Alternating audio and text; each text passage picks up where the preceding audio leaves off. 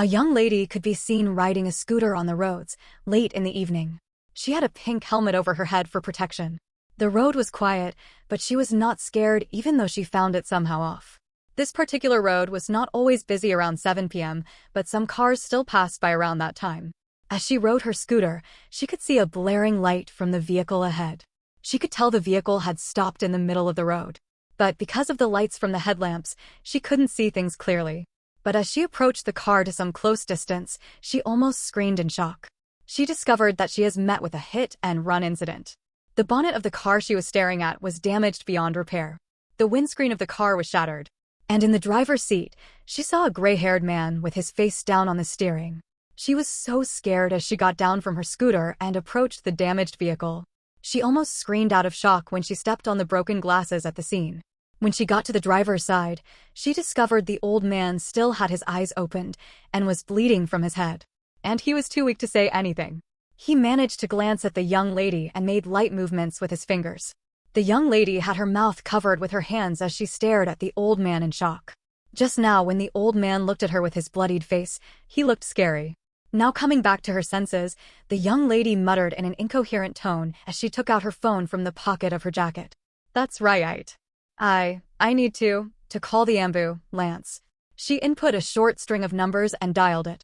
She was so scared while dialing the number, and she could feel chills in her spine. After reporting the emergency and giving out the location, the young lady closed her cell phone and returned it into her pocket before rushing back to the car. Seeing that the old man's eyes were still open, she waved her hands in his view as she called out to him with a frantic facial expression on her face. "Hello, sir. Are you okay? Can you hear me?" She asked in a scared and worried tone. The old man stared at her, but his vision was blurry, and he was slowly losing strength. But to show that he heard her voice, even though it was faint, he moved his fingers. From what the old man could make out from her looks, he could tell that she was a young lady in her early 20s. "Thank goodness." The young lady said, slightly relieved. "My name is Jiali, and I have called the ambulance. They will be here in 5 minutes. Please hold on," Jiali said to him in a strong tone. Even though she was scared out of her wits, she still needed to keep the man conscious till the ambulance arrived. At least, growing up with her mother nurse and being at the local hospital most times has taught her a lot of things. The old man was quite strong to still be conscious after the accident that happened over 10 minutes ago. I mean, considering how serious the accident was and his age, he should have passed out on the spot or minutes ago. But he was still conscious, even though he was currently struggling to stay conscious to await the medics. A minute later, as Jiali was keeping the old man company so he wouldn't fall asleep before the medics arrived, she heard the sound of the ambulance, and she smiled with hope in her eyes. "Sir, the ambulance is here," Jiali announced the old man as her eyes radiated joy. The old man, who was almost slipping into the realm of unconsciousness, reacted when he saw her actions of saying something and pointing in another direction where he saw the incoming ambulance. Right in this state, the old man couldn't hear any sounds as his senses were slowly fading away. He couldn't even hear the hurried footsteps of the medics as they arrived before him, but he could still see their blurry images as they checked him out before moving him to the ambulance. As they were busy carrying the man out, a brown leather wallet fell out from his back pocket. Jiali saw the wallet and picked it up before chasing after them. "Are you his family member?" One of the medics asked her as the others laid the old man down inside the ambulance. "No," Jiali answered softly. Seeing how worried she was about the accident victim, one of the medics, who was a female, said to them, "Allow her to join us." With that, Jiali was allowed into the ambulance. But then, she glanced at her scooter and the scene. "Don't worry, the police will keep your scooter safe, and they will come to the hospital to get a statement from you," the female medic said to her as one of them placed an oxygen mask on the old man. Looking at the old man, Jiali was a bit scared. It seems like he not only got a head injury, Jiali said to herself as she took a good look at the old man while the medics got to work. Then, her sight moved outside the vehicle, and she saw the police vehicles approaching the accident scene. Jiali felt pity for the old man because she lost her grandfather in a hit-and-run accident few years ago. That incident left a scar in her heart because she was quite close to her old man. He was hit by a drunken driver in the evening when he was out for a stroll. Her old man died, but the drunken driver survived. Irony of life. When they got to the hospital, the old man was rushed to the theater immediately, while Jiali sat in the corridor to wait. She looked worried as she glanced at the closed doors of the theater. But there was nothing she could rather than sit, pray, hope, and wait patiently. She almost felt like cursing the families of the old man for allowing him to drive himself by that time of the day. Something kicked in Jia Li's mind as she thought about the old man's family. How will I contact his family? Are they looking for him already? With all these thoughts coming forth like the waves from the sea, she suddenly remembered that she picked a wallet from the ground at the scene of the accident. She checked her pocket for it, but she found her cell phone instead. Then she checked the other pocket and found it. She didn't know if what she was about to do was right, searching someone else's property without permission, and she was not even the police. But considering the situation, she had to see if there was a way to reach the old man's family in case they were worried sick and looking for at the moment. Opening the brown leather wallet, she found an ID card, which belongs to the man. She took it out and checked for the details, and discovered that it was a resident identity card, which means she might not be able to find any contact that might be to his relation. Taking a careful look at the details of his ID card, she discovered that the man was surnamed Fu, and there was a Jen before his surname, Fu. And the passport on the ID, she discovered he was putting on a military uniform. Is he a soldier? Jia Li thought before going to the next details and discovered his resident address, so she smiled, thinking that she would find answers soon. But she was disappointed when she saw the address written on the ID. The resident address was situated in City X, which was a very far city from the countryside/village they were currently at. And since she was born, she has never heard the name of that address before. Jia Li was a bit disappointed because the address was so far away and wasn't something she could reach even if she tried. But what is this grandfather doing here alone when he has a house in such a nice city? Jia Li wondered as she put the ID card back into her pocket. While sitting there and waiting, she forgot to call home to inform her father she would be home late because of her encounter. As she was sitting there with her gaze locked on the door, she heard rushed approaching footsteps, so she looked over and saw a familiar figure rushing to her side. Mom? She called out in a soft tone. Jia Li, are you hurt? The older woman in a nurse uniform asked as she checked her daughter out with a worried look on her face. Mom, I'm fine. Jia Li assured her mother as she was starting to get dizzy from all the shaking. You scared me to death. But are you sure you are okay? The woman asked again to be sure. She still looked worried. Yes, Mom, I'm fine. It's the grandfather I came in with that is injured. He is in the theater now. Jia Li explained as she pointed at the tightly shut doors of the operation room. What happened? How come you are with an injured grandfather? The woman asked with a sharp look as she gazed at her daughter. Jia Li was a bit scared explaining that to her because she took a big risk. But it was not like saying the truth would get her killed. So she went all out and explained everything to her. What if you got in trouble? Do you know the kind of situation you would have gotten yourself into in a hit-and-run accident? The woman asked as she hit her back. Mom, I was only trying to save a life. Jia Li cried out as she moved away from her mother's side. You were trying to save a life when you would have gotten our family in trouble. The woman asked angrily. But you taught me that. You said that saving lives was important and should be a daily act. Jia Li reminded her. Her mother was speechless. Her daughter's reminder was an absolute truth. If she was the one in that situation, she would have saved the old man without thinking twice because it was in her nature. But admonishing her child was because she was worried about her safety. Next time, don't just rush to help people in this type of situation.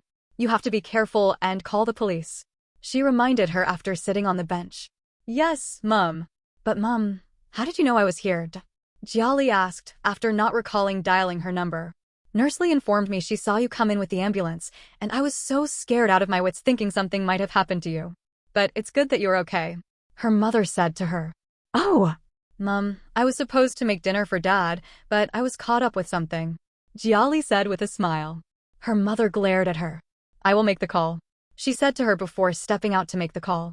As she stepped out, some people in uniform came to find Jia Li. They were the police people in the district. Hello, miss. We are the... One of the policemen greeted Jia Li, introduced himself and his colleagues, before going down to business. They came to get a statement from Jia Li about the hit-and-run incident the old Mr. Fu was involved in. Just as Jia Li was about to respond, her mother came back and blocked her from the view of the policemen in a protective manner. She introduced herself to them as a nurse in the hospital and as Jia Li's mother. Just as Jia Li was about to respond, her mother came back and blocked her from the view of the policemen in a protective manner. She introduced herself to them as a nurse in the hospital and as Jia Li's mother. Mrs. Chin, we are from the district. We came to get a statement from Mississippi Chin, we mean no harm. One of the policemen said to her. Only then did Mrs. Chin relax. Jia Li recounted the incident on how she met the injured old man. The victim's identity is special. He must have come from a military family, or he is a retired military officer. The policeman said to them. In old Mr. Fu's Mercedes-Benz, the police officers found a military chain and his cell phone, which was damaged in the crash. So they won't be able to make calls to reach his family. Officer, is there a way to contact his family, at least to inform them of his condition? Mrs. Chin asked. His phone was damaged in the crash, and there is nothing to trace his family with till we fix the cell phone. The reporters could help his family reach us through the news channels and radio stations. The policeman said. Officer, this belongs to the old man. Jia said as she took the leather wallet out from her bag and passed it to them. How did you get it? The policeman asked as the other two shifted close to him so they could also take a look at the content of the wallet. It fell out from the back pocket of the grandfather. Jia reported as the office opened the wallet and took out the ID card in it. Seeing the name on the ID, the policeman looked shocked before passing the ID to his colleagues. Having noticed the sudden change in their facial expressions, Jia looked worried as she asked, Is something wrong? Nothing is wrong. But there is good news. We can get to General Fu's family this night or tomorrow morning. The head policeman reported with a brightened facial expression. Oh, this is good news. At least the grandfather will not have to be pitiful. Jia said happily. Mrs. Chin, we have to leave now to report to the higher-ups. But Officer Su will be here for security reasons. The head officer said as he pointed at the younger colleague. Mrs. Chin nodded at them before they left. Officer Su stood at the side with his gaze on the theater room. Jia, I have to leave now. If you need anything, come to me immediately. Mrs. Chin said to her daughter before turning to look at Officer Su. On a normal, Mrs. Chin would have sent her daughter home after, but she knew she wouldn't listen to her because she was worried about the old man, so she let her be. After her mother left, Jia took her phone out to check the time. She sighed and put her phone back inside her pocket as she glanced at the tightly shut doors. 30 minutes later, old Mr. Fu was wheeled out of the theater and Jia rushed to his side and called out to him. Grandfather. She looked worried as she called out to him, but his eyes were tightly shut. Doctor, how is he? Officer Su asked the doctor after glancing at the old man. He is fine now, but will be conscious for a few hours. He had a slight concussion and injuries on some parts of his bodies which require stitches. But the old man is quite strong for people of his age. The doctor said as they continued to wheel the old man till they got to a ward. Miss, are you his family member? The doctor asked Jia. You can take me as one. Jia replied with her gaze on the old man. No matter how strong the doctor said he was, Jia didn't believe it. She has always had a soft spot for aged people because she once had one. She felt that old Mr. Fu was pitiful and must have gone through serious pains during the car accident. She wished the perpetrator would be caught and punished by the law. Now thinking of that aspect, she turned to ask the officer.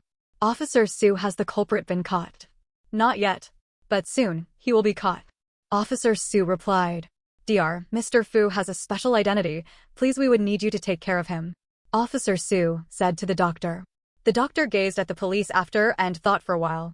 He was thinking if the patient was a witness to a crime, and as if he knew what he was thinking, Officer Su cleared the air immediately.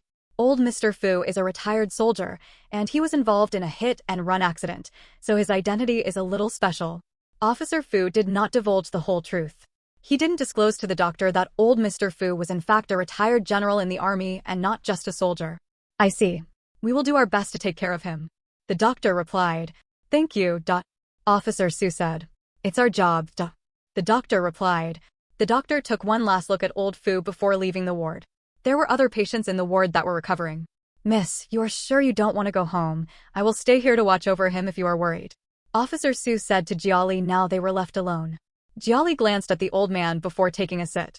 Don't worry, officer, I will look after this grandfather till his owners come for him. Jia promised. Officer Su sighed before saying to her, if there is anything, I'm right outside this door. And with that, he disappeared. Jia went close to old Mr. Fu's bed. Although the man was sleeping peacefully, she still pitied him because he had gone through a lot. Grandfather, don't worry, your family will find you soon. Jia spent the night looking after the old man. The next morning, he was moved to the only private room the local hospital had. As of last night, the private room was still occupied, and the patient there was only discharged this morning. Jia cleaned the old man's face and hands, and when the doctor and the nurse came to check up on him, she asked, Doctor, why is he not awake yet? He will wake up soon. Give him a few hours. His vitals are okay. You look so worried about him. Are you his granddaughter? The doctor asked. I'm not. But I can still be referred to as his granddaughter in case you need that to fill his medical records. Jiali replied. There is no need for that. If he wakes up, send someone to inform us. The doctor said before walking away with the nurse. Doctor, how is he? Officer Sue, who was waiting outside the door, asked immediately. The doctor stepped out. His vitals are normal, but he is still unconscious. He should wake up soon. The doctor said to him. Okay, I will just go home to change my clothes. I will be back. Officer Sue said to him. The doctor nodded before finally walking away. Officer Sue knocked on the door to the old man's room before stepping in. Good morning, Officer Sue. Jiali greeted the officer as gave him a respectful bow. Good morning, Miss Chin. I'm leaving for the station. I will be back shortly. Officer Sue said to her. Safe trip. Jiali said to him. After Officer Sue left, Mrs. Chin appeared with 2 lunch boxes. Ah, Mom, you came at the right time. I'm so hungry. Jiali said as she walked up to her mother. I just knew it. Mrs. Chin said as she withheld the lunch boxes from her. You need to brush your teeth first before you eat. I also brought a change of clothes for you. Go and wash up. Mrs. Chin said to her as she pointed the bag to her. Thank you, Mum. Jiali replied with a smile as she took the bag and walked out of the room. Mrs. Chin set the lunch packs on the table before going to the old man's side to take a look at him. As a nurse, she checked him to make sure he was okay. Seeing that everything was fine, she relaxed. 10 minutes later, Jiali returned to the room. She rushed back to the room in a hurry, thinking the old man would have woken up already. But to her disappointment, he was still unconscious by the time he returned. Don't be disappointed, he will wake up soon. Come and eat. Mrs. Chin said as she handed the chopsticks to her. I'm not hungry, Jiali said with a deep frown on her face. But at the moment she rejected to eat, her stomach growled. Her mother just stared at her wordlessly, waiting for her next action. I think I'm hungry, Jiali said sheepishly. She had wanted to eat when the old man awakened, but it's bad that she is too hungry at the moment because she didn't eat anything last night. Take this one, Mrs. Chin said as she passed one lunchbox to her. Thank you. Jiali said as she took the lunchbox and went to sit on the other side of the room. As she ate her food, she asked her mother. Mom, you had a night shift which ended this morning. When did you return home to make food for Grandpa Fu and me? I left immediately my shift ended. I cooked some food and freshened up before coming back. Mrs. Chin replied as she sat down. Mom, you see where I learned the act of service from? You walked all night and returned to make food. And see where you are now, you haven't gotten any rest. Jiali said after she swallowed the food in her mouth. I knew you wouldn't want to leave Mr. Fu's side, so I had to prepare the food and bring it to you. Now don't worry about me and eat your food. You are not allowed to talk while eating, Mrs. Chin said to her. Okay, Mom. Jiali replied and continued with her food. Unknown to them, old Mr. Fu was conscious already, but still had his eyes closed. He wanted to find out where he was without anyone knowing he was awake, just in case he was in a danger zone. Old Mr. Fu overheard the conversation between the mother and daughter and smiled to himself. Mom, what about the hospital bills? Jiali asked her mother as she suddenly remembered it. Mrs. Chin glanced at her before sighing. We are hoping Mr. Fu's family will come and settle the rest. I already deposited some money this morning from your father's savings, but it's still not enough. At least Dad has tried, Jiali said as she rounded up with her food. Silly girl. That was the money your father saved up for your college fees, Mrs. Chin said to herself. Slowly, old Mr. Fu opened his eyes and coughed to get the attention of the mother and daughter. Grandfather, you're awake. Jiali asked in shock as she immediately rushed to his side when she recovered. The plates she used in eating were dumped on the floor. Mrs. Chin left where she was sitting and rushed to the old man's side. After his eyes had adjusted to the lighting in the room, old Mr. Fu finally had a good look at the familiar face he remembered from the accident scene. The same girl that saved his life. Not receiving a reply from him, Jiali turned to ask her mother with a worried look on her face. Mom, please check on him. Is he okay? I am fine, old Mr. Fu interrupted in a hoarse voice. Mrs. Chin immediately poured a glass of room-temperature water from the bottle of flask she brought from her home. She passed the cup to Jiali before helping the old man up. Mrs. Chin immediately poured a glass of room-temperature water from the bottle of flask she brought from her home. She passed the cup to Jiali before helping the old man up. Sir, are you okay? Mrs. Chin asked as she put a pillow on his back to support him. Old Mr. Fu nodded in response before the water was passed to him. Jiali wanted to help him out, thinking he didn't have strength in his arms, but he surprised her by drinking the glass of water without help. Jiali, get the doctor, Mrs. Chin instructed as she took the empty glass from old Mr. Fu. Jiali rushed out immediately to call the doctor. A few minutes later, Mr. Fu, can you remember what happened to you yesterday evening? The doctor asked after checking the old man. Old Mr. Fu sighed before starting to reply. I was involved in an accident. A big truck hit my car and fled almost instantly. Do you remember the color of the truck? The doctor asked. Red. The old man replied. The doctor heaved a sigh and couldn't continue with the question since he wasn't a policeman undertaking an investigation task. Does your body hurt anywhere? The doctor asked. Yes. My head still hurts and my legs and arms hurt as well. Old Mr. Fu replied. He was speaking like somebody who wasn't going through pains. You have to endure the pains. For now, another pain relief will be added to your drip soon, the doctor said while scribbling something on his book. Mr. Fu, you can eat something now. After saying this piece to the old man, he turned to Mrs. Chin to say, Nurse Chin, the dishes should be light. And with that, the doctor strode out of the room. Mrs. Chin has been a nurse for more than half her life, so of course, she knew the kind of food to bring to a patient undergoing recovery. Nurse Chin, Old Mr. Fu called out. Yes, Mr. Fu. Mrs. Chin answered as she set the food close to him. Is she your daughter? He asked, referring to Jiali. Yes, Mrs. Chin replied. Jiali became enthusiastic as she introduced herself to the old man. Grandfather, I am Jiali. I know. The young lady that saved my life. Old Mr. Fu replied with a smile on his face. You remembered? Jiali asked in shock.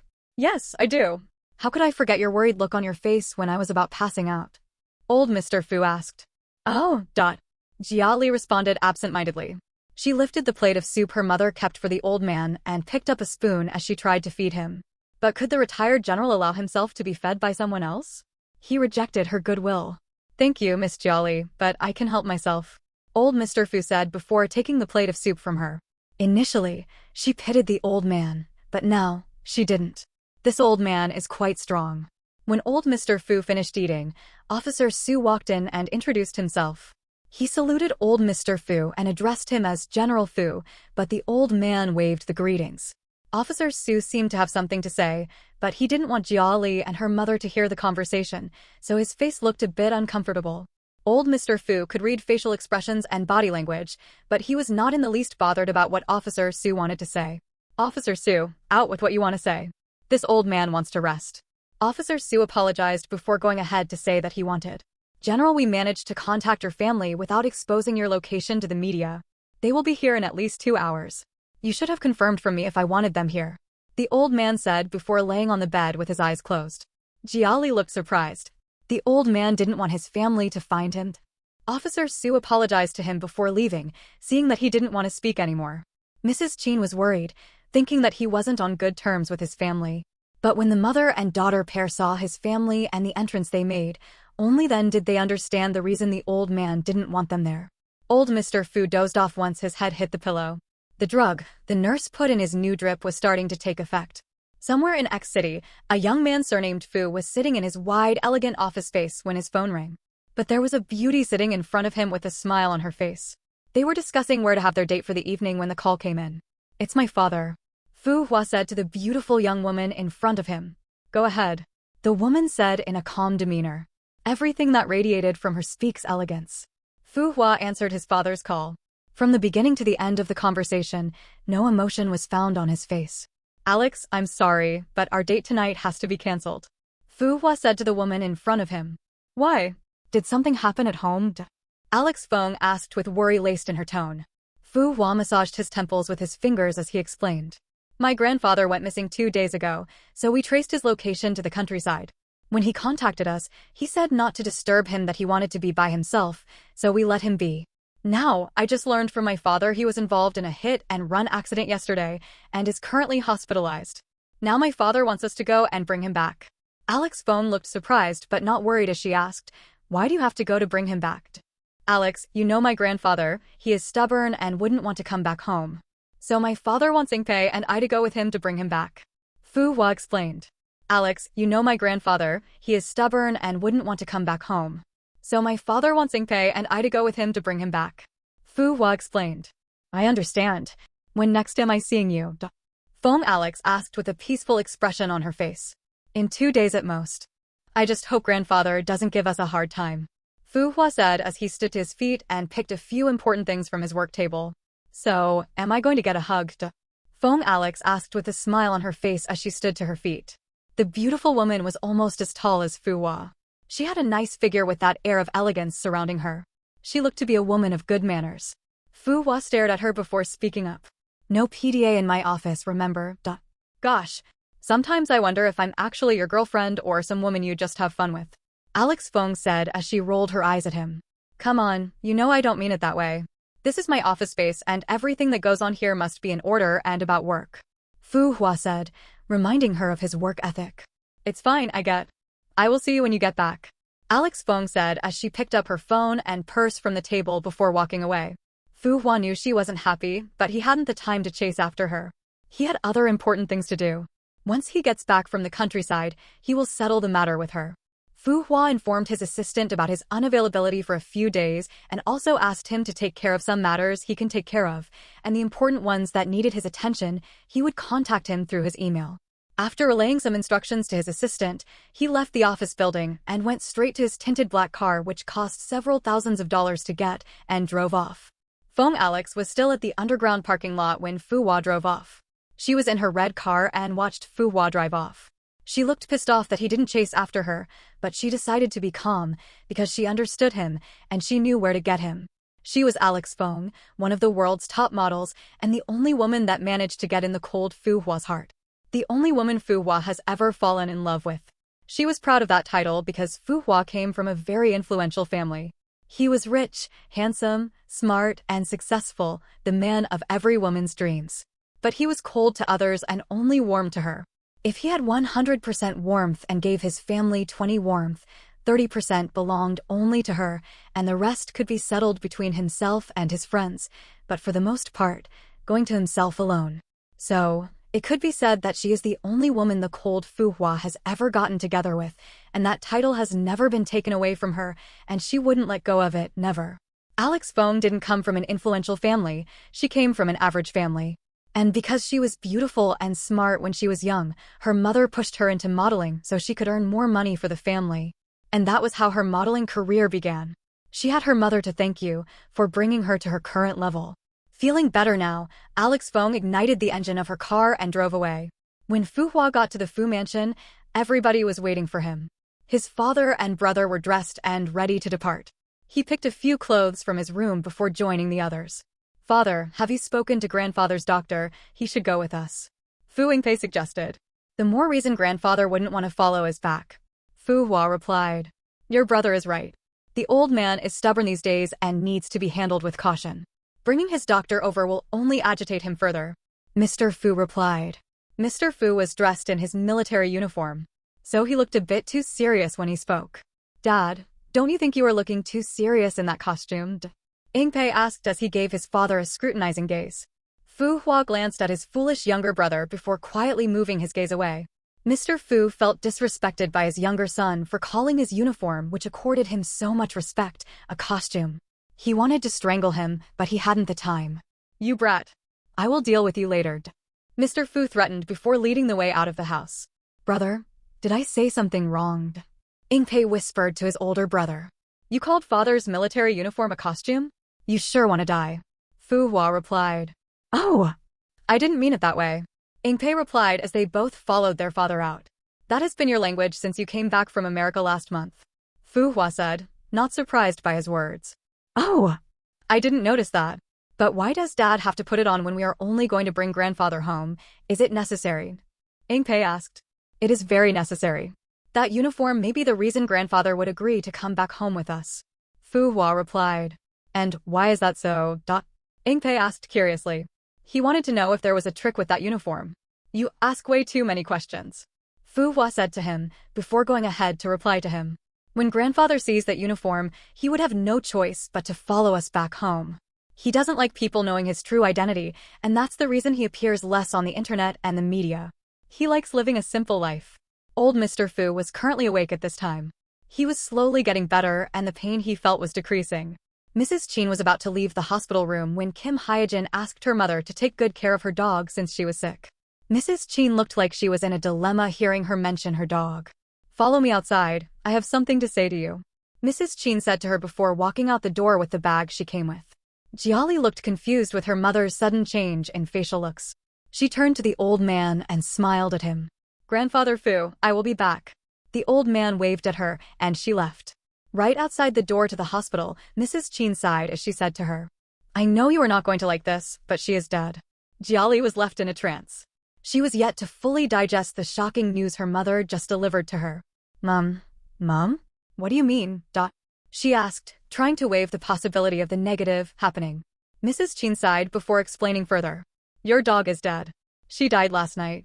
She was old and too sick your dad had to take her to the vet, but it was too late." "I'm sorry." Tears streamed down Jiali's eyes. That dog was dear to her heart because it was her grandfather's. Her grandfather owned the dog and used to take walks with it when he was alive. And when he died, she took over and started to care for it.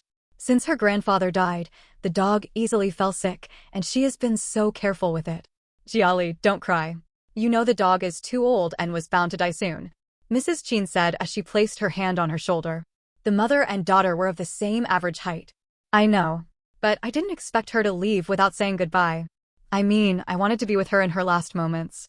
She was the only living thing that reminded me of grandfather," Jiali said as she broke down in tears. Mrs. Chin could feel her daughter's emotions. She knew how close she was to her grandfather when he was alive. Now, his dog, which she took care of every day of her life since his passing, has passed away. She could tell the agony she was feeling at the moment, but she didn't know how to console her. But she couldn't bear to see her only child crying, so she embraced her while patting her back. "Lee, it's okay. Everything will be all right. Your dad felt so bad that he promised to get you another dog." "No, I don't want another dog." Jiali refused before letting go. "Fine, but stop crying. You don't want to disturb the patient," Mrs. Chin said in a kind reminder. "Okay," Jiali replied as she wiped tears. "Mom, has she been buried?" she asked. "Yes, your dad buried her last night," Mrs. Chin replied. Jiali sniffed as she completely wiped away her tears. "Go in, I will see you later. I need to rest before I resume my duties for today," Mrs. Chin said to her. "Bye, Mom," Jiali said before walking into the room. Seeing her go in, Mrs. Chin turned around to leave. When Jiali came into the room, the old man's gaze fell on her, and he noticed her red eyes. He could tell she had been crying. "Girl, what happened?" he asked in concern. Jiali took a seat beside him before explaining what transpired. From what she said, old Mr. Fu got to understand how close she was to her late grandfather. "Did you like the dog so much?" he asked. "Yes. I have known her since she was a puppy. But it's too bad she is gone already, and I didn't even get to say goodbye," Jiali said with regret in her tone. "Sorry about the loss of your dog. If you didn't stay with me last night, you could have had an opportunity to say goodbye to her," old Mr. Fu said with compassion. "No, Grandfather Fu, don't talk like that. I don't regret saving your life instead of saying goodbye to my dog. Your life is more important," Jiali clarified to the old man immediately. She didn't want him to misunderstand her. "I know. Now let's move away to another topic. I don't want you looking so gloomy. It makes you look ugly," old Mr. Fu teased her. "Grandfather Fu, you said I'm ugly?" Jiali asked with widened brows as she caressed her face with her fingers. "Did I say that?" Old Mr. Fu asked as he feigned ignorance. "Grandfather Fu, I am truly offended by your words. How can you say I'm ugly when I'm sad?" Jiali asked with a frown on her face. She truly looked offended. "Are you angry?" Old Mr. Fu asked with a smile on his aged face. "Of course I am, but how do I dare to say it? You will have me locked up in the dungeon," Jiali said as she looked away with furrowed brows. Old Mr. Fu chuckled softly. He was truly amused by Jiali's acts. I mean, how could she say she didn't dare to say her true feelings when she already did? "Do I look scary to you?" Old Mr. Fu questioned. "You do not look scary, but who knows if you wouldn't lock me up," Jiali said. Jiali wasn't so beautiful and wouldn't ever be amongst the world's most beautiful women, but her average pretty looks sure stood out. Maybe if she was well taken care of when she was a child, her looks would surely have made those marks. "Girl, I am not so heartless as to lock up my savior in a dungeon. You are always free to air your views. And stop calling me Grandfather Fu, call me grandfather," old Mr. Fu said to her in a kind smile. "Girl, I am not so heartless as to lock up my savior in a dungeon. You are always free to air your views. And stop calling me Grandfather Fu, call me grandfather. Old Mr. Fu said to her in a kind smile. I can call you grandfather. Jiali asked with raised brows. Yes. And don't mind what I said earlier, you are pretty. Grandfather replied. Jiali smiled sheepishly as she said a word of thanks to him. Grandfather Fu smiled as well before further asking to know her level of education, and it turned out Jiali was in her second year in college. She was currently studying fashion and designing. That's a good course, and it's a little expensive. Grandfather Fu commented. There was a hidden concern in his tone. Jiali heaved a sigh as she became sad. Yes, it is a good course, but it is very expensive. Grandfather Fu saw she was sad and guessed her parents might be struggling to pay her fees even if she wasn't attending a good college. Will you like to marry now? Grandfather Fu asked her all of a sudden at the same time, changing the topic. Jiali almost choked on her saliva. She glanced at the old man with shock on her face. Grandfather Fu still had his gaze on her, meaning he was still waiting to hear a response from her. Jiali could feel her cheeks heating up, so she covered them up with her hands.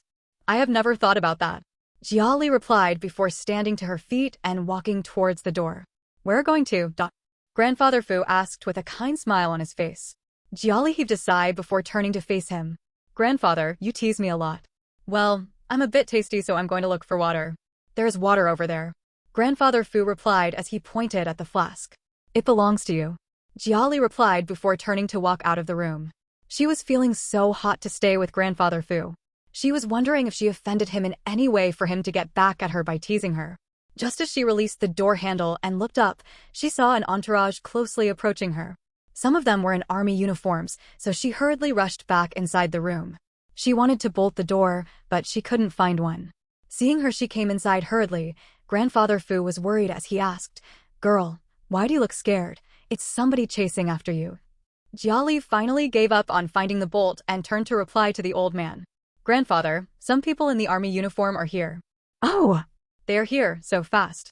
Grandfather Fu said as his facial expression changed to that of indifference. He didn't look surprised at all. He looked as if he was expecting them. Jiali was surprised with the look of indifference on his face. But one thing she was sure of is that the old man was expecting them, so she asked, Grandfather, who are they? You will see. Grandfather Fu replied, and just then, 3 knocks came on the door, and Jiali quickly shifted away from the door. The knock was heavy but wasn't too loud. Father, it's Fu Lei. A mature male voice said from outside the door. Jiali and Grandfather Fu exchanged glances. That's my son. Come and sit beside me. Grandfather Fu whispered to her, and Jiali quickly went to sit beside him, in her initial position. Father, I'm coming in. Fu Lei said after he knocked for the second time, but he was interrupted by Grandfather Fu's voice. Come in. Grandfather Fu replied in a commanding tone. With his approval, the entourage Jiali was talking about walked in. The man who walked in first was a middle-aged man in an army uniform, and he shared similar features with the old man. Amongst the men in army uniforms, only 2 were dressed in an English style, and they were the youngest. The other 3 men that immediately followed behind Fu Lei were in army uniform. The men in uniform offered a military salute, while the young men in English-style dresses offered a bow. Jiali could feel a restriction in her airflow as the aura of the men that walked in were too strong for a mere girl like her that grew up in the countryside. What is the meaning of all these taunts you are pulling? Grandfather Fu asked. He didn't look happy to see them. We will wait outside. The 3 men said to Fu Lei in a low tone after exchanging glances. And with that, they saluted the old man before leaving the room. Jiali could see that only 3 men remained in the room, but she didn't dare to look at them.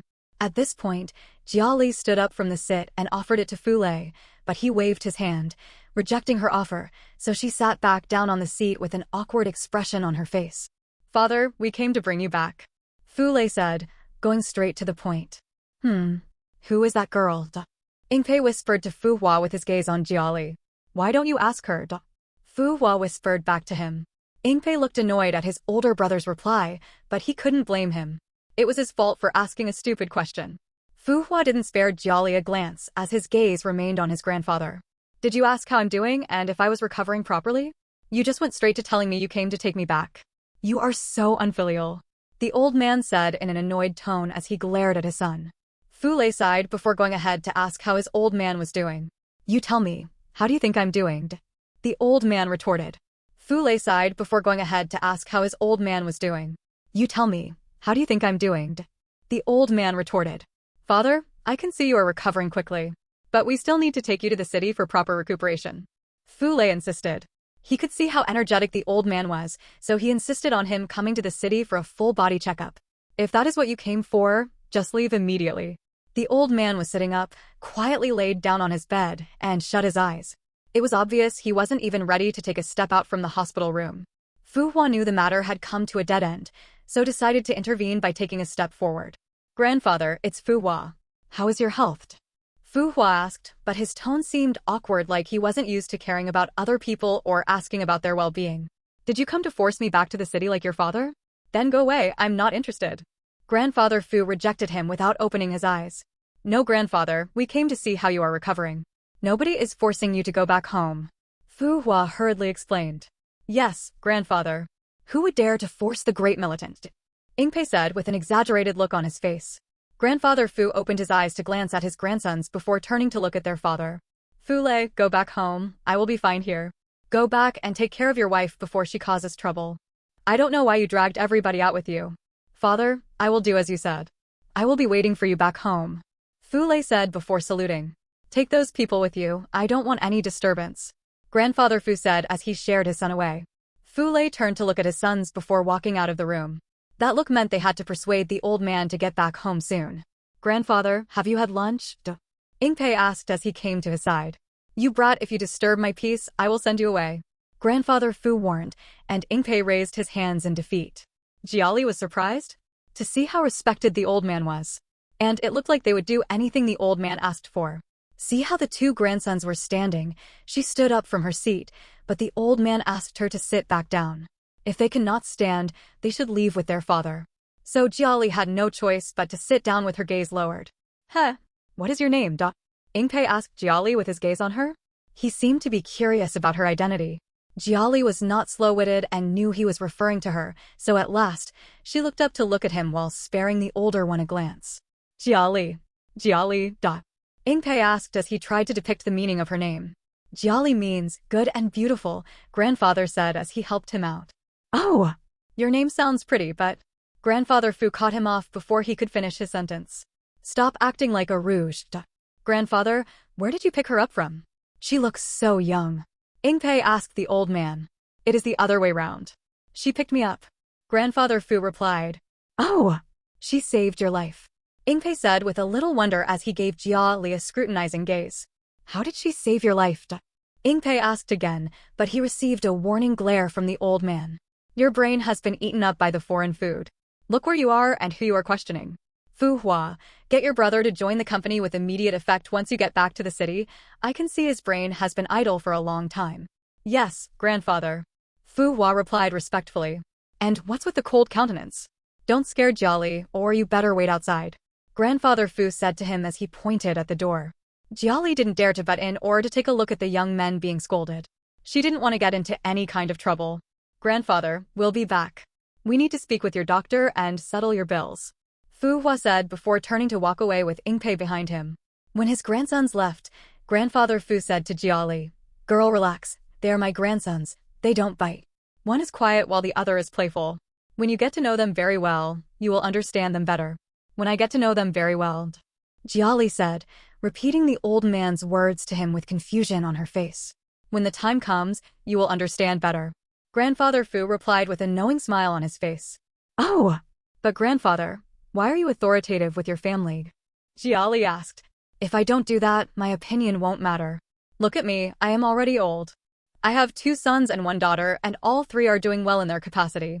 If I act calm with them, I cannot maintain peace, and nobody will listen to me if there is a misunderstanding between any of them. Grandfather Fu explained. What he meant is that if he didn't act strong-headed, his children and grandchildren, being great people already, will not bother to take his words important, so he has to act as one in authority and keep them under his watch and command. If he did everything they wanted of him, then things will change for the bad. Grandfather Fu is acting this way because of the kind of family he has. Oh! Grandfather is only doing this to protect yourself and the interest of your family. Jiali said, having gotten his point. You are right. Grandfather Fu said with a smile on his wrinkled face. Grandfather, how many grandchildren do you have? Jiali asked. You will know soon. That was the old man's reply. You will know soon. That was the old man's reply. Jia Li felt the old man was talking in parables, but she chose to ignore him. Since he said she would understand everything later in the future, all she had to do was to wait patiently. At noon, Mrs. Qin returned to the hospital with lunch. And when she did come with food, Fu Hua and Yingpei went to check for a nearby hotel to reserve. Mr. Fu, you are still not allowed to eat spicy food you recover fully, so please make do with this one, Mrs. Qin said as she scooped a bowl of soup for him. I know. I will have to manage for a few days, Grandfather Fu replied as he accepted the food. How could he complain when he would get better in a few days and enjoy every dish of his choice? Fu Hua and Yingpei came back when the old man was rounding up with his food. Mrs. Qin had left already as she had to report for a meeting. Wow! Grandfather, how can you have the heart to eat without thinking of your grandchildren? Yingpei asked as he rushed to his grandfather's side. Immediately he stepped into the room. Do you think of this old man when you are about to eat? Grandfather retorted as he hit Yingpei's fingers that were trying to grab his spoon. Yingpei cried out as he blew on his fingers that had turned red already. Grandfather Fu's hands were strong, so obviously, his strike would hurt. Grandfather, we found a place to stay, but it's quite some distance from the hospital, Fu Hua said as he took a sit. Because Fu Hua and Yingpei stood when they first arrived, Jia Li had to bring in more seats when they left, so they wouldn't have to stand whenever they were around. Are you complaining to me? Grandfather Fu asked with a twisted expression on his face. Grandfather, did we offend you? Yingpei asked, not getting while his grandfather was being unwelcoming towards them. You lot offended me. None of you care about me. You only show up as my defendants when something bad happens to me. All my grandchildren are uncaring. Tell me, which one of you is filial? The old man asked as he kept his food aside. He was done eating. Jia Li, who shut her ears midway with an earpiece and was scribbling something on a plain sheet, looked up when the old man left his food aside. She was trying hard to make herself invisible. Grandfather, we all have one or two things doing, so we can't accompany you all the time. Fu Hua spoke up this time around. Even you? I raised you myself since you were born till you became a teenager, and yet you have turned against me? Who is asking you to watch over me like a child? All I'm saying is that none of my grandchildren visits me. Everybody is busy with work. If I wasn't lonely, would I have escaped to this place for some fresh air? Grandfather Fu questioned. The man was hurt by his unfilial children and grandchildren. As an old man who was always alone most of the time, he always wished his family would come together once in a while to have a meal together, but it has always been a wish. If his family spent some time with him, he wouldn't have felt so lonely as to escape to the countryside to breathe some fresh air, and he would never have gotten into an accident in the first place. Grandfather, we are sorry for neglecting you. I promise we will spend more time with you. Fu Hua promised. Fu Hua used to be close to his grandfather because the old man raised him personally until he was a teenager who could take care of himself. Although he keeps some distance from the old man and the rest of his family because he didn't want anybody to make decisions on his matter, he still listens to the old man. Hearing the sincerity in his words, Grandfather Fu finally calmed down. Seeing the hot air was quickly dissipating, Yingpei took it as a cue to pick the dish the old man left behind. When he tasted the soup, his face scrunched up. Why is the soup so bland? Grandfather, how can you eat this kind of food? I was deceived by the aroma. Who knew the taste would be so different? Who asked you to pick it up? Are you a patient? Fu Hua berated him. Yingpei understood the food was made in preference to the old man's state of health. No wonder it tasted so bland. Grandfather, did that little girl make this food for you? Yingpei asked curiously as he glanced at Jia Li. Who are you calling a little girl?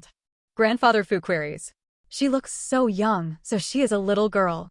Right, brother.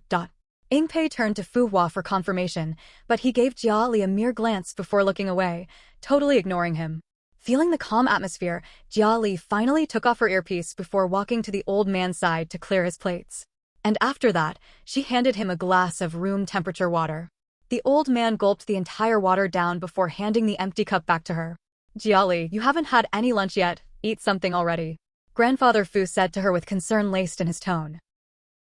Grandfather doesn't worry about me. I'm fine, Jia Li assured him with a smile. Hearing someone else who wasn't related to them in any way call the old man grandfather, the young men glanced at Jia Li. One with a look of surprise, and the other one with a frown on his face. Jia Li wanted to disappear when she felt the gazes on her. I won't be rest assured till you eat something, Grandfather Fu said to her before turning to his grandson to instruct. Fu Hua, take Jia Li to eat something healthy. She has been taking care of me since yesterday. She needs to be looked after. I won't be rest assured till you eat something, Grandfather Fu said to her before turning to his grandson to instruct, Fu Hua, take Jia Li to eat something healthy. She has been taking care of me since yesterday. She needs to be looked after. Okay. Fu Hua agreed without another word. Jia Li looked embarrassed, so she put her head down. Jia Li, don't be embarrassed. They are my grandsons. They don't bite. Grandfather Fu assured her with a kind smile on his face. Really, we don't bite, Ingpei added with a knowing smile. But grandfather, who will watch over you if I leave? Jia Li asked worriedly. She has never let the old man be by himself, so she was a bit worried since he was a patient and couldn't do things by himself. It's only kids that need to be watched over. But if you are worried about me being alone, call the doctor on your way out. I need to chat with him. Grandfather Fu said to her to get her mind off worries. Okay, I will do that, grandfather. Jia Li quickly agreed. Fu Hua and Ingpei both spared her a glance. Grandfather, She dares to address their grandfather like she was a member of their family. Jia Li could feel their eyes on her. It wasn't harmful, but she was still worried. Have I misspoken? She thought. Miss Jia Li, this way, Ingpei called out to her as Fu Hua already stepped out of the room. Oh! Grandfather, see you later. Jia Li said as she waved to the old man before leaving the room with Ingpei ahead of her. On their way out, Jia Li called the doctor as instructed. You are seriously worried about my grandfather. What's your reason? Ingpei asked her as he walked beside her. Grandfather is old and cannot do a lot of things by himself now he is a patient, so I'm worried about him. Jia Li replied with her gaze in front. Fu Hua was already walking ahead of them. He acted as if he didn't want to have anything to do with her. I see. You saved our grandfather, and for that we are grateful. Ingpei said to her in a modest tone. There is no need to thank me. I would have saved anybody in that situation. Jia Li responded. I must say you were brave to have done that in that kind of situation, Ingpei said as he gazed at her. Jia Li nodded in reply after finally sparing him a glance. That little glance she gave to him helped her to ascertain his facial features. She could tell he was good-looking. Fu Hua, who was walking ahead of them, heard everything they talked about but didn't give any remarks. Miss Jia Li, you are a local. Can you recommend any good place for lunch? Ingpei asked. Jia Li looked troubled as she didn't have any idea on what to give him as a reply. I have no idea. She managed to say in a low tone. Ingpei found her answer to be ridiculous. Are you not a local? I am. But my family only eats home-cooked food. My mother doesn't allow my father and me to eat out. She says the food out there is not healthy. And even though it's healthy, it cannot be compared to the food prepared at home with a lot of love and dedication. Jia Li's reply seemed to have caught Fu Hua's attention because he stopped in his steps and turned to give Jia Li a scrutinizing gaze before looking away and continued with his steps. Did I say something wrong? Jia Li asked in a low tone. Just now, when Fu Hua turned to look at her, their eyes locked together, and that was as she managed to get a little look at him. She saw his facial features, but they were blurry because she didn't have time to take a look at them properly. Fu Hua's eyes scared her, and that cold look on his face seemed to say, keep off, so she looked away immediately. You didn't say anything wrong. I like your family tradition. Ingpei said to her as he managed to hide his laughter. Both Fu Hua and Ingpei had the same thought that Jia Li was truly ignorant and was still a child. Outside the hospital, when they got to the most expensive car parked around the vicinity, Fu Hua threw the car keys to Ingpei, and he caught it fluidly. Miss Jia Li, get into the car, Ingpei said to Jia Li, and she did as instructed. Both brothers got into the front part of the car. Brother, which restaurant are we going to? Ingpei asked Fu Hua for his opinion. I don't know, I will go with your choice today. But I don't think there is any good place here. Fu Hua replied. All right, Ingpei said before opening the GPS map in his phone to search for nearby restaurants. And when he found one, he ignited the car's engine before driving out. Jia Li sat at the back seat quietly without uttering a word and making any movements. Her eyes were on the road till they got to a restaurant. Seeing them get off the car, she followed their actions as well. This is the place, Ingpei announced. I hope the food is at least plateable. Fu Hua said in a not-so-good tone. He disliked his current location. We have to manage until grandfather is discharged, Ingpei said to him as they walked inside the restaurant. As they walked in, they were welcomed by a waiter who directed them to a table. The waiter asked for their order as he recited all the available dishes the restaurant had. Miss Jia Li, can you make an order for us?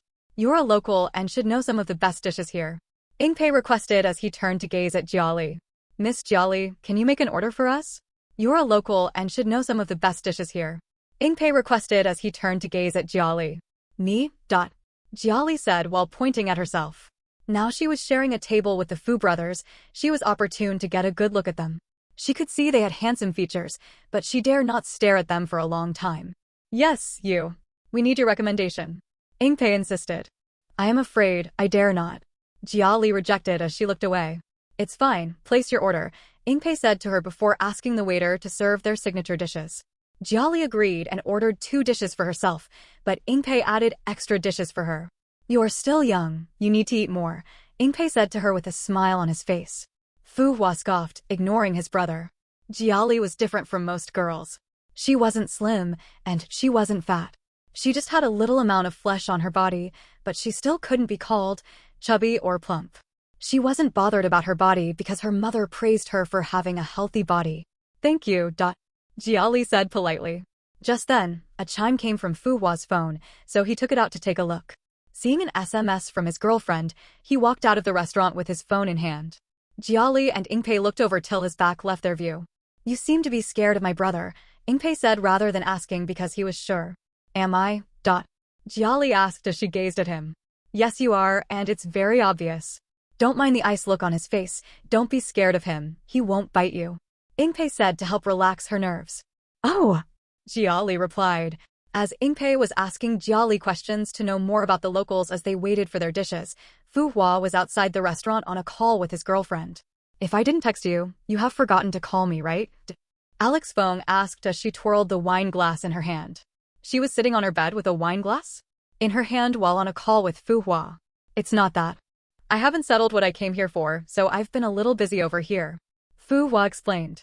You should have at least called or texted to keep me updated. You know I was worried about you. Alex Feng. Alex, I haven't had time. Fu Hua replied. It's all right, I understand. How is your grandfather doing? Is he getting better? Alex Feng asked, switching over to another topic before he got infuriated. He is recovering. Fu Hua gave a simple reply. What about you, how are you? Where are you staying in that kind of local city? Alex Feng asked. Alex, I'm fine. You don't have to worry about me. I'm fine. I will be back soon. Fu Hua replied with his hand in his pocket. You are my boyfriend, so if I don't get worried about you, who will? You look like you are not in the mood to talk. Goodbye. Alex Feng said in a strong tone before ending the call immediately, despite knowing that Fu Hua didn't like that attitude. She was angry because she wasn't getting enough attention from him, so she ended the call to throw a tantrum, which she knew would not be accepted. She kept her phone on the bed beside her and proceeded to finish the remaining content of her wine glass. Fu Hua glanced at the blank screen of his phone with creased brows. He heaved a sigh before turning to walk back inside the restaurant. He walked in at the right time because their food was being served. After the waiter finished serving their dishes, he put 3 bottles of water before them before he took his leave. The food looks appetizing, and I hope the taste is as good as it looks, Ingpei said as he picked up his chopsticks. Fu Hua, on the other hand, was glancing at the food with a double mind. The food looked like it would have a good taste, but he didn't want to risk his stomach, so he waited patiently for his brother to try the dish and tell him if it was safe. As for Jia Li, she picked up her cutlery and began to eat quietly. She glanced at the dishes on the table before deciding to eat. Her reasoning was different from Fu Hua's.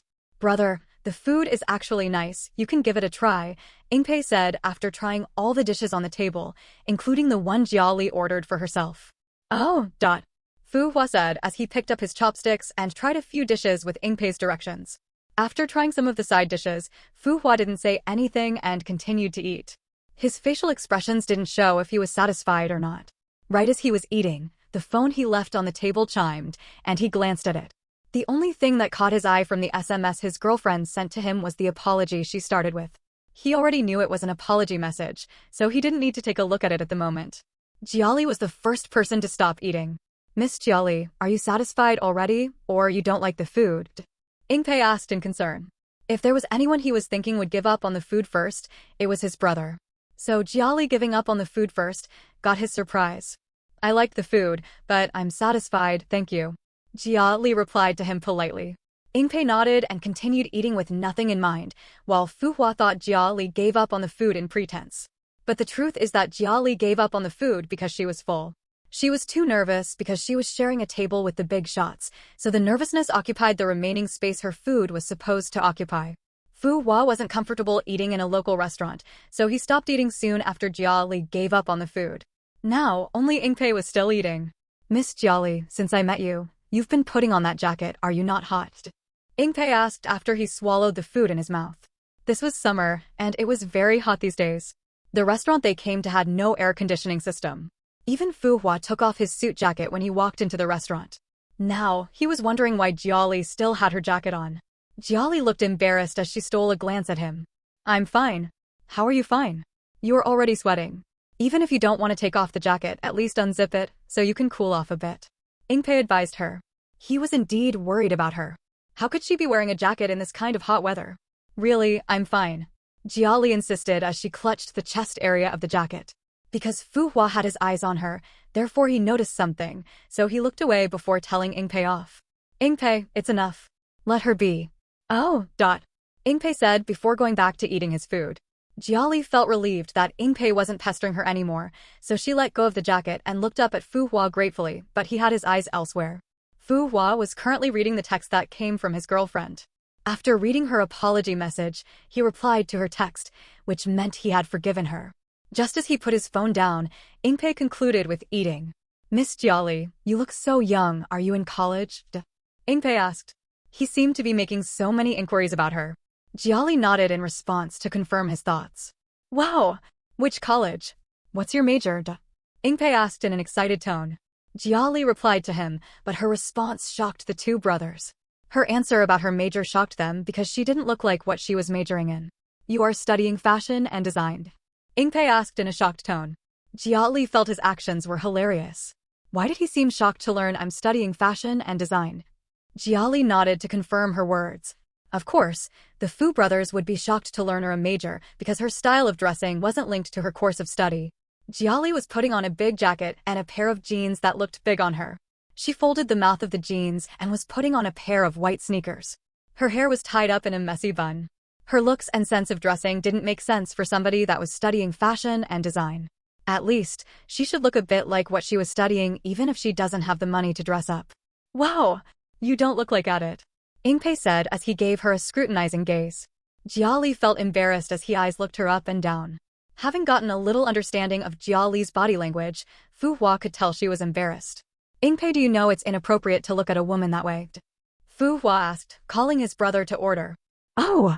I'm sorry, Miss Jia. Ingpei apologized to Jiali, who had her gaze downwards. Jiali nodded in understanding without looking up at him. Seeing her act that way, a thought came to his mind, so he decided to tease her as a smile appeared on her face. Miss Jiali, you easily get embarrassed. Do you have a boyfriend? Ingpei asked with his gaze on her. Ingpei. Fu Hua called out to him, feeling he had gone too far. Why was he prying into someone's privacy? Jiali raised her head to look at him with her red face. You. She stuttered. I'm sorry. Ingpei apologized to her with a smile on his face and his hands raised, but he did not look sorry at all. We are done here. Ingpei, pay for the food and meet us outside. Fu Hua instructed before standing up and walking away. Jiali read meaning into his sentence and knew he was trying to save her from his rogue of a brother, so she hurried after him, totally ignoring Ingpei, who was calling after her. She would really be an idiot to stay back to wait for him. Outside the restaurant, Jiali thanked Fu Hua for helping her out, but he replied with an indifferent gaze. No need. After settling the bills, Ingpei walked out of the restaurant and unlocked the car doors with the car key in his hand. On their way to the hospital, Jiali was quiet as usual while the two brothers talked about business. Because the car was air-conditioned, Jiali didn't feel hot again, and she was thankful. But when they got to the hospital and the hot air hit her, she began to feel hurt again. She felt the air-conditioned car made her situation worse, which was true. As they walked inside the hospital, Ingpei stopped by the reception to ask a few questions, while Fu Hua and Jiali stood by the side to wait for him. While waiting, Fu Hua noticed that Jiali was beginning to seed again, so he put his hand inside his pocket and took out a cotton navy blue patterned handkerchief before passing it to her. Jiali glanced at his hand before looking up at him in confusion. Her confused look seemed to be asking, "Why are you passing a handkerchief to me?" Fu Hua read the silent question on her face, so he replied, "Wipe your sweat." "Thank you. I will wash it and return it to you," Jiali said as she accepted the handkerchief. "No need," Fu Hua replied before looking away. "Thank you. I will wash it and return it to you," Jiali said as she accepted the handkerchief. "No need," Fu Hua replied before looking away. Jiali didn't know why, but she had a thinking that Fu Hua didn't want to associate with her. As she brought the handkerchief close to her face to wipe the sweat, she perceived his scent on the handkerchief and suddenly felt happy. She wiped her sweat with it before putting it away in her pocket. And just then, Ingpei arrived, and they went into old Mr. Fu's hospital room. And there, they met Mrs. Qin. "Mom, when did you come?" Jiali asked as she went to her mother's side. Grandfather Fu had just finished eating and Mrs. Qin was putting his plates aside. "Not long ago. Mr. Fu said you went out to eat," Mrs. Qin said as she glanced at the two handsome Fu brothers, who politely bowed to her in greeting. She nodded back at them before continuing her speech. "Since you have eaten already, looks like I have to keep the food for myself." Jiali had a frown on her face. Then she glanced at the Fu brothers before glancing at the flask of food her mother brought for her. She knows her mother was taunting her because she knew she wouldn't eat well outside since she wasn't used to it. But she was worried the Fu brothers wouldn't look good if she accepted the food from her mother. It would look as if they starved her when they took her out to eat, and that wouldn't look good on the old man as well. So now, she had to struggle between choosing her stomach over other people's consideration. After struggling for a while, she chose the latter. "Mom, you can keep the food for yourself, I have eaten," Jiali said to her mother. Although Mrs. Qin wasn't expecting that reply, she didn't continue taunting her because of the food. She took the plates and stepped out from the room, and Jiali followed after her. "Grandfather, I will be back," Jiali said to Grandfather Fu, and he nodded in response with a smile on his aged face. Outside the room, Mrs. Qin paused in her steps to say to her, "Your father came over to deliver the food. He wanted to see you, but you were not here." "Oh, then I have to go back home today," Jiali replied. "Yes, you have to go back home and help your father out with the dinner today. I will be walking shifts today, so I can't go home. Mr. Fu's grandsons are here to look after him. The hospital food is not so good, so you need to cook dinner and bring it to the hospital for Mr. Fu," Mrs. Qin said to her with worry on her face. "All right, Mom. I will just chat with Grandfather Fu for a short while before going home to prepare dinner," Jiali assured her with a smile. "All right, go back inside," Mrs. Qin said to her before leaving. Jiali stood there and watched her mother leave, before turning back to go inside the room. Grandfather Fu was chatting with his grandsons when she entered the room. "Girl, did you eat to your satisfaction?" Grandfather Fu asked immediately she walked inside the room. He abandoned his grandsons he was earlier engaged in a conversation with. "Yes, grandfather," Jiali lied with a smile on her face. "Don't lie to me. Your mother said you were not used to eating outside, so I guess you were not comfortable with the food out there," Grandfather Fu said as he gazed at her. Jiaki smiled sheepishly for being caught. "I am sorry, grandfather." She apologized to the old man. "It's okay. I know you lied so I wouldn't have to worry about you," Grandfather Fu said after he heaved a sigh. "But don't worry, grandfather. I will go back home to make a sumptuous dinner for all of us," Jiali said suddenly with a cheerful smile on her face. "That's good. That's good. This old man here will like to eat the food prepared by you," Grandfather Fu replied cheerfully with a different mindset. Jiali didn't know the old man was observing her as a potential granddaughter-in-law. "Miss Jiali, you can cook? I will also like to try your food," Ingpei said with a cheerful smile on his face. Jiali nodded with a smile on his face. As for Fu Hua, he was unamused. While chatting with the old man, Jiali started to sweat again, so she took out the handkerchief Fu Hua gave to her to wipe her sweat. Grandfather Fu saw the handkerchief and recognized it as Fu Hua's, but he didn't say anything. "All right, grandfather, I'm going home to prepare food. I will be back soon," Jiali said to the old man cheerfully before turning to walk out of the door. When she left, the room returned to being silent. "Grandfather, I have spoken with your doctor. He said you can be discharged within the next 48 hours. Fu Hua revealed. "What 48 hours? Go and call the doctor." "There is no need to call him. Tell him I'm leaving the hospital tomorrow evening," Grandfather Fu declared. "What if everything is not all right, and you leave before the time to keep you under watch?" Fu Hua asked. "I will be living with the Ons. The doctor can easily come for a checkup in their house. I'm tired of staying in this environment. I need a new and lively place to stay. If I remain here, I will get depressed," Grandfather Fu said. Fu Hua and Ingpei exchanged glances, but none of them said a word. Whatever they will say now will be to annoy the old man. But the old man had already made up his mind, so he won't easily change it. Back home, Jiali was the only one around, so she checked the kitchen for the ingredients they had at home, before making a list of what she would be needing. After making her list, she picked some money from their small living room and left the house with a shop bag in hand. She was going to the market to buy the remaining ingredients she needed to cook with. When she returned home, her father was still not back yet, so she washed her hands and her face and started to prepare the ingredients for the meal. 2 hours later, Jiali was already done cooking and has packaged the food in different food containers. She was now cleaning up the kitchen. As she put away the last plate she washed, she sighed in relief and damped the beads of sweat on her forehead with her clothing. Now it was time for a shower. 10 minutes later, Jiali had a refreshed look. This time around, she wasn't putting on any jacket. She was putting on a round neck polo and jeans with sandals on her feet. She combed her hair and packed it in a ponytail before going to the living room to take the food she put away. The 2 polythene bags she put the food in were heavy, so she had to carry each in one hand. With her shoulder bag secured, she lifted the polythene bags and skipped away. Since it was evening, the hot sun has already gone in, so Jiali didn't need to worry about sweating much as she walked into the hospital. She first checked on her mother and delivered her dinner to her.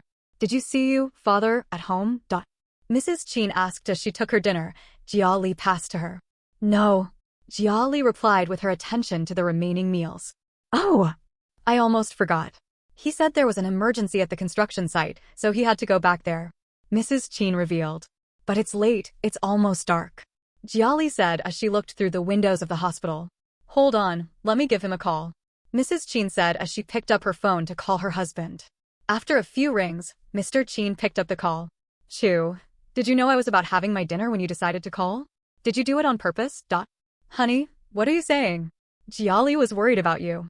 She wanted to know if you were back home already. But since you were about to eat, I know the answer," Mrs. Chin replied. "Oh, I saw Jiali on my way back to the house, but the distance was far, so I couldn't call out to her. You should know I was joking with you. Don't you miss me? Mr. Chin asked with a taunting smile.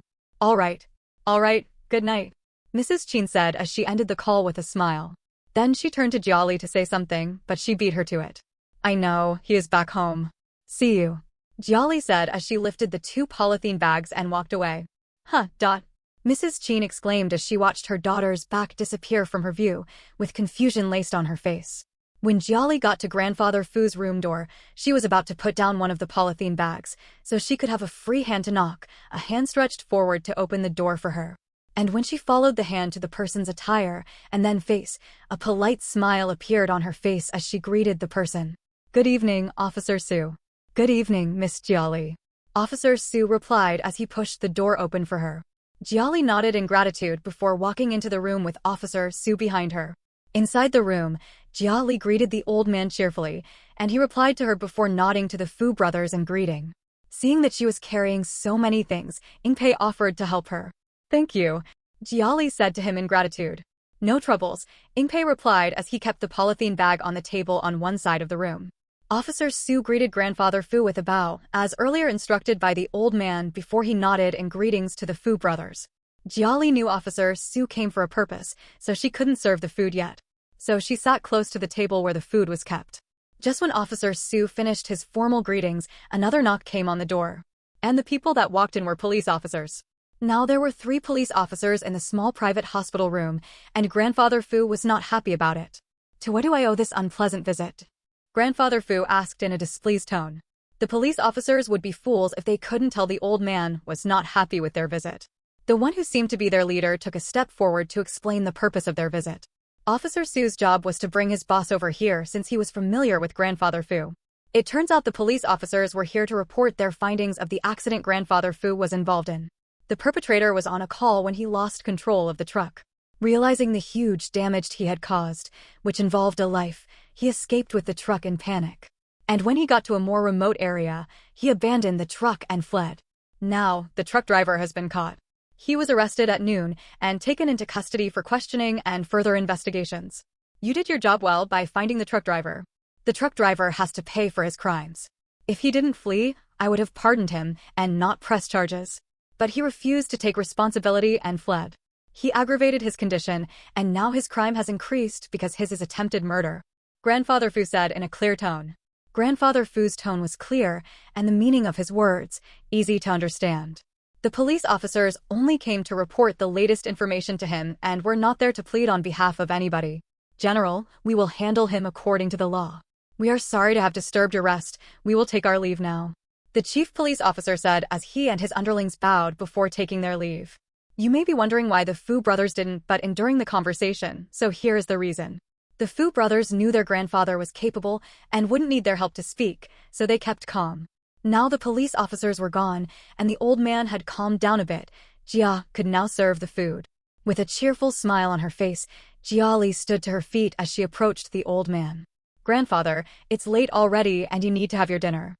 Grandfather Fu smiled as he said to her, "Girl, this old man has been waiting for your food." "Okay, but grandfather, don't make fun of Jiali if the food is not to your taste," Keely said before walking back to the table to serve the food. "I wouldn't dare," Grandfather Fu said with a smile on his wrinkled face. Fu Hua and Ingpei had their eyes on Jiali as she took out the 4 lunch boxes from the polythene bags. "Do you think her food will be nice?" Ingpei whispered to Fu Hua in a curious tone. "I don't know," Fu Hua replied as he looked away from Jiali. Grandfather Fu's meal box was different from the others because he was still a patient. He accepted his meal box with an anticipating smile on his aged face. "The food looks delicious," Grandfather Fu said as he removed the lid of his food box before picking up his chopsticks. "Taste it," Jiali said to him as she handed 2 meal boxes to Fu Hua and Ingpei. It has a great taste." Grandfather Fu praised her cooking after taking a bite of the freshly cooked vegetables on his plate. "It smells nice," Ingpei said after he uncovered the lunch box. He was already drooling and couldn't wait to have a taste. "Thank you." Jiali said with a happy smile before going to eat her food. As for Fu Hua, he was unlike the others. He didn't give any reaction and just ate his food in silence. When he first had a taste of the food, he knew the food was delicious, but he refused to say anything and preferred to enjoy the meal in silence. Jiali thought Fu Hua didn't like the food, so she felt a little bad, but decided not to dwell on it as she focused on her food. During the meal, Grandfather Fu's face was filled with a smile, and Ingpei wasn't left behind. Grandfather and grandson enjoyed their meal with satisfied smiles on their faces, while the other grandson chose to hide his feelings. After the meal, Jiali packed up their lunch boxes and kept them away. "Girl, I didn't know you could cook so well, even more than your mother," Grandfather Fu praised with a grin. Jiali chuckled softly as she replied, "Grandfather, why do I think your praise sounds like you are bootlicking? Who has time for that? I was only telling the truth." Grandfather Fu replied as he looked away. Okay, thank you, Grandfather," Jiali replied happily. Having rested for a while, Jiali passed his medications to him with a glass of water, and the old man took it without a fuss before handing the glass back to her. "Grandfather, finish the water," Jiali said as she handed the glass back to him. "Who dares to command grandfather?" The Fu brothers thought as they looked on. But to their surprise, their grandfather took the glass from Jiali and finished the water obediently before handing the empty glass back to her. It looks like they need to start getting used to the influence Jiali had over their grandfather. Around 9 p.m., Fu Hua and Ingpei left the hospital to their hotel they lodged in, so only Grandfather Fu and Jia were left in the hospital room. Sometime later, Mrs. Qin and the nurse assigned to check on Grandfather Fu came to check on him. Because of the drip, Grandfather Fu needed to use the bathroom often. Now he could walk by himself, he didn't need help with bathroom breaks. "Fu Villa, when will my sons be back?" A good-looking older woman asked General Fu as she laid on the same bed as him. She was his wife and the mother to Fu Hua and Ingpei, Mrs. Fu. "Have you asked about my father?" General Fu asked with a tired look. "I know he is getting better. The old general has always been a strong man, so I'm sure he is strong enough now. I'm only worried about my sons since they might not be used to the environment," Mrs. Fu said with a neutral look. "Tomorrow morning, call father to ask about his health. Don't make up any excuse, just call him and apologize for not calling him earlier, then ask about his health. I know you don't care, but at least accord him some respect," General Fu said in an annoyed tone before turning over to the other side. "Are you angry with me?" Mrs. Fu asked with her gaze on his back, but she didn't receive any reply. She didn't know why he was suddenly angry with her, but she had to placate him. "All right, I will do as you have instructed. I will call father in the morning." Mrs. Fu still didn't get any reply, so she guessed her husband was already asleep, so sighed before closing her eyes to sleep as well. When morning reached, then she will have to bother about other things. Grandfather Fu woke up this morning to a call from one of his granddaughters-in-law. When he saw the caller ID, a smirk formed on his lips. When he answered the call, Fu didn't let him speak up as she greeted him in a cheerful tone and went ahead to ask about his health, rambling on and off. When Grandfather Fu couldn't handle her ramblings, he cut her off. "Did you call to check up on me, or did you call to annoy me?" Grandfather Fu asked in an annoyed tone. Mrs. Fu was taken aback by the old man's annoyed tone, but she knew better not to piss him off further, so she smiled and spoke in a tone to placate him. "Father, How could you talk like that? I called to know your present state of health. Mrs. Fu, he said with a fawning smile, although the old man couldn't see it. Fu he, don't think I don't know your thoughts. You don't want me to come back to keep you in place since your husband cannot do the job. My health is in perfect condition if you insist to know. Grandfather Fu said in annoyance as he ended the call. Tut, tut, tut. Hello, father? Hello, dot. Mrs. Fu, he called out but received no response from his end. She glanced at the phone just to see the call had already been terminated. Why is he angry this morning? Does he hate my voice so much? Mrs. Fu, he muttered to herself with her lowered gaze on the phone. But when she looked up, she saw her husband staring intently at her. She was almost scared out of her wits. She didn't hear any footsteps or any sound to indicate someone was approaching. Do you want to cause my blood pressure to rise? How long have you been standing there? Mrs. Fu, he asked with creased brows. Since the time you were sweet-talking to father. General Fu Lei replied before walking past her to sit on the couch. Fu he followed him immediately to sit by his side. It is not my fault I had to act that way. Father is very difficult to talk to, that's why I had to implore such means. What sort of excuse is that? If you were genuine, would you have trouble conversing with father? General Fu Lei asked, sparing her a glance before looking away. Why are you angry with me this morning? Your father is already angry. You want to join him as well? Mrs. Fu, he asked with a hurt facial expression. Sometimes I do not understand you. Father will be home soon. This is just a reminder to do a good job. General Fu Lei said before standing and walking away. Mrs. Fu, he should be panicking now, but she remained unmoved with a look of indifference as her husband walked away. She didn't seem affected by the situation at all. But even if she didn't seem affected at all, she still needed to do her job as the first daughter-in-law of retired Major General Fu Weilei. Back in the countryside where Jia Li was living with her parents, Grandfather Fu has just been discharged from the hospital and insisted on staying with the Qins. There was nothing Fu Hua and Ing Pei could do other than to accept that fact. Jia Li had to clear up her grandfather's room for the old man to reside in. Grandfather Fu stayed with the Qins for 2 days before agreeing to leave with his grandsons. But before he left for the city, his grandsons would visit him every afternoon and leave in the evening. The first noon the Fu brothers came to visit their grandfather at the Qin's house, they found the place to be very small and uncomfortable compared to the mansion they were living in. Because Jia Li spends the whole day with Grandfather Fu, the old man isn't lonely. Jia Li played games with him and told him stories to keep him company. Then in the evening, he would take walks with his grandsons. Mrs. Qin worked night shifts, while Mr. Qin went for work at a construction site, so basically, Jia Li spends most of the time with the old man. The second afternoon the Qin brothers came to visit before they traveled back. Fu Hua refused to eat lunch there, but Ing Pei accepted the food Jia Li served him. Grandfather Fu glanced at him, but continued to eat without saying anything. After a few spoons, he encouraged Ing Pei to eat to his satisfaction. Fu Hua knew Grandfather Fu was not happy with me, but he didn't want to eat anything because he was uncomfortable and wanted to go back to the city soon. Miss Jia Li, please get me something to drink. Fu Hua turned to Jia Li to ask. Okay, I'll be right back. Jia Li said with a polite smile as she went into the kitchen and returned with a bottle of fresh apple juice. She cleaned the cap before passing the drink to him. Thank you, Fu Hua said as he took the drink from her. He took out a handkerchief from his pocket and wiped the cap before removing it. Jia Li was amazed at how thorough he was. Brother, you should try this, it's nice. Ing Pei, who has been eating quietly all these while said to Fu Hua while pointing at the side dishes on the table. I'm not interested. Fu Hua replied before drinking from the bottle of fruit drink. When he finished the fruit juice, he went to the small living room to sit and wait for them. Jia Li joined Grandfather Fu and Ing Pei at the dining table to have her lunch. A ding sound came from Fu Hua's phone and he checked out. It was a text from his girlfriend asking when he would be back. Fu Hua read the text but didn't reply because he wanted to surprise her the next day. Yes, he was going back to the city the next morning, so he wanted to surprise her. The next morning when Fu Hua and Ing Pei came to pick their grandfather up, Fu Hua overpaid Mrs. Qin for the expenses she made on the hospital bills and feeding throughout their stay, but Mrs. Qin rejected the extra money he gave to her. She only took what was due. Before grandfather left the Qin's mansion, he exchanged phone numbers with Jia Li. Jia Li and her parents escorted Grandfather Fu to the place their cars were parked. Grandfather, don't forget to give me a call when you get home. Jia Li reminded the old man. I will. You have reminded me about it so many times, how can I forget?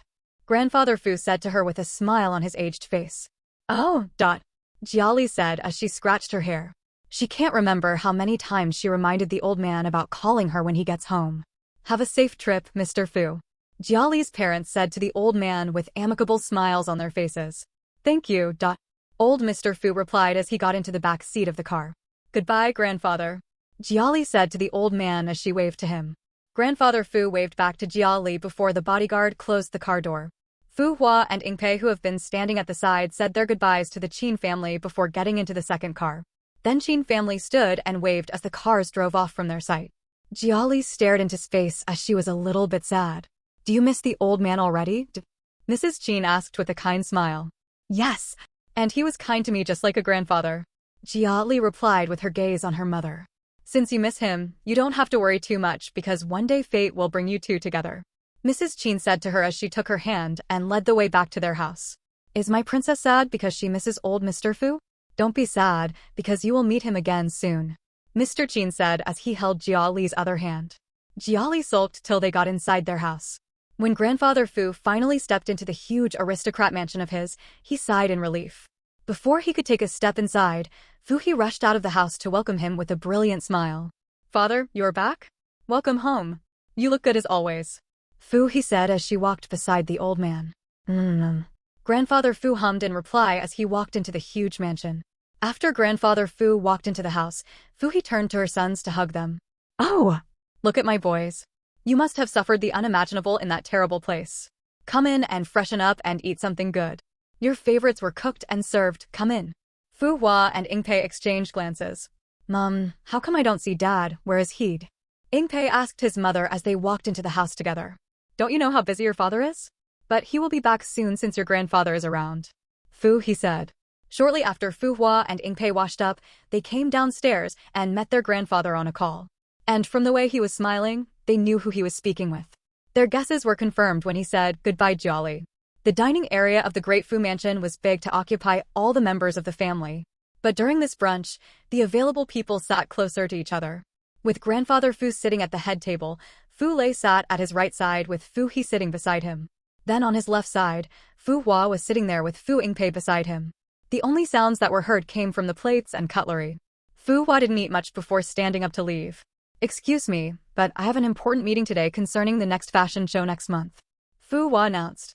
You just came back and haven't eaten much. Can't the meeting come later? Mrs. Fu He asked in a worried tone as the other watched on. It's important that I leave now. See you later, Fu Hua said before walking away with turning back. Which meeting is so important that he had to abandon his food? Grandfather Fu asked, no one in particular. I will check it out, Fu Lei said to him. There is no need. Fu Hua is grown up now, he doesn't need to be monitored. As a young man, he needs his privacy, don't ever mention this. Grandfather Fu corrected his son. Yes, father, Fu Lei replied as he continued with his food. Fu Hua left the house to a familiar apartment. He keyed in the passcode before the door opened to him. The house was neatly arranged but reeked of a woman's scent. He sat on the couch with his legs crossed before picking up his phone and sending a text. Where are you?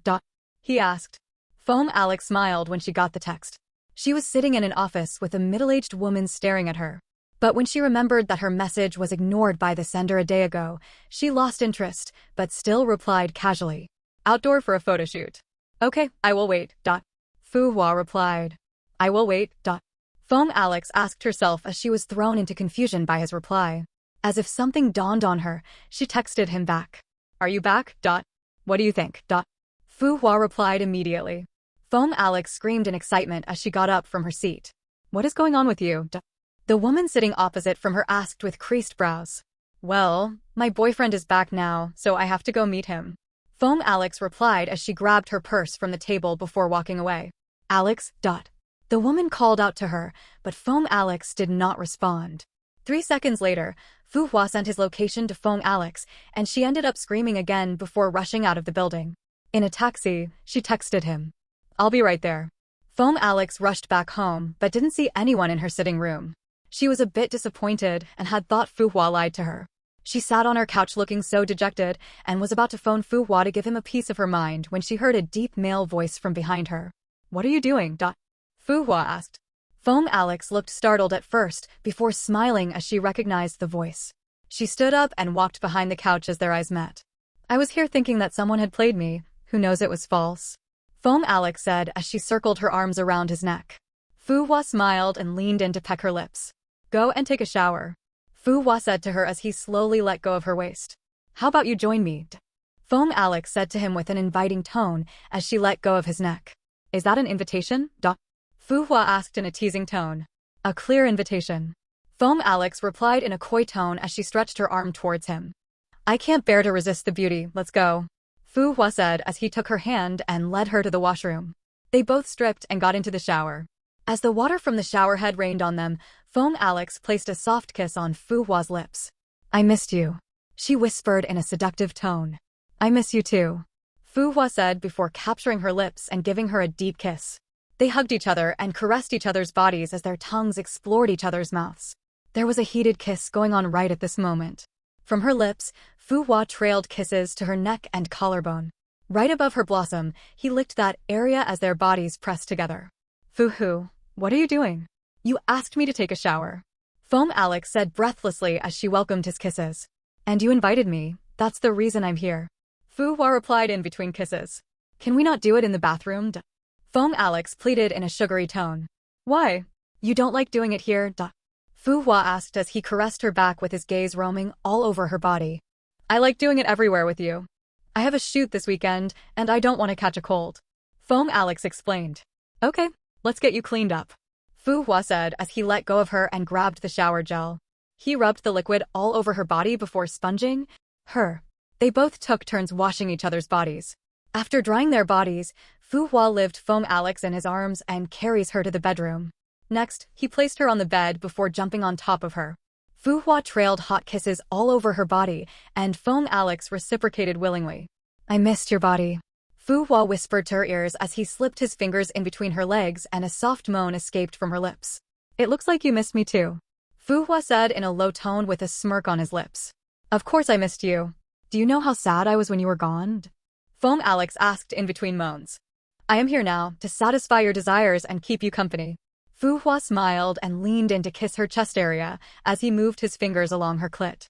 Foam Alex couldn't conceal the pleasure she felt, so she let out a loud moan as she caressed Fu Hua's back. Do you like it? Fu Hua asked in a deep voice as they locked eyes, with his fingers moving non-stop. Foam Alex nodded in response, but Fu Hua was not satisfied with her reply, so he moved a finger into her hole as he commanded in an authoritative tone. Foam Alex replied as she moaned out loud and moved her body in sync with the pleasure. I like it. Good. Fu Hua replied as he added another finger. He lowered his body next to hers and continued to move in and out of her. Foam Alex responded very well to his actions. She moaned and clawed at his back. 2 fingers were not enough, so Fu Hua added another one. And this time around, he moved faster. When Foam Alex was at the peak of pleasure, he pulled his fingers out of her. Foam Alex seemed surprised by his actions. Why did you stop? She asked as she breathed heavily with her gaze on him. Because I wanted to. Fu Hua replied with a smirk as he rolled off her body. He pulled open her bedside drawer and picked a condom. He tore it open and fixed it on his huge length as Foam Alex had her gaze on him. She didn't seem happy in any way, she looked unsatisfied. Looks like someone is unsatisfied and is asking for something. Fu Hua teased as he knelt between her legs. Foam Alex looked away and wanted to turn over, but Fu Hua stopped her. He caught her legs and raised them as he slid his length near her entrance. I will satisfy you, Fu Hua said to her as he rubbed his length on her clit and hope, thus igniting the fire that was earlier put out by him. Fu Hua, you're teasing me a lot, Foam Alex said in a hushed tone as she closed her eyes and tried to move her legs, but they were held in place. Is that not what you want? Do you want me to stop? Fu Hua whispered as he kissed her lips and forced her to fix her gaze on him. This is enough, Foam Alex said as she pushed him away from her body before immediately climbing over him. Next, she grabbed his length with her hand before sitting over it. She released a deep breath before she began to move herself against it. Fu Hua wasn't surprised by her actions, because this wasn't the first time she was riding him.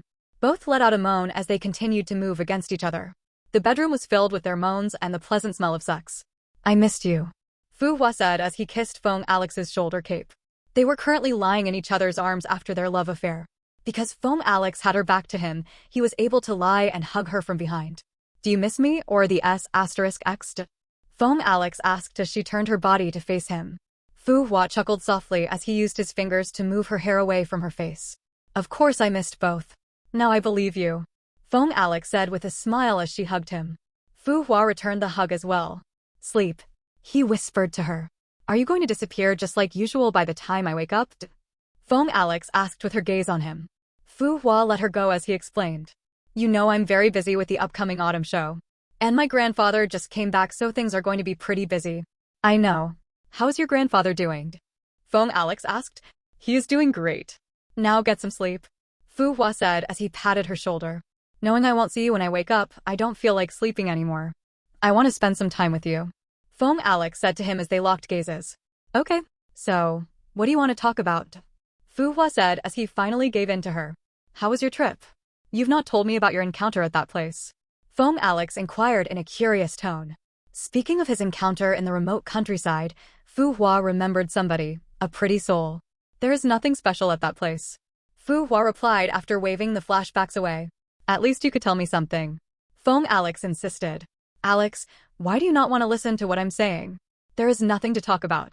Ingpei and I went there to take care of my grandfather till he was willing to come home.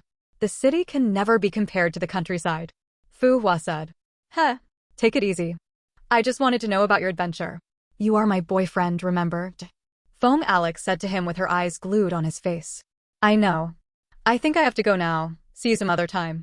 Fu Hua said with a slight smile on his face before moving the sheets off his naked body.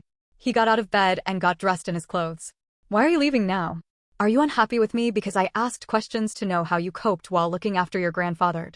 Feng Alex asked as she sat up on the bed with the sheets hiding her naked body. Alex, my leaving now has nothing to do with that. I don't want to argue with you because I have other things I want to spend my time on. Fu Hua said as he buttoned his shirt. Fu Hua, most times I don't get you. Your acting this way makes me think that something actually happened to you in the countryside. Feng Alex said to him. Don't question me that way. You are my girlfriend and not my mother. See you. Fu Hua said as he took his jacket and walked away from the room. Feng Alex threw a pillow towards him, but that was after his back disappeared from her view. She pulled at her hair in anger before burying her face in between her legs. Fu Hua drove into the night back to the Fu villa. Everybody had already gone to bed except for his father, who was sitting in the living room with a magazine in his hand. Fu Hua was surprised to see him, but then he maintains a normal facial expression as he walked towards him. Dad, you're still awake? He asked. Looking up at his son, Fu Lei replied, I was waiting for you. You have something you want to talk to me about? Fu Hua asked as he took a seat on another couch. Do you have plans of settling down any soon? Fu Lei asked as he folded the fashion magazine which belonged to the company Fu Hua was the chief executive officer of. Why the sudden question? Fu Hua asked. I'm asking because I want to know your plans. You will be 30 towards the end of next month. Fu Lei replied with his gaze on him. He had a serious facial expression. My age doesn't mean anything. I have no plans of settling down soon. I want to continue giving my attention to work. Fu Hua replied. Your goals are not bad, but you need to start thinking about how to settle down before somebody assists you with it. Do you have a girlfriend at the least? Fu Lei asked. None. Fu Hua replied almost immediately. Then where are you coming back from looking that way? Don't get me wrong, I know you are an adult. Fu Lei asked. Because Fu Hua left his girlfriend's place in a hurry, he didn't comb his hair, and his shirt looked rumpled. I went to hang out. The autumn show will be coming up soon, and I am already under a lot of work pressure. Fu Hua replied. I get it. Because you had to take care of your grandfather, you have a lot of work piled up that needs to be taken care of. One piece of advice to you, if you have a girlfriend, do introduce her to us as soon as possible. Fu Lei gave him a pointer before resuming back to the magazine he was reading. I will, thank you. Fu Hua replied before standing up and walking away. Fu Hua walked into his spacious bedroom. He turned on the lights before walking into his bathroom. He took a shower and changed into his nightclothes before letting his head hit the pillow. As he laid on his bed, flashbacks from the countryside came to his thoughts. Without knowing, he was thinking about all his interactions with Jiali. Feng Alex, on the other hand, wrapped herself up with the sheets with her fingers making a fist. Maybe I shouldn't have raised that question again. Now he is angry with me. Feng Alex said to herself in frustration. The next morning, Feng Alex went to look for Fu Hua in his office. She was a top model on a contract for his company. During the 2 fashion shows in the year Fu Hua's company organized, she was one of the top models in the country that modeled for them. The workers knew her to have a close relationship with their boss, even though the relationship was not defined. Now seeing her in the company this early in the morning was not a surprise to them. I'm here to see your boss, Feng Alex said at the receptionist's desk. The 2 ladies had a polite smile on their faces as one of them asked, Do you have an appointment with him? No, I don't. But the reason I'm here to see him is very important, so let me in. Foam Alex ordered. The two receptionists glanced at the graceful model who had her hair let down. She was pitting on a spaghetti-strapped short gray gown. She had a silver purse in hand and a pair of stiletto on her feet. As she talked, the dangling earrings on her ears moved about.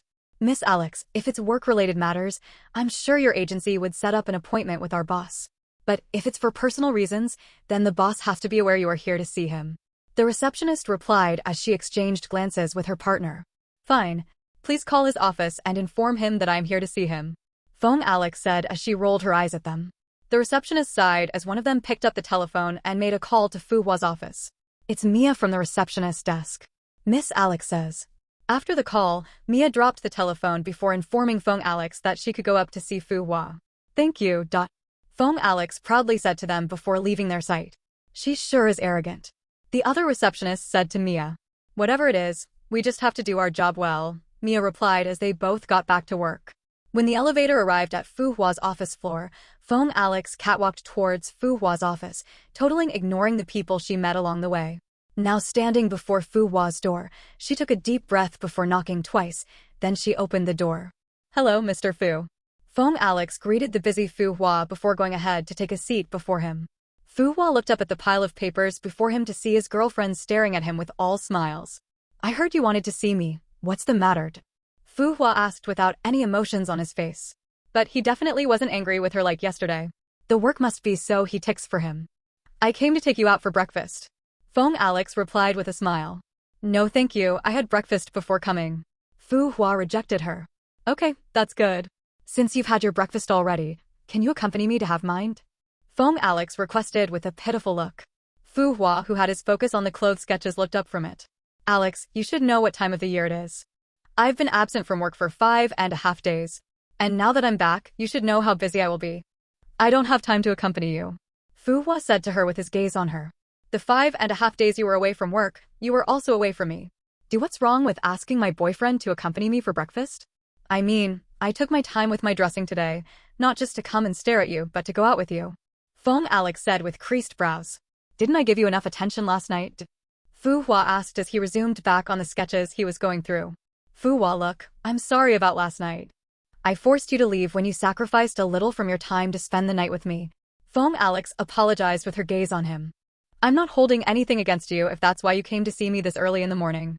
Alex, we have no business today, so you can go back. Fu Hua said to her as he picked up another sketch to study. Are you saying you won't accompany me today because it's not work-related? Foam Alex asked. Even if it's work-related, I won't have the time to see you. But if it's urgent, you can meet my assistant. Fu Hua said as he pointed at the door for her before putting down the sketch in his hand and picking out another one. Fu Hua. Foam Alex called out in a childish tone. Fu Hua put down everything in his hand and fixed his tired gaze on her. Alex, can you please not do this, at least for today? I already have more than enough on my plate. I will be so busy today I won't have the time to accompany you. You can go back. And when next you want to show up in my office unannounced, think twice. Fu Hua said to her in a warning. Foam Alex had an unbelievable expression on her face. Fu Hua, it's me, your girlfriend.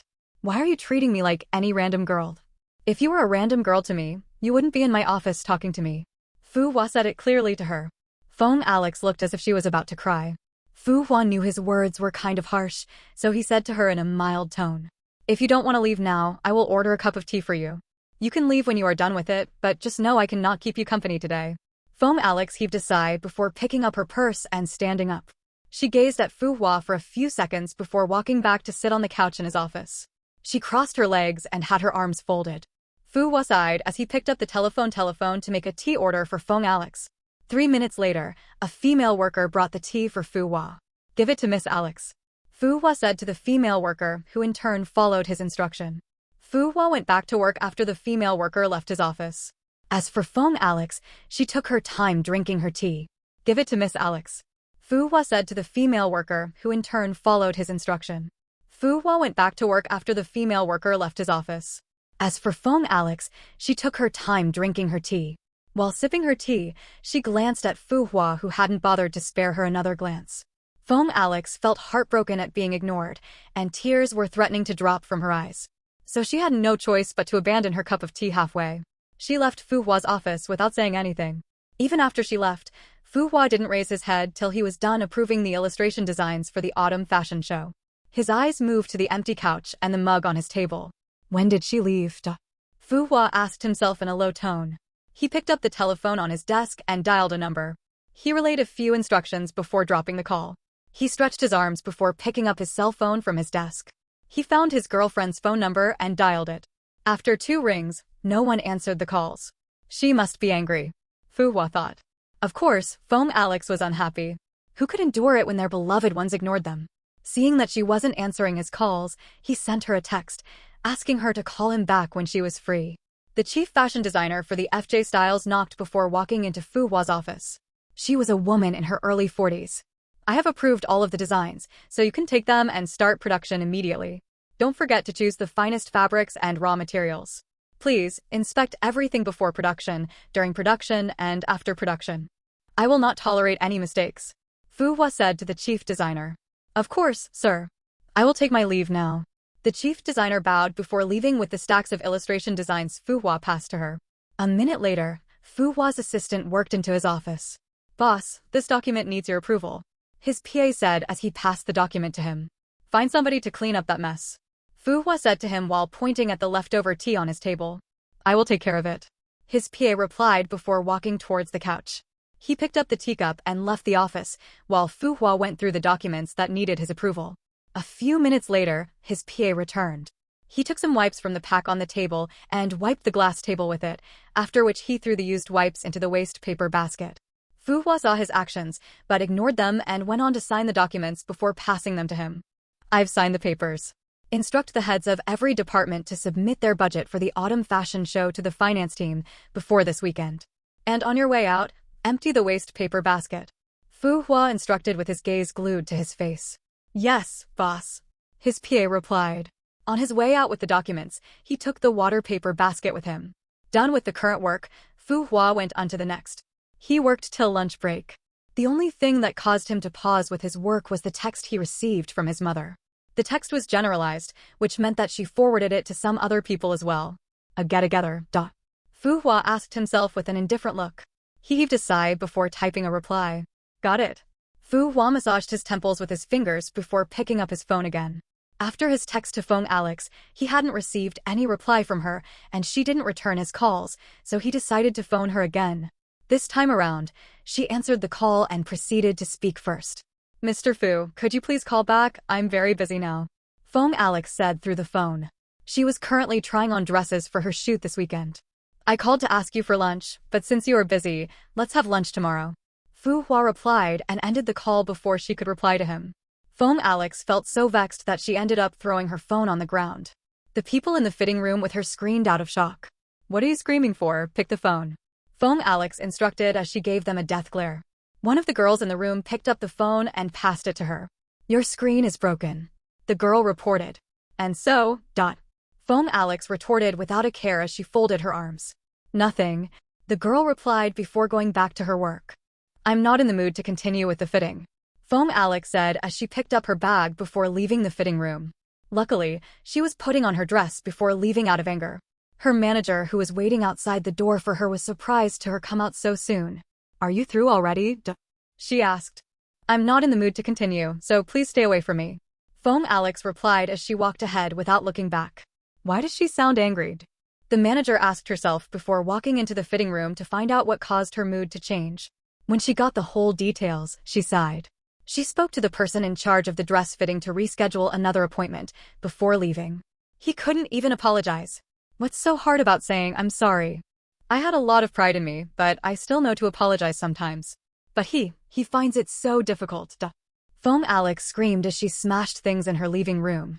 She was so angry. She scratched her hair and pulled her shoe off her feet. She was looking like a crazy person now. Jiali's break just ended, so she has to go back to school. Luckily, her father was able to provide money for her college fees. Mom, where did you keep the salt? I can't find it, Jiali announced from the kitchen. She was making dinner while her parents were in the living room watching the TV. It finished, so I bought another one. Just look for it in the kitchen, you find it, Mrs. Chin replied with her eyes glued to the TV. Jiali felt so frustrated. Her mother can never change. When she buys new things, she forgets to put them in the rightful place. But when you ask her about it so you can keep it properly, she won't remember where she left them. Jiali searched the shelves in the kitchen, but she didn't find anything. She had to come out from the kitchen and due to the living room. Just before she could out of her mother, her attention was caught by a polythene bag on the dining table. She walked to the dining table and checked out the content only to figure out what it was. Jiali was not in the mood to say anything. She took the polythene bag to the kitchen and resumed her cooking. Jiali, have you found the salt? Mrs. Chin asked after a while.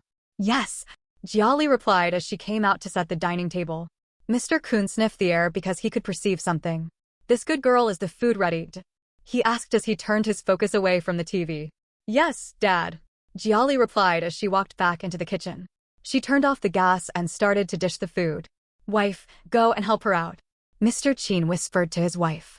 Do you think she is in a bad mood? Mrs. Kun whispered back. She looks unhappy. Maybe we can ask her after dinner, Mr. Chin replied. Mrs. Chin helped Jiali to serve the dishes. As the family of three are, they made small talks. Jiali's response was not easily heard. After dinner, Jia carried the plates to the kitchen sink to wash them. Jiali, what's wrong? Mrs. Chin asked as she walked to Jiali's side. You can tell something is bothering me, Jiali asked as she rinsed the plates under the tap water. Of course, your father and I are not blind. Tell me, what's wrong? Mrs. Win asked. Jiali turned off the tap before turning to her mother to say, Mom, I'm just worried about Grandfather Fu, and I hope he is doing well. Oh, you're worried about the old man? Phone him then, you can talk to him and find out about his health, Mrs. Win suggested. Well, I did yesterday, but he didn't return my calls. Do you think he has forgotten about me? Jiali said in a dejected tone. Old Mr. Fu doesn't look like someone that would forget somebody so easily. Remember, he was in the army for years. All right, don't worry too much about him, he is fine. He has children and grandchildren to look after him. And maybe he has been too to look at his phone. Don't worry, he will call you soon, Mrs. Chin said to her in a placating tone. And just like Mrs. Chin said, Grandfather Fu was currently dinner with his children and most of his grandchildren. Okay, I will just wait for his call, Healy said as she took a plate cloth to wipe the wet plates with. Mrs. Chin chuckled softly as she said, Look at you worrying about the old man. You must have really taken him as your grandfather. Grandfather Fu reminds me of my grandfather, so of course, I have to worry about him. All right, Mum, go and meet father, Jiali said to her mother as she arranged the plates on a kitchen rack. All right, Mrs. Chin said as she patted her back before leaving for the living room. Jiali heaved a sigh of relief as she continued with her chores. Mrs. Chin went to the living room to join her husband to continue the TV drama they were watching. What did she say? Mrs. Chin asked immediately. His wife sat beside him. Mrs. Chin gave him the details, and he nodded with a smile. Leave her be. Our daughter has replaced her grandfather with old Mr. Fu. AI, have you heard from your sister? Mrs. Chin asked. No, why? Mr. Chin asked. Nothing much. She is your only family member, so I'm worried about her on your behalf, Mrs. Chin replied. I haven't heard from her in a few months now. I guess she has a burden to bear. Her troublesome husband keeps on causing trouble for her. But I'm surprised she hasn't come to ask for my help in recent months, Mr. Chin said. Maybe her husband has truly repented, Mrs. Chin replied. Anyway, it's left for them, Mr. Chin said as they continued to watch the TV drama. After cleaning the kitchen, Jia said goodnight to her parents before retiring to her room. At the Fu mansion, the dining area was quiet even though there were up to 10 people having dinner there. The only sounds that could be heard were from their cutleries. Grandfather Fu had 3 children, 2 sons and a daughter. His first son, which was Fu Hua's father, had 3 children, 2 sons and a daughter. Grandfather Fu's second son had a son and a daughter, while the only daughter of Grandfather Fu was married but had no child. The only person that was missing at the dining table was Fu Hua and Ingpei's sister. She has been in Paris for 2 years now. Fu Hua's mother organized this family banquet to make the old man happy. This was a family reunion after his recovery. Grandfather Fu was happy to see his family members around him, but he didn't show it on his face, only his rating habits showed it. He ate his dinner heartily. Fu Hua's mother organized this family banquet to make the old man happy. This was a family reunion after his recovery. Grandfather Fu was happy to see his family members around him, but he didn't show it on his face, only his eating habits showed it. He ate his dinner heartily. Dad, eat more vegetables, Fu Juang suggested to old Mr. Fu. Fu Juang is the only daughter of retired Major General Fu. She is married but has no child. Old Mr. Fu hummed in response as he picked more vegetables for himself. Fu He smiled and wanted to contribute something, but Fu Lei pinched her. SSSS. Fu He hissed in pain. Why did you pinch me, Doc? She asked her husband in a low tone. If you don't want to ruin father's appetite, then keep your mouth shut. Fu Lei whispered back to her in a commanding tone. That wasn't necessary. Fu He said in an annoyed tone. Fu He, what's wrong? You don't like the food? But you were the one that organized this dinner. How come you don't like the food? Fu Chunhua asked. Fu Chunhua is old Mr. Fu's second daughter-in-law. She was married to old Mr. Fu's second son, Fu Jiaming. And she was the mother to a son and a daughter. Fu He and Fu Chunhua are not on good terms, and they always made trouble for each other, just like what Fu Chunhua is trying to do now. As Fu Chunhua raised this question with a harmless smile on her face, all the family members at the dining table turned to glance at Fu He. Stupid woman. You are trying to get me in trouble. With Fu Chunhua saying this, it would ruin old Mr. Fu's mood if care wasn't taken. Fu He organized a family banquet to welcome the head of the Fu family back to the house, but she is making a fuss over the food she oversaw being made. That was a useless excuse that Grandfather Fu would not tolerate. And if she didn't say anything good to counter what she said, this family banquet she organized would be fruitless. Seeing everyone's gaze on her, Fu He faked a chuckle as she replied immediately. Chunhua, what are you saying? I organized this banquet, so how can I be unhappy with it? Fu He asked. But just now, your face was squeezed in a frown as if you were unhappy we are having a family time together after a long time. Fu Chunhua retorted back. Grandfather Fu totally ignored them, so as other members of the family. They continued to eat their food and left the two women to sort themselves out. Chunhua, you really know how to joke. If you bite your tongue while eating, will you be able to keep a smile on your face for the next few seconds? Fu He asked her with a taunting smile. You. Fu Chunhua said with a frown, but she was cut off by Fu He's next words. All right, don't make trouble and disrupt this peaceful dinner. Father likes to eat his meal in peace. What Fu He meant was that she was making trouble and purposely wanted to ruin old Mr. Fu's dinner, since everybody knew he liked to eat in peace. Fu He, you know that is not what I mean. Fu Chunhua said in a raised tone. She was so choked up with anger. Whether you mean or not, you have to stop arguing and eat. Fu He said to her with a smile. Fu Chunhua was enraged and was about to scream at her when old Mr. Fu dropped his chopsticks, and he chewed the food in his mouth in silence. The sound of his chopsticks making contact with the ceramic plate was loud and caused everybody's attention to be drawn to it. Enough, Fu Jiaming said to his wife in an authoritative tone. His voice was neither loud nor too low. Fu Chunhua respected herself and picked up her chopsticks to continue eating. Fu Hua and Fu Yingpei exchanged glances before they continued eating. It looks like the old man was about to erupt in anger, so the best way to savor the situation was to keep quiet. Having swallowed the food in his mouth, old Mr. Fu took some seconds off to glance at each person sitting at the dining table. He watched their actions and took note of it. Then, his eyes rested on Fu He as he called out to her in a calm and steady tone, Fu He. Fu He was almost frightened, but she managed to keep her cool. She smiled as she dropped her chopsticks before looking at the old man. Yes, father. She answered with a warm smile. Next time if you want to organize a family banquet for me, ask for the opinion of the people you are inviting, so they know that they can't make trouble when they accept the invitation. Don't give an order, extend an invitation. I won't be angry if they don't honor it. But I will not tolerate it when they accept the invitation and come and make trouble for me. Is that clear? Grandfather Fu questioned with a peaceful look on his face. Yes, father. Fu He replied with a smile. As for those that are not happy with this banquet, forgive Fu He. But since you are here, enjoy the food and don't make trouble, otherwise you can leave at once. Grandfather Fu said as he glanced at each member of the family. After saying his piece, old Mr. Fu picked up his chopsticks and continued eating, so as the rest of the family members. Initially, they paused with their food when he was speaking. Fu Chunhua was the only very pissed, but she had no choice but to be quiet and continue eating. She just heard it from the old man now, that if anybody made trouble, he would chase the person out of the house, so did she dare to make trouble? Of course, the answer was no. Fu Chunhua had to swallow all her grievances and continue to eat. As for Fu He, she was the happiest person in the dining room. She was happy that her enemy Fu Chunhua got indirectly avoided by the old man. Now she can eat her dinner in peace. As for Fu He, she was the happiest person in the dining room. She was happy that her enemy Fu Chunhua got indirectly scolded by the old man. Now she can eat her dinner in peace. After they were done eating, the servants took the plates away and served them desserts. Chun He was very unhappy and couldn't even enjoy the sweet desserts. And having found another opportunity to look for trouble, she eyed Fu He before slowly speaking up. Fu He, you really did not put father into consideration when ordering the chefs to prepare these desserts. What do you mean? Fu He asked with a confused facial expression as she looked up to see the scorned look on her face. Fu Chun, he faked a worried look. She spoke up. Maybe you've forgotten, so I will do you the honor of reminding you. Father is already so old, and he just recovered. Serving him these sweet desserts. What were your plans? Fu He scoffed as she spoke up, gracefully. I think you should ask questions before you conclude. Father chose the desserts himself, so I ordered the kitchen to prepare them for him. And the sugar content in the desserts is less than ours, because I put his age and health into a lot of consideration. Maybe if you were in the house always, you wouldn't keep making mistakes.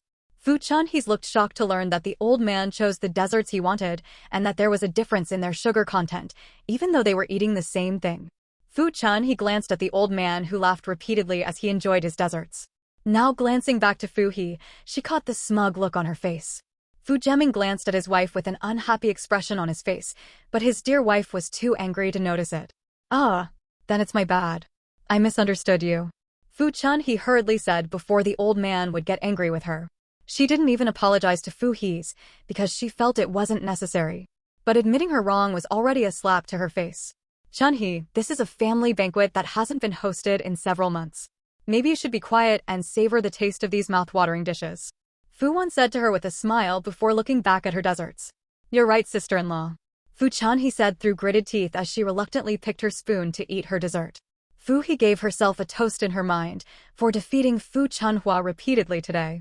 I think you should stop talking and eat your food if you don't want to get thrown out through the doors of this house, my father. Fu Jiaming whispered to her in an annoyed tone. Am I not allowed to talk anymore? Fu Chanhua whispered back with a frown on her face. Who said you couldn't talk? But don't you think you've caused enough trouble? You didn't even win any around, and you still plan to be nominated? If father sends you out of the house tonight, nobody will accompany you back, just remember that. Fu Jiaming said to her in a hushed tone, before sitting properly and eating his desserts as if nothing happened. Fine. Even you are insulting me that I was defeated by Fu He. Just wait and see. Fu Chanhua said to herself as she squeezed her fist in anger. But when her eyes met with Fu He's victorious look, she smiled back at her as if she wasn't hurt by her attentions. Father, you can try the fruit wine. It is healthy and contains a little % of alcohol for preservation. Fu He said as she introduced the bottle of fruit wine to him. A servant who had been standing behind the old man stepped forward and picked up the bottle of fruit wine when she heard Fu He's words. She opened the fruit wine and poured some into the old man's wine glass. Then she closed the bottle back and took some steps backward. Old Mr. Fu picked up the wine glass and took some sips from it, then he nodded his head in approval. The wine has a relinquishing taste and great quality. Old Mr. Fu added. I had someone get this wine for you, I'm glad you like it. Drink some more. Fu He said with a radiant smile as she gestured to the servant 2 or more wine for the old man. Fu Chanhua was seething while Fu He was all smiles. Fu He, you won't give some to us to have a taste? Fu Wan asked with her gaze on her. Yes. Yes. It's so unfair that you gave the wine to father and left us out. Fu Jiaming added. Fu He smiled as she answered to them, sorry, but the wine belongs to father now. If you want to have a taste, you ask father for some of it. Fu Jiaming looked away, while Fu Wan glanced at the old man who looked up and glanced at them. Let everyone have a taste. He announced as he relaxed his back on the seat. Thank you, father. Fu Wan said as the servant stepped forward to pick up the wine, before going round to make sure everybody at the table has a little quantity of the wine in their glass. How's the taste? Fu He asked with her gaze on Fu Jiaming. The wine is of good quality. Fu Jiaming replied with a smile before downing the whole thing. But then, he received a pinch from his wife, but he ignored her. Jiaming is such a waste to down that fine wine that way. Fu Wan said with pity in her voice as she took her time, drinking from her wine glass. Yes, now, all your wine is gone. Fu Lei said, making small talks. Fu Jiaming glanced at his empty wine glass before glancing at everybody's wine glass, and then he noticed that everybody still had something in their cup. Dad, I would have loved to give you some of mine, but unfortunately, I don't have enough for myself. Fu Meixiu, the only female in Fu Hua's generation, spoke. Fu Meixiu was the daughter of Fu Jiaming and Fu Chanhua. She was also Fu Huan and Fu Yingpei's cousin. It's all right, drink your wine. You never wanted to give it to men in the first place. Fu Jiaming said to his daughter as he carried on with eating his desserts. It's all right, drink your wine. You never wanted to give it to me in the first place. Fu Jiaming said to his daughter as he carried on with eating his desserts. Everyone chuckled softly, apart from Fu Hua, who seemed to be absent-minded. Hey, what are you thinking about? Ingpei asked in a low tone as he nudged Fu Hua with his arm. Fu Hua glanced at him as he replied, work. Oh, do you think about anything apart from work? Ingpei asked with creased brows. I can see you are very free. Why don't you come and help out in the company? Come with your resume to the office on Monday. I will interview you personally. Fu Hua informed him before looking away. What? Ingpei said in an audible tone, attracting the attention of the other members of the family. What is it? Fu Weilei asked with a frown. It's nothing. Ingpei replied quickly and added an apology. Ingpei, you have been idle since you came back. Have you thought of what you eat to do? Grandfather Fu asked with his gaze on him. Ingpei let out a painful laugh as he replied, No, grandfather, I'm still adjusting to the environment. I will think of something later.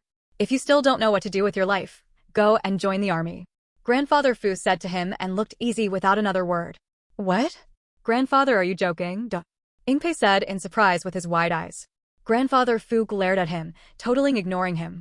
Brother, help me out. Ingpei said to Fu Hua with gritted teeth. Fu Hua glanced at him before looking at their grandfather. Grandfather, I already have work for him to do at the office. He would be joining us next week. There is much workload in the office since the autumn show is coming up. We need more hands. Fu Hua said, speaking up for his brother. If that is the case, he should join the company as soon as possible. But if I see him idling around, he will have to join the army. Grandfather Fu said in a final statement. Thank you, grandfather. Ingpei said gratefully. Fu He was relieved that her son wasn't going to join the army. Just now, she was scared when the old man gave that suggestion. Thank your brother. Old Mr. Fu said to him. Ingpei turned to Fu Hua with a smile on his face to say a word of thanks to him. It's nothing, just stay out of trouble. Fu Hua said to him before minding his business. Yes, Ingpei replied as he nodded. Just now, Fu Chanhua was almost happy that Ingpei was going to be sent to join the army, and then she would have something to gloat to Fu He about. Grandfather, I want to help out for the autumn show as well. Fu Meishu said to Grandfather Fu. If you need help with anything that has to do with the company, meet Fu Hua. Don't come to me. Grandfather Fu said to her. Fu Meishu sulked for being shunned by the old man. Swallowing her pride, she turned to Fu Hua to say with a sweet smile. Brother Hua, can I join the models for the show? Tell your agency to submit your profile to the HR department if you're interested. If you meet the criteria, you will be informed and selected to be among the models for the show. Fu Hua said to her in a business tone. Fu Meishu looked annoyed as she thinned like a child. Fu Chanhua felt that Fu Hua had gone too far and was being unjust to her daughter. Fu Hua, how can you treat your cousin that way? We are one family, you don't have to treat her like she is an outsider. Fu Chanhua spoke to Fu Hua like the righteous woman she was.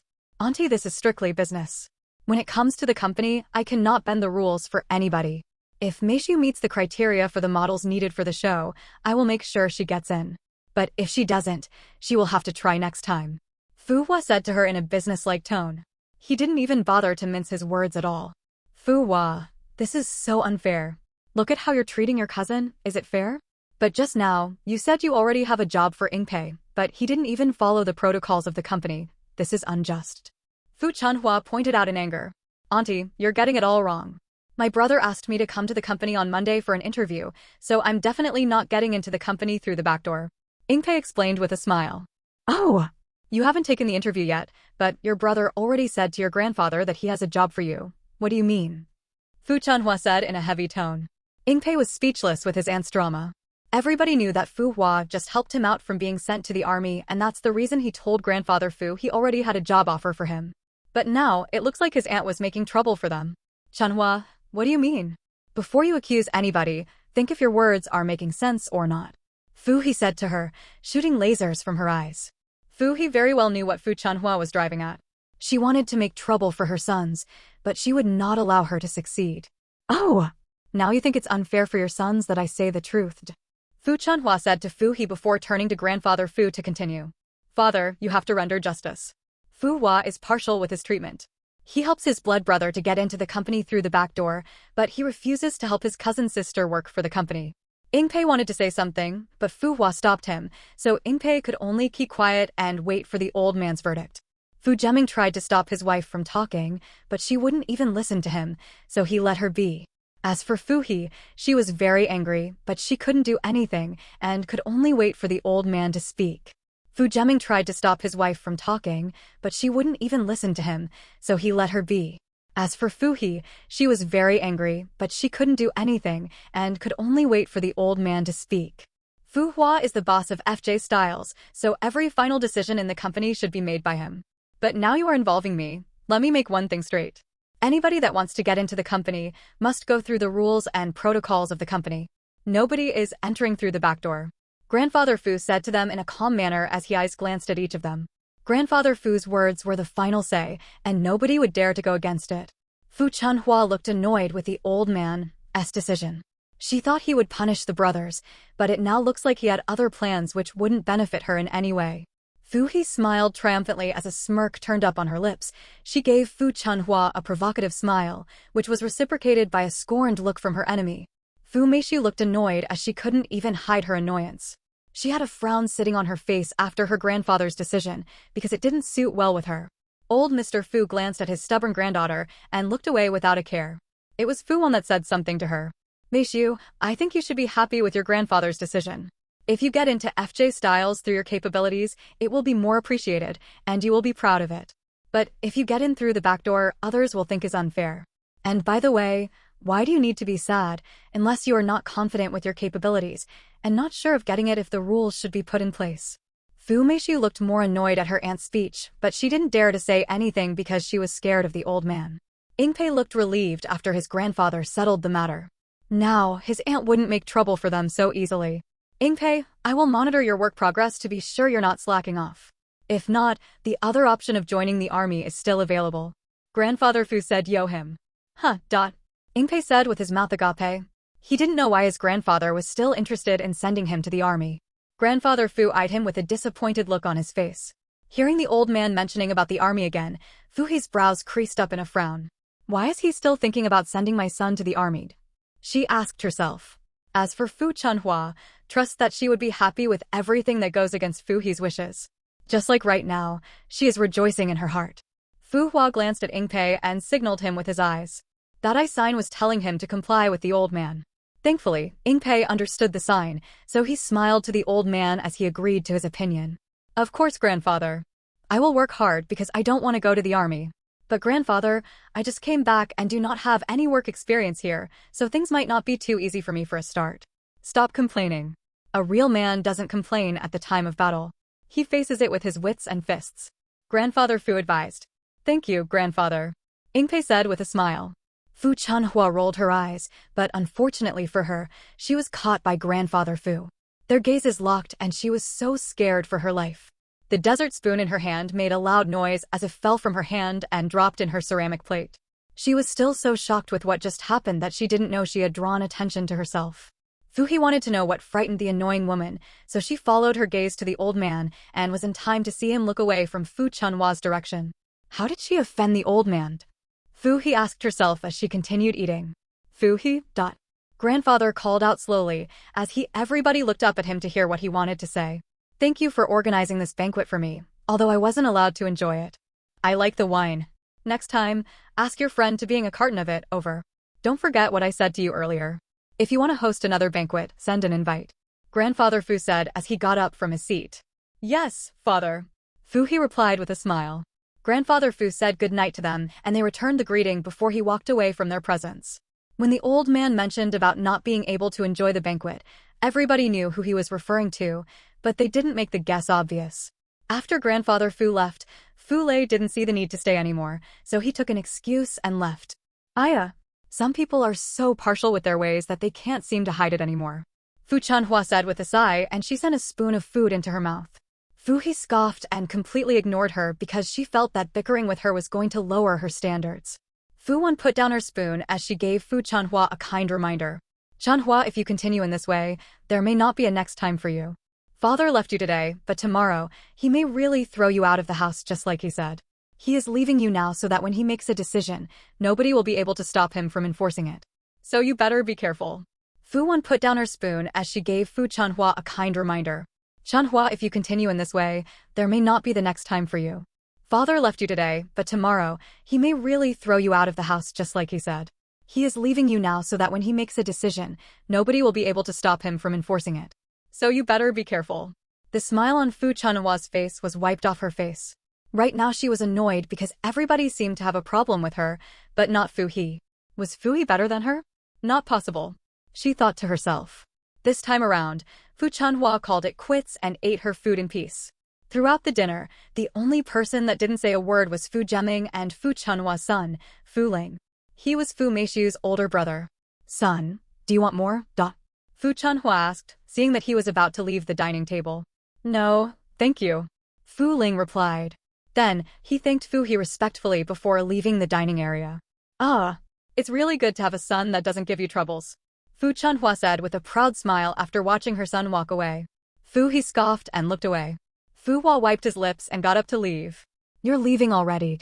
Fu He asked, not surprised by his actions. Yeah. I have a lot of work to do, so I will get going, Fu Hua replied before walking away. Brother, I'm coming with you, Ingpei said as he wiped his lips to join Fu Hua. What bad luck to lack table manners, Fu Chunhua said with her gaze on her food. Fu He heard what she said. In fact, everybody at the dining table did. They would be fools if they didn't know what she was talking about. A frown turned up on Fu He's face, so she was about to say something to her when Ingpei beat her to it. Ingpei hadn't gone far when Fu Chunhua said those words, so he paused in his steps to give her a piece of his mind before walking away. Aunt, have you heard the saying that goes this way? It is better to be true to yourself than to pretend to be what you are not. Fu Chunhua almost choked on the food in her mouth as she watched Ingpei walk away casually. Fu He couldn't hold her laughter as she chuckled happily. Fu Chunhua turned her gaze to glare at her. Fu Jiaming couldn't tolerate his wife's childishness any longer, so he walked away from the dining area with a scowl on his face. Why are you looking at me that way? Am I not allowed to laugh? Fu He asked Fu Chunhua, as she couldn't continue to hold that life anymore. Thank you for the dinner, Fu Wan said to Fu He as she stood up from her seat before walking away. Fu He returned the appreciation with a smile before turning back to see Fu Chunhua's ugly face. Are you finding all of this funny? Fu Chunhua asked in an annoyed tone as she pointed with her finger. Fu He stopped laughing and cleared her throat before conveying her thoughts. For your information, I am not happy that you sent my guest away with your stupidity. You couldn't even contain the fact that you were brought up in a lowly family. Since you asked for my opinion, I will tell you the truth. I think you deserve the reactions you got tonight. What? What did you just say to me? Fu Chunhua asked. She was fuming right now. Even her daughter, who was sitting beside her, felt that her aunt had gone too far with the insults. She was angry that Fu He brought up her family background. You heard me right. Now if you will excuse me, I have a better place that needs my presence. Enjoy your night, Fu He said to her before walking off. Did she just talk about my family? Fu Chunhua asked with a twisted expression on her face. Mom is okay. Don't do anything that will make Grandpa drive you away, Fu Meishu said to her mother as she tried to calm her down. Fu Chunhua hated the fact she was back to this place where she had to follow the old man's rules. She couldn't even scream to let out her anger. She couldn't use curse words, and she couldn't break things to vent her anger or she will be punished. In the old man's house, if you break or destroy anything in the house deliberately, you will pay twice the amount of it. With all these rules, Fu Chunhua couldn't vent her anger and could only swallow everything down. Her fists were tightly gripping the tablecloths and were on the verge of destroying them. That, she started to say, but stopped halfway as she was about to use a curse word on Fu He. Just wait, I will get you soon, she promised before leaving the dining area with her daughter following after her. The servant that has been standing behind the old man's empty seat waved bed hands, and the other servants appeared to clean up the dining area. Brother, do you think Fu Ling is as innocent as he looks? Fu Ingpei asked Fu Hua. They were both in the bedroom that belonged to one of them. I don't know. Fu Ling's thoughts are hard to tell because he doesn't give his emotions away. It's likely that he doesn't care about anything or he is pretending, Fu Hua replied. I'm so confused, Ingpei said as he scratched his hair. Go to sleep and don't disturb me. I have work to do, Fu Hua said to him as he steeled in his seat and desk as he picked up a file and opened it. I don't feel sleepy. Why? Ingpei said as he went to sit on the bed. If you don't want to sleep, it's left for you, but leave my room. I don't want any form of distractions, Fu Hua said to him. He wanted to work right now, and he knew there was no way his brother would remain quiet as he worked. It wasn't possible. If you don't want to sleep, it's left for you, but leave my room. I don't want any form of distractions, Fu Hua said to him. He wanted to work right now, and he knew there was no way his brother would remain quiet as he worked. It wasn't possible. Brother, do you have a girlfriend? Ingpei asked, but he received a glare from Fu Hua for asking that question. All right, good night, Ingpei said as he raised his hand in surrender before walking out of the room. Fu Hua sighed in relief as he glanced at his tightly shut doors. Thinking about his girlfriend, he hadn't heard from her in a while. Was she angry with him? He thought. Picking up his phone from his desk, he checked for messages and missed calls from her, but he didn't see any. Let his pride get to him, he dialed her number. It rang twice, but nobody answered. He didn't give up and dialed her number again, and this time around, the call got connected. Hey, Fu Hua said. Hello, Mr. Fu. Feng Alex greeted in a firmer tone. Are you angry with me? Fu Hua asked. How can I? I'm not angry, it's just that I was sleeping before your call woke me up. Feng Alex replied with indifference. Are you drinking again? Fu Hua asked after a moment of silence. Feng Alex glanced at the beer in her hand before sighing. How do you know that? She asked. I just know. At least I've known you for a year, and I am well aware of your habits. Don't drink too much and go to sleep early. I just called to check up on you. Fu Hua said to her. Good night. Feng Alex said to him just before he disconnected the call. Keeping his phone aside, Fu Hua got back to work. But just then, he became distracted as he saw a few images on the paper he had in his hand. His thoughts right now were filled with Jiali. And the way he remembered her was the naive part of her. Why am I thinking about her? He thought. He was confused, because he already had a girlfriend, and Jiali was not the kind of woman he liked, so why on earth was he thinking about her? Forcing himself to get rid of those thoughts, he went back to the pile of work he had to do. As for Feng Alex, she finished the can of beer she had in her hand before going to sleep. The next morning, everybody had breakfast at different time intervals before leaving the house. Old Mr. Fu had just finished eating when a servant brought his phone to him. Master, your phone. The servant said as she left the phone on the table before leaving. Picking up his phone and checking it out, he saw missed calls from some people and messages. But the only one that caught his attention was the calls and texts from Jiali. This last must have been worried about me. Old Mr. Fu said to himself with a smile as he read the texts from Jiali. Old Mr. Fu phoned Jiali after reading her texts. Jiali was happy when she got the old man's call, and she kept asking about his health and was relieved to find out everything was okay with him. Old Mr. Fu and Jiali conversed for a while. When Fu Lei came to speak to the old man about something, he saw him smiling and laughing on the phone. The last he remembered, the old man doesn't laugh with people over the phone unless he was speaking to an old friend. Who is he talking to? Fu Lei muttered to himself before walking away. After the call ended, old Mr. Fu's face was filled with a happy smile. His countenance made him look approachable, thanks to Jiali. After the discussion at the dining table last night, Fu Meishu knew there was no way for her to get into FJ Styles with Fu Hua's help, and nobody could interfere with anything that has to do with FJ Styles unless Fu Hua gives the permission. Now knowing that there was no way for her as she couldn't get in through the back door, she went to her agency to talk to them. Meeting her manager, she asked him to send her profile to FJ Styles. I thought your family owns FJ Styles, so why do you want me to submit your profile when you could just get in through the back door? Her manager asked with a look of confusion. I am so righteous and like straightforwardly doing things. I don't want to be labeled as someone who uses the connection to make way for herself. Fu Meishu lied.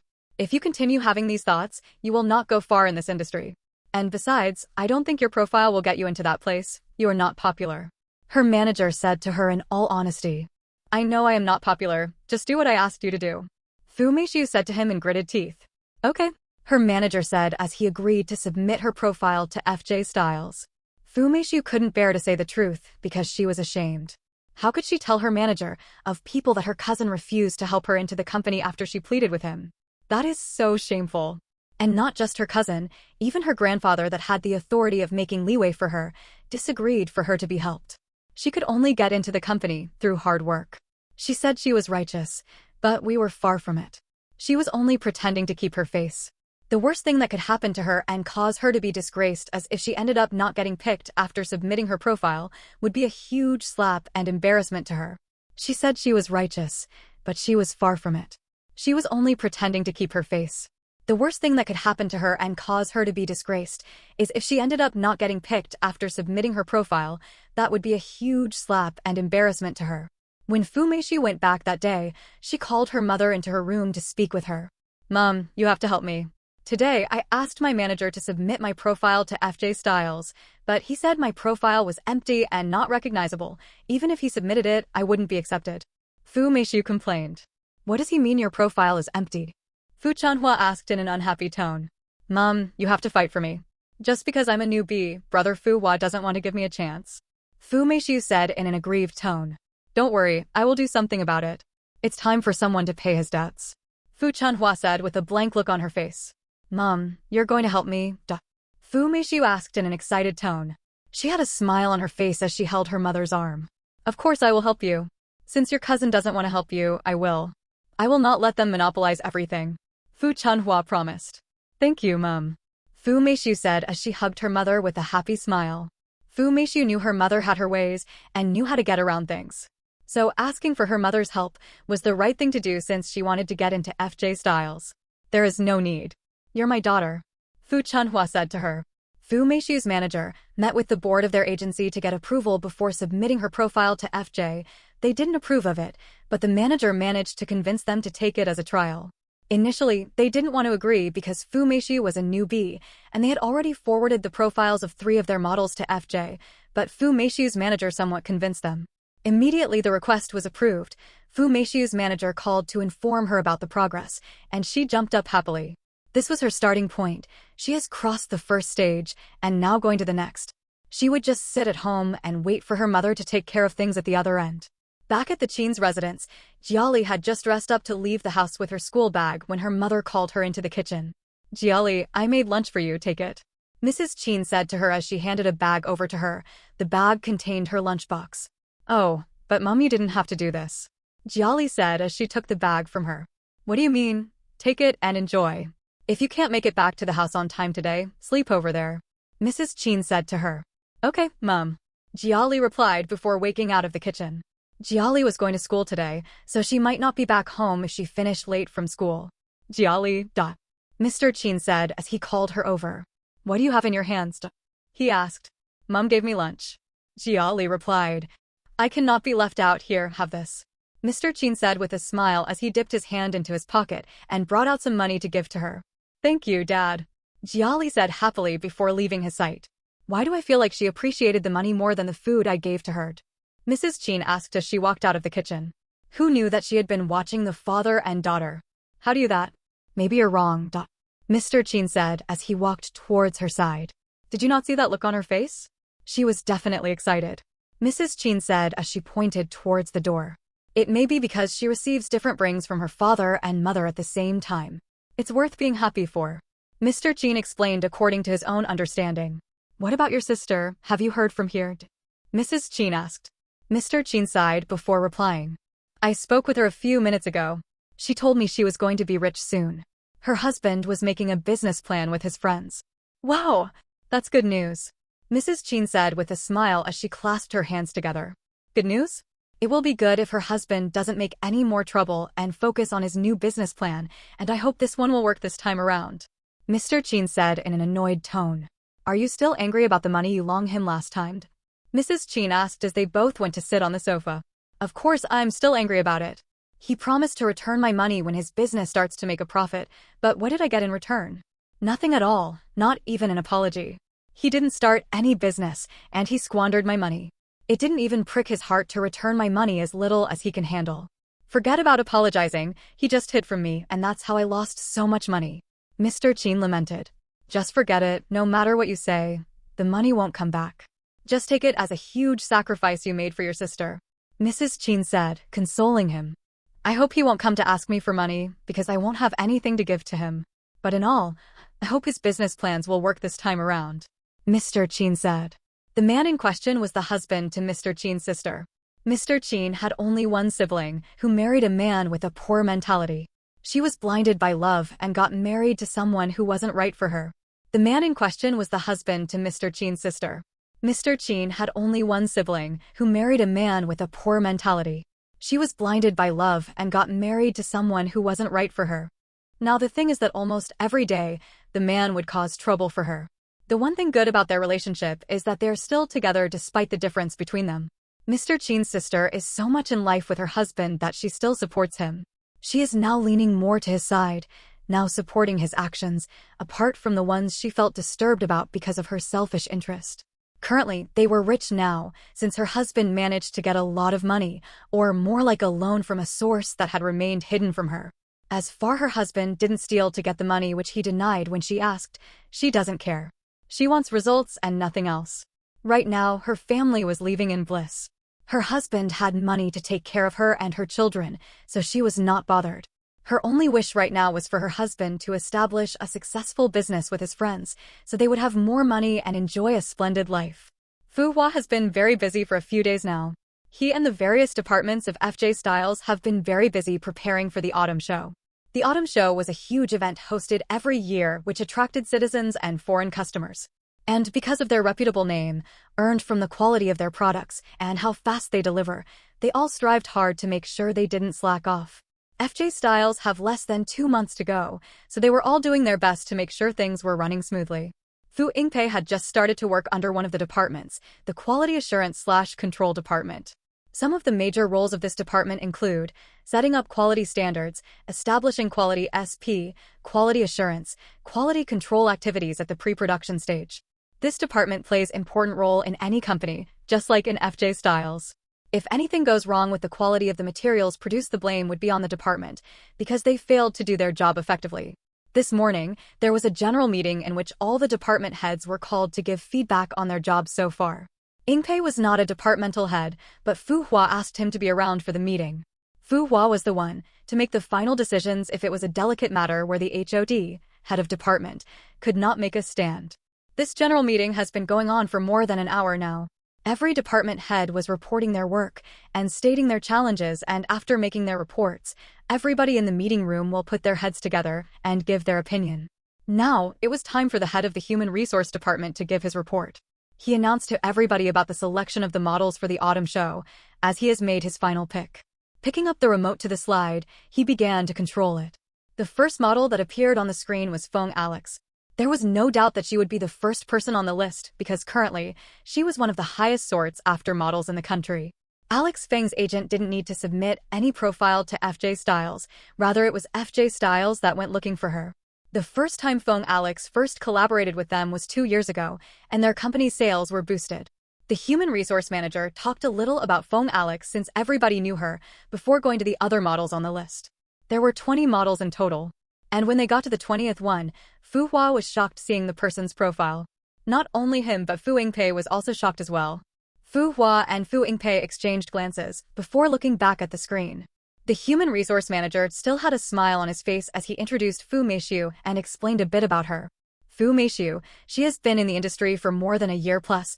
Although she doesn't have many notable works, she has a good potential, and the most important fact is that she is the cousin to the CEO. As he finished making the announcement, there were murmurs from the other departmental heads.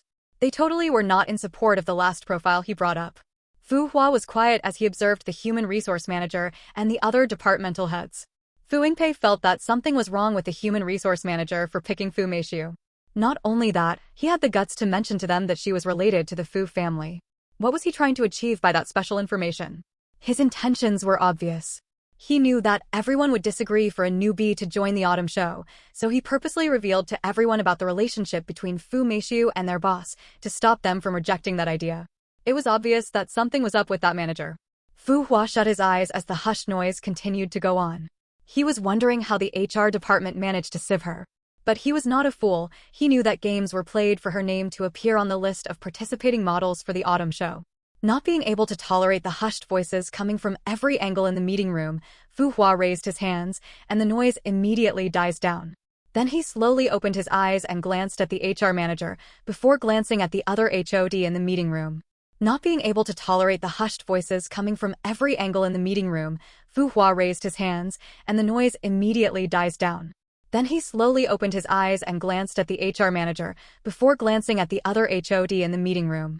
Fu Meixiu might be my cousin, but no preferential treatment will be given to her, so you all can go ahead and air your views. Fu Hua said to them. He knew the reason they were talking in a hushed tone was because they were afraid he wanted Fu Meixiu to be picked when she wasn't even qualified. And now he has set their relationship aside, they were free to air their views and suggest whatever they had in mind. The HR manager was surprised by Fu Hua's words, but he dared not to say anything. All he had to do now was to get his work done by making sure Fu Meixiu was picked. Yes, it is as you think. The HR manager of FJ Styles once received help from Fu Chunhua to get into FJ, so right when Fu Meixiu needed to get into FJ, Fu Chunhua went to meet him. She didn't just convince or threaten him to make sure her daughter got in, she paid him off to get the work done. He would be in trouble if he didn't succeed because he had already accepted her money out of greed. So right now, he was doing everything he could to get Fu Meishu the green card. Since their boss has permitted them to give out their opinions, everybody began to say their mind. There was an argument about why a newbie was picked for such a big show as the FJ Styles Autumn Fashion Show, because in the history of FJ, they have never picked a newcomer in the industry to model, so why would Fu Meishu's case be different? Even if she's the CEO's cousin, she is still not qualified for this. This is a big event we are talking about, the marketing manager said with a deep frown on her face. Exactly. People will think we are here to joke. Her profile is already looking at us and telling us that she doesn't have the qualifications to be here. Another male manager heading another department spoke. He was strongly against Fu Meishu being picked. If she is not picked, it wouldn't look good on the CEO's side. She is his cousin after all. Another manager not really in support of Fu Meishu said. He was looking at another picture. He believed that if Fu Meishu wasn't picked, there was going to be a problem with how people saw things. And if she is selected with this kind of profile, it will not look good on the company's side. Her having reached this level is already a stain on the company's image. Have you thought of the bigger picture? We have to maintain our standard or go higher, not coming down to a lower level, the marketing manager said in a strong tone. The marketing manager was a woman in her 30s who had a strong personality. And because of the results she was bringing, she was quite respected. And she was currently the youngest manager FJ Styles had. After watching them for a while, Lu Longwei decided to speak up. The truth is that whatever choice we make, people will still have an opinion because her resume has already been submitted. Had it been it wasn't submitted and hadn't gotten to this stage, there wouldn't be any need for this. So, what do you suggest we do in this situation? Fu Hua asked as his gaze landed on the HR manager before landing on the others. At this point, Ingpei, who hadn't given any suggestion, raised his hand to ask for permission to speak. He was not a manager, but Fu Hua asked him to come for the meeting, and now he wanted to suggest much thought. Yes, Fu Hua said as he gestured to him to speak up. Sorry to butt in. But since things have come to this, just accept her. No matter what we do, people will still talk. And things are not that simple as it looks, so just accept her. Everybody in the room was surprised by his suggestion because they didn't believe that he would give such suggestions. The HR manager was the only one that had a smile on his face, even though Fu Hua had not made the final decision. Hushed voices were coming from the sides. Some of them were discussing the matter. Some disagreed, while the others were contemplating. Fu Hua glanced at his brother before looking at everyone in the room. The models selected should come and have their measurements taken within 3 days. Fu Hua's words have already sealed off everything. His words just now meant that Fu Meishu has been accepted. Most of the HODs had disappointed looks on their faces, especially the marketing manager. She couldn't hide her emotions. The rest had nothing else to say since Fu Hua had already made his decision. Before the HR manager could finish rejoicing, Fu Hua glanced at him. The HR manager is hereby forbidden to make the final suggestion when it comes to things like this. After making your pick during any form of employment, you are to meet the marketing manager for her suggestions before meeting me. After making the announcement, Fu Hua stood up and walked away with his assistant in tow. His announcement caused the smile on the HR manager's face to disappear. Fu Hua had taken the right to make the final decision in his department away from him. So right now, he was just a normal employee in the HR department of FJ Styles. His title as the manager was just an empty one. The marketing manager gloated at his misfortune. Ingpei smiled and walked out of the meeting room. Fu Hua had taken the right to make the final decision in his department away from him. So right now, he was just a normal employee in the HR department of FJ Styles. His title as the manager was just an empty one. The marketing manager gloated at his misfortune. Ingpei smiled and walked out of the meeting room. A lesson to be learned by anyone trying to take advantage of his or her position, especially in a negative way. The marketing manager said as she picked up her files and walked out of the meeting room. The HR manager was so shocked by Fu Hua's final statement that he had to sit on one of the chairs to support himself because he suddenly lost strength in his legs. The other managers walked out of the meeting room. And those that pitted him were just a few. They tapped on his shoulder to console him before walking out. Fu Ingpei followed Fu Hua into his office. Just before he could sit properly, Fu Hua asked him, "Why did you suggest picking Meishu?" "Oh, that. Fu Ingpei said as he crossed his legs. Fu Hua didn't reply to him and just fixed his gaze on him. Fu Ingpei had no choice but to reply to him. This matter is not so simple as it looks. You know how troublesome Auntie is. She will never allow this matter to rest if Meishu is removed from the final selection list. Her name appeared here despite her profile not being acceptable, which means that strings were pulled to get her selected. And that is the more reason she didn't have to be selected. Fu Hua said with his finger on his jaw. No. Meishu is not qualified, and she tried getting in through the back door. The HR department of FJ Styles helped her out. All these are reasons she shouldn't be accepted, but have you thought of what will happen if this news leaks weeks before the autumn fashion show? We won't be able to keep a clean face.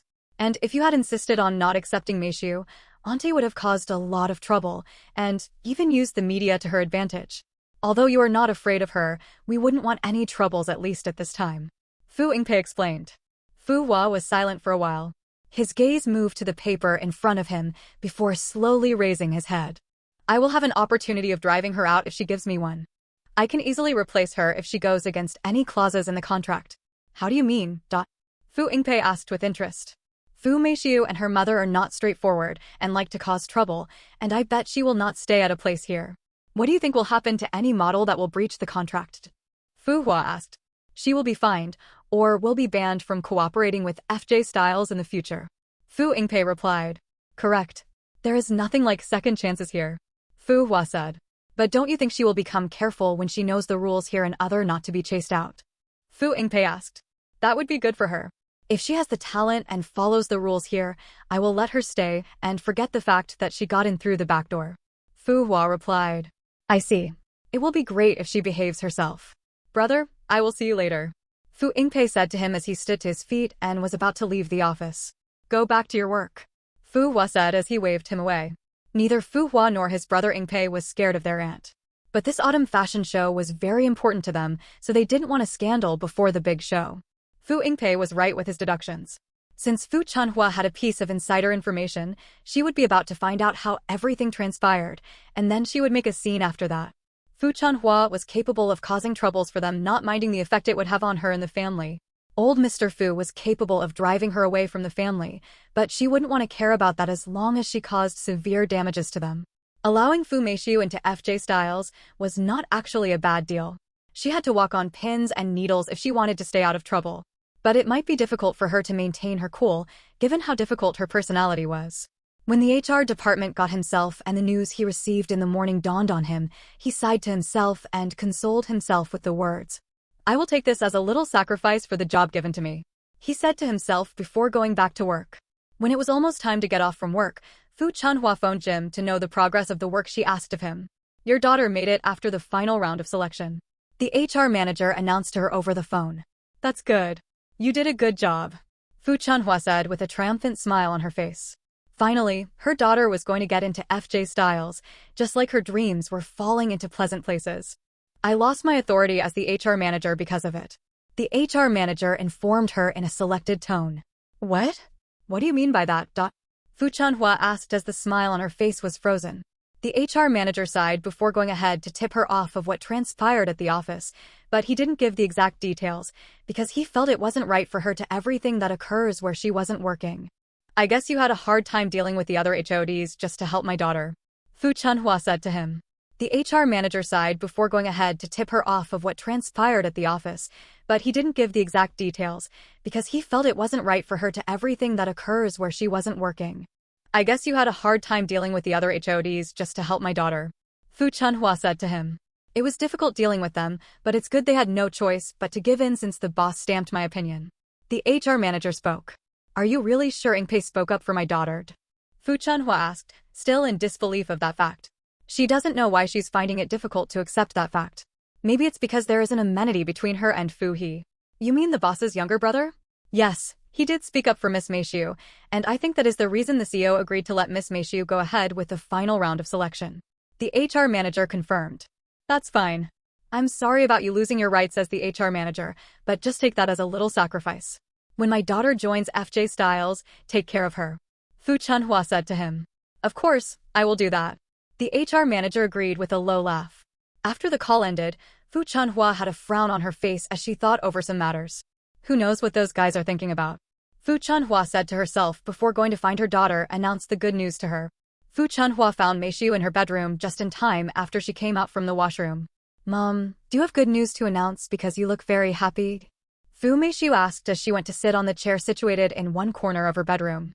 Indeed, I have good news. Do you want to hear it? Fu Chunhua asked with raised brows as she remained standing as she exchanged gazes with her daughter. Fu Meishu observed her actions and said, "This looks like a piece of big good news. I want to hear it, so out with it already, don't keep me waiting. You're not making this fun, can't you take a guess?" Fu Chunhua asked with a frown. What she wanted to announce was such a piece of big news, so how could she just say it like that without suspense? You got a special invitation to watch an opera performance? You got a big contract? You finally got a special contact to meet your dream fan. Fu Chunhua asked all these questions with guesses, but she received a negative response from her mother, so she gave with the guesses. Your attempts were far from it. But since you tried, I will share the big news with you instead of waiting to be notified by other people. I just spoke with somebody I asked to help you get into FJ Styles. Fu Chunhua paused as she gazed at her daughter. When Fu Meishu heard the last part, she immediately shifted her position on the sit and sat upright with a keen gaze on her mother. This was her area of great interest, so she was very interested in hearing the great news her mother was about to shock her with. "Mom, come on, go on, don't leave me hanging," she said with furrowed brows, her gaze never leaving her mother. Fu Chunhua smiled more before breaking the news to her.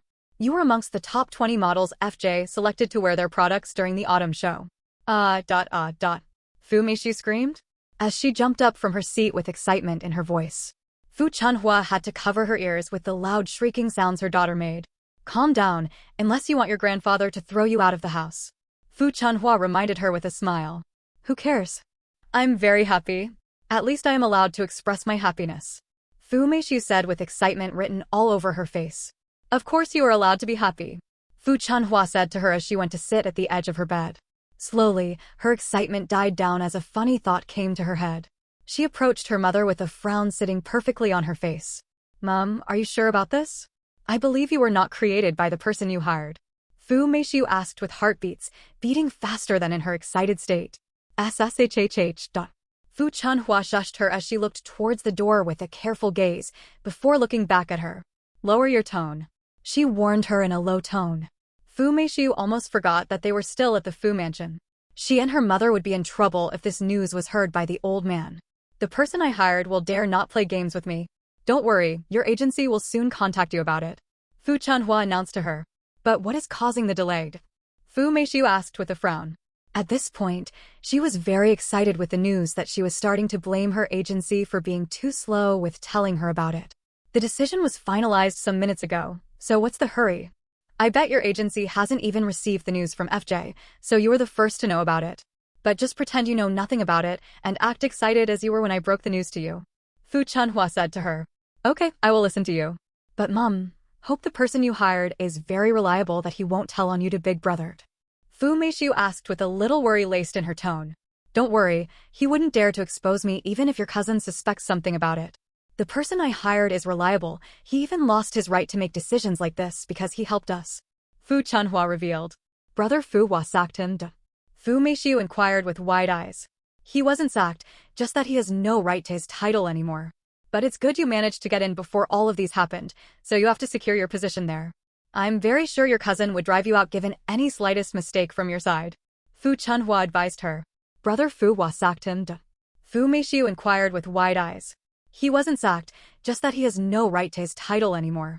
But it's good you managed to get in before all of these happened, so you have to secure your position there. I'm very sure your cousin would drive you out given any slightest mistake from your side, Fu Chunhua advised her. Don't worry, Mom, I'll be very careful. I will not let this big opportunity slip off my fingers just like that. Fu Meishu swore with a determined look. That's good. You need to take up more works now, and your agency will make sure of it when they get the notification that you got into FJ Styles. Of course. I now have the opportunity of getting more works in this field. Very soon, I will be a C-list model. I'm so climbing to the top without giving a fight, Fu Meishu said. Good. Fu He will be very annoyed when she learns of this news, and I can't wait to taunt her with it at the dining table, Fu Chunhua said with a low chuckle. Fu Meishu sighed and looked away from her. Mom, I'm going out. Fu Chunhua stopped laughing as she asked, Where are you going to? I'm going to have fun. Remember, I got into FJ Styles, Fu Meishu replied. No, it's too early. And besides, FJ Styles has not released any news. It will be bad that you are celebrating too early, Fu Chunhua said to her. Okay, I will just have to go out at least. I can't stay at home and have grandfather thinking that I have nothing doing and not suitable to work in FJ. Fu Meishu said as she walked to her closet to pick some clothes. Okay, but no partying till the news is announced. Make sure to come home early for dinner. Fu Chunhua reminded her as she stood to her feet and walked towards the door. Okay. Fu Meishu replied with her eyes roaming all over her wardrobe. Later that evening, FJ Styles announced to the agencies their models were selected. They informed them their models got in and sent them the contracts to sign. FJ Styles someone and one of their lawyers to send the contracts to them and get their signatures on it to move to the next level. After signing the contracts, the agencies their models got in happily announced to the selected models the good news. Y Entertainment, which Fu Meishu belonged to, had 2 people from their agency that was selected, Fu Meishu and a top actress working with them. The owner of Y Entertainment was surprised that a D-list celebrity got into FJ Styles, but he waved the matter aside. They had 2 of their models joining FJ Styles, so it was good news worth celebrating. Looking aside from the fact of how Fu Meishu got in, which on the normal circumstances she wasn't supposed to get in, Y Entertainment informed the managers of the 2 female celebrities under them of the good news, so they could pass the news on to them. When Fu Meishu got the news from her manager that she got into FJ Styles, she almost had her cover blown because it wasn't new news to her. She had this indifferent attitude when her manager announced the news to her. Now coming back to her senses, she pretended as if she didn't hear what her manager said to her. The manager, who was initially surprised by her response, was about to have his imagination running widely before he got the message that Fu Meishu didn't hear him, otherwise, she wouldn't have acted in that manner, so he repeated the news to her. This time around, Fu Meishu acted the play perfectly as scripted. She acted shocked and surprised that she got in. OMG. I didn't know I would get in. That was what Fu Meishu said with that facial expression. Her pretense was at another level. It's all right. You did a good job by getting in. Now the agency is proud of you. I will call you later when I get another news of the next step to take after signing the contract. The manager informed her. The contract has been signed. Fu Meishu asked in surprise. Yes. FJ said they would send a message across to us on when you would come for your measurements to be taken. Her manager revealed. Okay, thank you. Fu Meishu said with excitement in her voice. After the call ended, Fu Meishu, who was now back home and in her car, had a look of excitement on her face as she began to make calls to get the best outfit to visit FJ Styles with for the time she would visit for her measurements to be taken. After making the calls, she glanced at herself at the side mirror of her car to check her looks while plotting something in her head. Seeing her looks were okay, she smiled to herself before fixing her facial expression to that of the one that was in utter excitement, before opening the car door and running into the house. Mom. She called out with a loud voice and happiness in her tone as she ran into the house. The servants could only watch as she ran into the house making noise. What is it? Fu Chunhua asked with a smile as she saw her daughter running towards her. Fu Meishu winked at her, giving her a sign to pretend and cooperate with her. Fu Chunhua got the sign and gave a slight nod to show that she understood. Mom, guess what? Fu Meishu asked with an excited tone while the servants around watched. What good news is making my Meishu so happy? Fu Chunhua asked with a fake surprised look on her face. Mom, can you believe it? I got into FJ Styles with my efforts. Fu Meishu announced. What? Are you sure there was no mistake somewhere? Fu Chunhua asked with a surprised facial expression. Mom, what are you saying? Are you saying that I'm not capable? My manager called me 2 minutes ago to announce the good news to me, and the contract has been signed already, so how can I be mistaken? Fu Meishu asked. Wow! That's such good news. We have to celebrate. Fu Chunhua is sad with a happy smile as she dragged her daughter up the stairs as the servants watched on with an obvious gaze.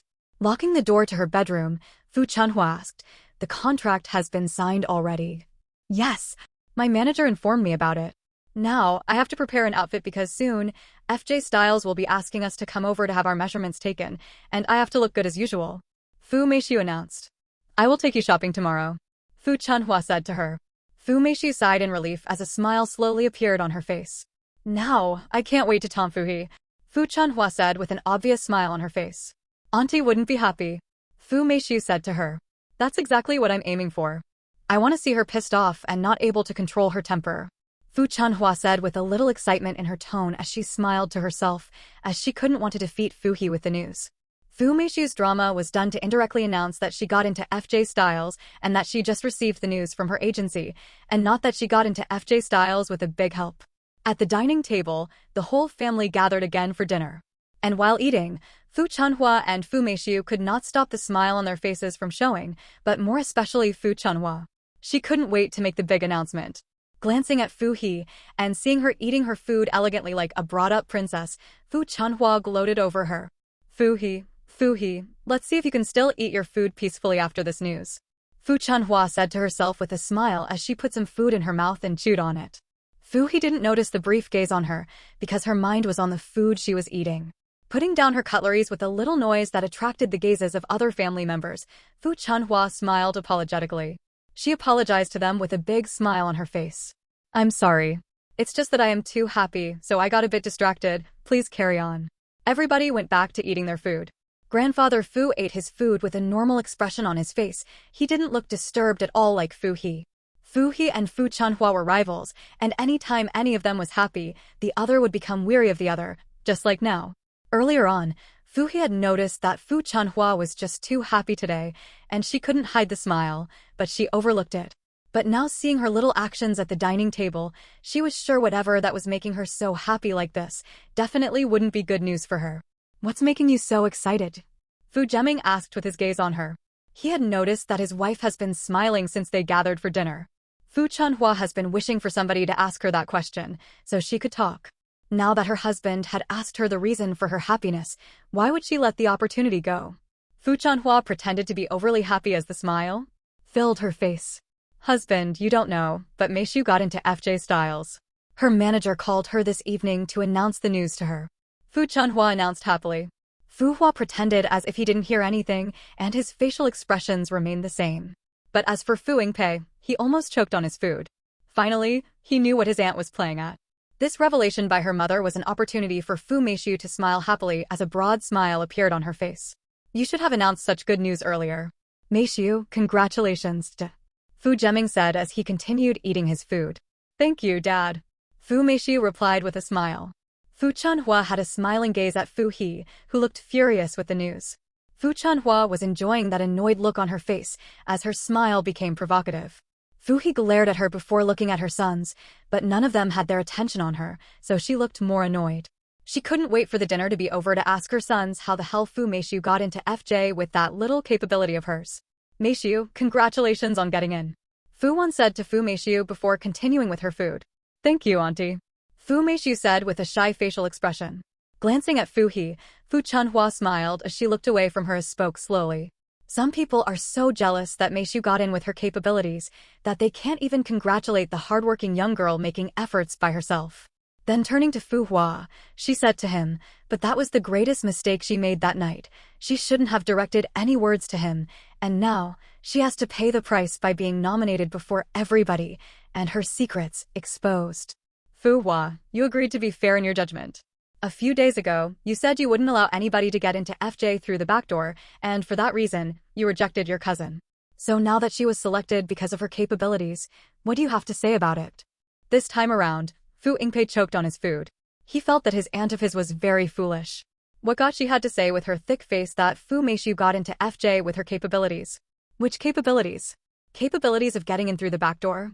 Fu He felt annoyed that Fu Chunhua was making fun of her son now that her daughter got into FJ.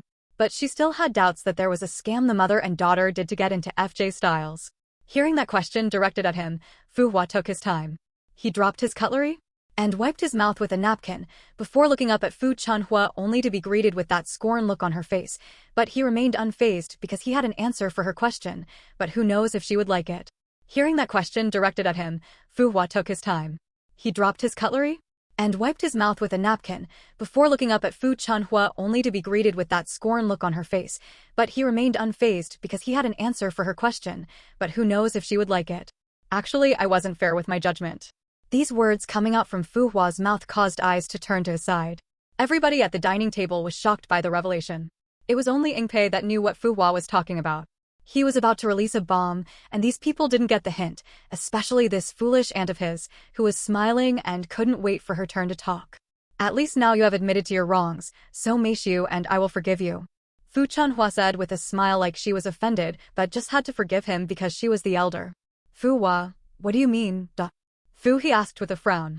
She believed that her son could not make a big mistake like this that concerned her pride, and besides, it looked like he had something else to say. I was waiting for this question, thanks for asking. Fu Hua said as he spared his mother a glance, but he didn't look grateful at all. With everyone's gaze on him, he glanced at Fu Chunhua and said without mincing words, if Meishu hadn't gotten in through the back door, and Ingpei hadn't pleaded to let her in, she would have been blacklisted by FJ, and then when the news spreads, it will be difficult to restore her reputation and land new jobs. At this point, Ingpei was the only one trying to control his laughter, so he covered his mouth with his hand and lowered his head. The rest of the family members were shocked by the revelation and were ogling at Fu Hua and the angry-looking Fu Chunhua. Fu Hua, what do you mean by the nonsense you just said? Fu Chunhua asked in an irritable tone as her chest heaved up and down in anger. Fu He smiled as she took some sips from her glass of water, but she knew this was not the time to butt in. It was rare for her son to talk, so she would allow him and give him enough screen time. If you keep denying all of these, then I will be forced to do a thorough investigation and bring all the evidence in front of everybody and the media, and by then, we will see who is actually speaking nonsense. Lu Longwei said to her, and seeing that she was still trying to say something, he added, just refute my words one more time, and I will show you what justice actually means. Ingpei choked on his water and began to cough violently. He couldn't believe his brother could be this mean. He didn't even care about her face and kept slapping it repeatedly. Fu He couldn't hold her laughter as she laughed out loud. This revelation by her son has indeed made her happy. She couldn't believe that Fu Chunhua would be this shameless and thick-skinned to go through the back door and come to judge her son. What a shameless woman. Fu Meishu was so embarrassed that she began to hope the ground would open and swallow her up. But as for Fu Chunhua, she was so angry that she couldn't hide her facial expressions. Are you treating me? Fu Chunhua asked in gritted teeth, but Fu Meishu touched her arm to calm her down. It would be better if she swallowed her anger before she got her into trouble. Auntie, you should know me by now that I don't play with my words. Just deny these facts, and I will dig up everything related to this matter. Excuse me, Fu Hua said as he stood to his feet and walked out of the living area. He was angry as well that his auntie was playing around with his company. He didn't like the fact that she decided to play her games in his company. Fu Chunhua was so choked up in anger that she didn't know what else to say again. Fu Meishu kept patting her thighs to stop her from talking. Right now, Fu He was laughing so hard that she couldn't control herself. She found the situation very funny. She couldn't believe things would turn out this way. Thinking about it, she laughed with her hand over her mouth. Grandfather Fu was currently looking at everybody. He was quiet as he observed everybody. He knew with what Fu Chunhua did, Fu Hua was very angry about it because normally, he could have continued eating after exposing her, but he walked away, which meant that he was truly unhappy. Shaking his head, he put down his cutlery and shut his eyes. Opening them again, he faced his second son and asked, "When are you leaving with your family?" Everybody at the dining table was shocked by the question, because they knew for the old man to ask this question, he must have been fed up with Fu Chunhua's drama.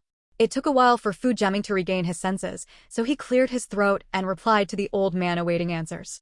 In 2 days. Leave tomorrow, you are done welcoming me. You have been absent from work, and it is not right. Old Mr. Fu said. Who would dare to refute his words? His words were not negotiable. Receiving the decree with regret in his heart, Fu Jiaming drank some water, while the old man left the dining area for them. Fu Jiaming was ashamed of his wife, and because of her, the old man was asking them to leave. Sometimes he didn't know how to deal with his stubborn wife. Fu Chunhua's facial expression became more ugly, so as Meishu. As for Fu Ling, none of this concerned him. He was just quiet as he ate his food while thinking about other things. Fu Jiaming was ashamed of his wife, and because of her, the old man was asking them to leave. Sometimes he didn't know how to deal with his stubborn wife. Fu Chunhua's facial expression became more ugly, so as Meishu. As for Fu Ling, none of this concerned him. He was just quiet as he ate his food while thinking about other things. Taking the opportunity that the old has left, Fu He sneered at Fu Chunhua. Chunhua, who knew you were this shameless? I can't believe you have the guts to get Meishu into FJ Styles through the back door and still have the thick face to dent it. Do you know you would be damaging her reputation if this news gets out? Normally, Meishu couldn't have gotten into FJ Styles with the requirements they listed, but you managed to sneak her in. Do you think people are blind? You should have let Meishu work her way up, but you using this underhand method, TSK. Fu He trailed off as she threw her face away. Fu He, it would be better if you shut your mouth and eat your food. Fu Chunhua warned in a raised tone. Hey, don't you dare raise your voice at me. Who do you think you are? In this family, I have more rights than you and can throw you out since I invited you over, so you better behave. Fu, he said to her with creased brows. This woman dared to meddle in her son's company, something she hasn't dared to do before, so she was very angry about it. And now, she dared to raise her voice at her. It looks like she wanted a slap. Your upbringing should be questioned because you don't have respect for your elders. Fu Chunhua said angrily. Fu, he scoffed as she said to her, are you now admitting that you're older than me? Fu Chunhua just looked like she just shot herself in the face. She was so angry that she didn't know when she said that, but now it was already too late to take her words back. Ingpei, Fu Ling, and Fu Meishu looked surprised to learn this new news. Fu Chunhua still had something to say, but Fu Zheming slammed the table with his palm. Can you just shut your mouth for a minute and not look for trouble for once? Fu Zheming said in anger. Fu Chunhua was shocked by his sudden outburst and directly shut her mouth with a shocked gaze on him. At this point, Fu Lei and Fu Ling got up and left the dining area. Fu Zheming was still angry with the fact he was asked to leave the house because of his wife's troubles, but instead, if the woman to feel sorry for what she caused, she was still shamelessly causing more troubles. Fu Wan, who has been quiet all this while, sighed before standing up and leaving the dining area. She didn't have the energy to watch these people fight. Chunhua, enjoy your dinner. Fu, he said with her gaze on Fu Chunhua while standing to her feet. After saying that part, she turned to Ingpei, who was still eating, and called out to him. Ingpei, let's go. But Mum, I'm not done eating. Fu Ingpei said, but he received a glare from his mother, so he gave one last look at his unfinished dinner before walking away with her. Now left at the dining table were Fu Chunhua, Fu Zheming, and Fu Meishu, who had stopped eating since. Seeing that everybody had gone, Fu Chunhua turned to her husband to ask, "Dis, you have to embarrass me in front of everybody?" Dropping his cutlery, which caused a shattering sound against the ceramic plates, he said in anger, "What about me? Did you think about me when you were causing trouble? Now what kind of person does father think I am for marrying a troublemaker? Are you calling me a troublemaker?" Fu Chunhua asked in a heavy tone. If you're not, then which other words best describe you? Did you know what your pride has caused us now? You know you are guilty, but you still dared to show off about it. Your brains must have been eaten up by vultures. Fu Zheming said as he looked away from her. Fu Chunhua's chest was heaving up and down. She was beyond angry for getting insulted repeatedly. What about you, are you innocent? She asked. In fact, nobody is innocent, but you're the only blockhead that will commit a crime and shameless boast about it. You don't know how thorough Fu was? You think he is a fool? He cares about FJ and has poured out everything he has to bring the company to this level, and you think you meddling in it will turn out well? Don't you know that meddling with his company is like a slap to his face? He didn't even bring this up, but you dared to brag in his presence that Meishu got in through the back door, but he didn't know about it, and not only that, you dared to drag him in and rub it on his face. You are truly brainless. All that Fu Zheming said is true. On a normal, Fu Hua wouldn't have said anything about his cousin getting into his company through the back door, but he was provoked by Fu Chunhua, who was showing off to him that she smoothly got her daughter in without getting caught. So he had no choice than to reveal to her that he knew about everything, but just let things go. Actually, he needed just one more provocation from her to bring out evidence and ban Fu Meishu from ever collaborating with FJ in her life, because he was beyond angry today. Even his old man cannot take decisions for him about his company without asking him about it first, so who was she to meddle with his company affairs? Fu Chunhua was the foolish one indeed. Only she would commit a crime and shameless brag about it right in front of the person she committed a crime against. She was truly brainless, just like her husband said. That same night, Fu Zheming asked Fu Chunhua to pack her things to leave the Fu house the next morning. Can't you speak to father to forgive me and allow us to stay for a little while here? Fu Chunhua said to him with a frown. Don't you have legs and a mouth? Why don't you go and meet him yourself? Nonsense. Fu Zheming said as he looked away from her. Zheming, are you acting so cold towards me? I am your wife. Fu Chunhua said to him with a hurtful look on her face, but her husband wasn't going to fall for her tricks. Fu Zheming laid on the bed and shut his eyes. All I know is that we are leaving after breakfast tomorrow. Fu Chunhua wasn't happy with the decision he made. She didn't want to leave the Fu mansion. She wanted to spend more time here, but it looks like her wishes would never come true. The next morning, everybody gathered at the dining table to eat breakfast. It was quiet as everyone had a tacit understanding not to bring up whatever happened last night. Recalling the events of the previous night, Fu Chunhua felt something pricking her heart. But who could she pour all her grievances to? She sat there quietly and ate her breakfast. As for Fu Hua, he already left for work early in the morning, so he was the only person missing at the breakfast table.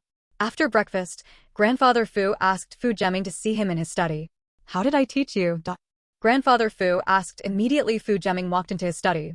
At first, Fu Jiaming glanced at him in confusion, but he suddenly recalled as the flashes of all the troubles his wife caused since they came back came to his head. Grandfather Fu sighed and asked him to sit. Do you still have authority over your wife? How can she keep going against the rules every time? Caution your wife before your next coming. Father, you mean we are allowed to come back? Fu Jiaming asked in surprise.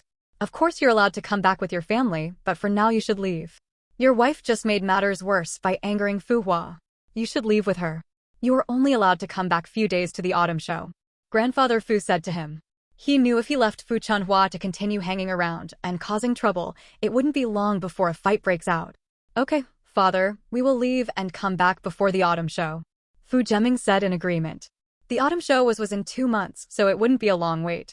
By right, Fu Jiaming and his family were supposed to be living in the Fu Villa as there were more than enough rooms to house the entire family. But because of his wife always being in confrontation with Fu He, Grandfather Fu had no choice but to send him away with his family for peace to reign. After talking with the old man for a while, he left his study for his bedroom, where his wife was sitting on the bed with an adamant look on her face. Are you done packing your things? He asked. Yes, Fu Chunhua replied in a dull tone. Then what are you waiting for? Take the luggage out, or you call the servants to help you with it, or are you waiting for father to call the guards to come and throw us out of the house? Fu Jiaming asked in an agitated tone. Why are you shouting? Fu Chunhua asked while standing with a frown on her face. Fu Jiaming looked her up and down with an unhappy look. If I go downstairs before you, you will be thrown out of the house, and you will not enter the same car with me. After giving that note of warning, Fu Jiaming left her sight. Fu Chunhua could only sit back on the bed and sulk. 15 minutes later, Fu Jiaming as his family left the house with the servants carrying out their bags. Fu Meixiu looked reluctant to leave the house. And since the incident yesterday, she hasn't really discussed it with her mother.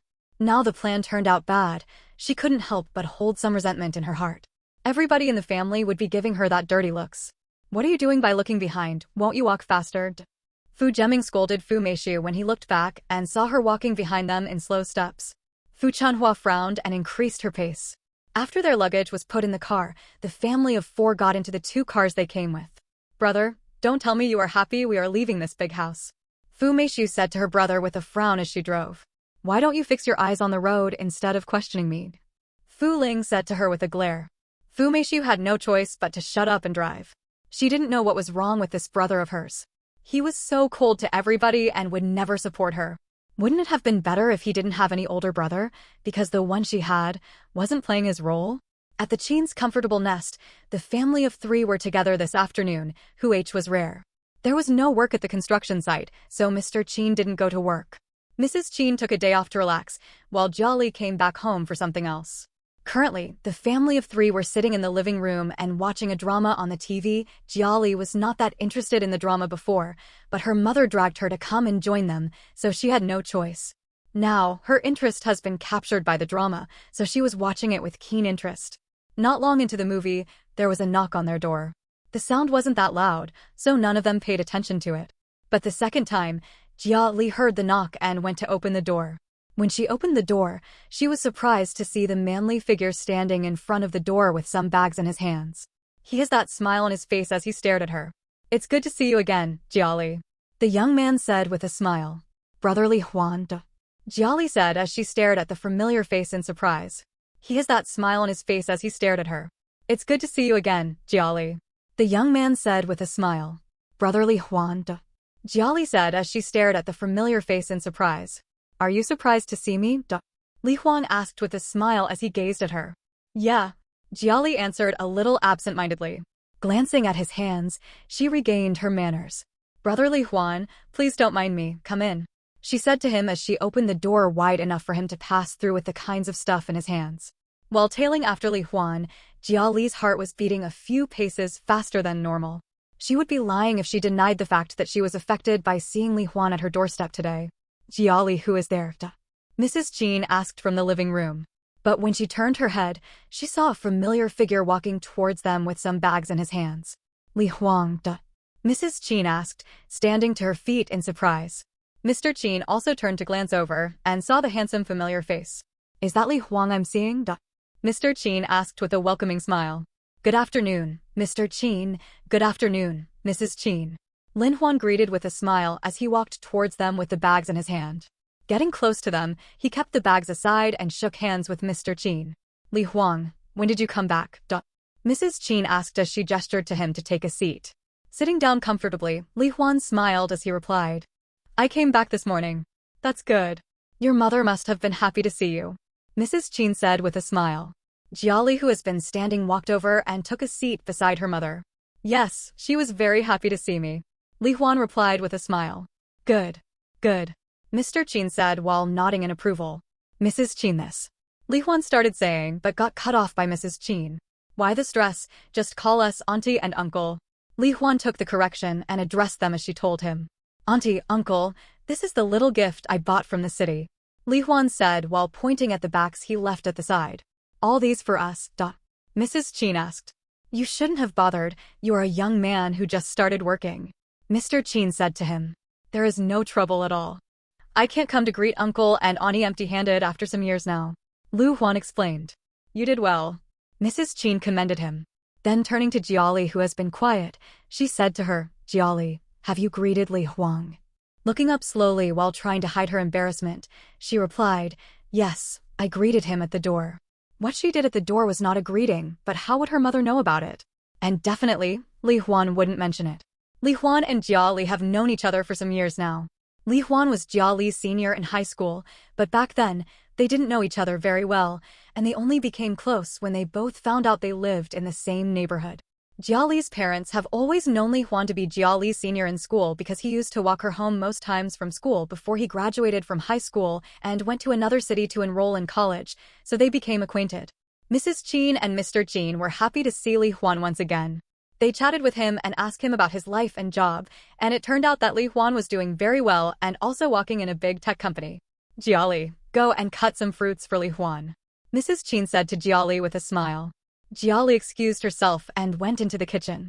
She was blushing when she came into the kitchen. While in the living room, she felt Li Huan's gaze on her at every moment, and so she has been looking for a moment to escape so she could fan her hot cheeks and breathe properly. Fanning her face, she asked herself, Jia Li, what is wrong with you? Feeling that the hotness on her cheeks and neck had reduced, she sighed in relief and picked up some fruits to wash. In the living room, Mrs. Qin turned to glance in the direction of the kitchen while saying, Why is Jia Li taking so much time to cut some fruits? Relax, it hasn't been up to 2 minutes since she left. Mr. Qin said to her. We have a visitor. I will go find her and help her out. Mrs. Qin said before disappearing into the kitchen. Mrs. Qin was not really bothered. She only made this excuse to go and check on Jia Li because she noticed something. Hearing the footsteps behind her, Jia Li turned to see who it was. Mom?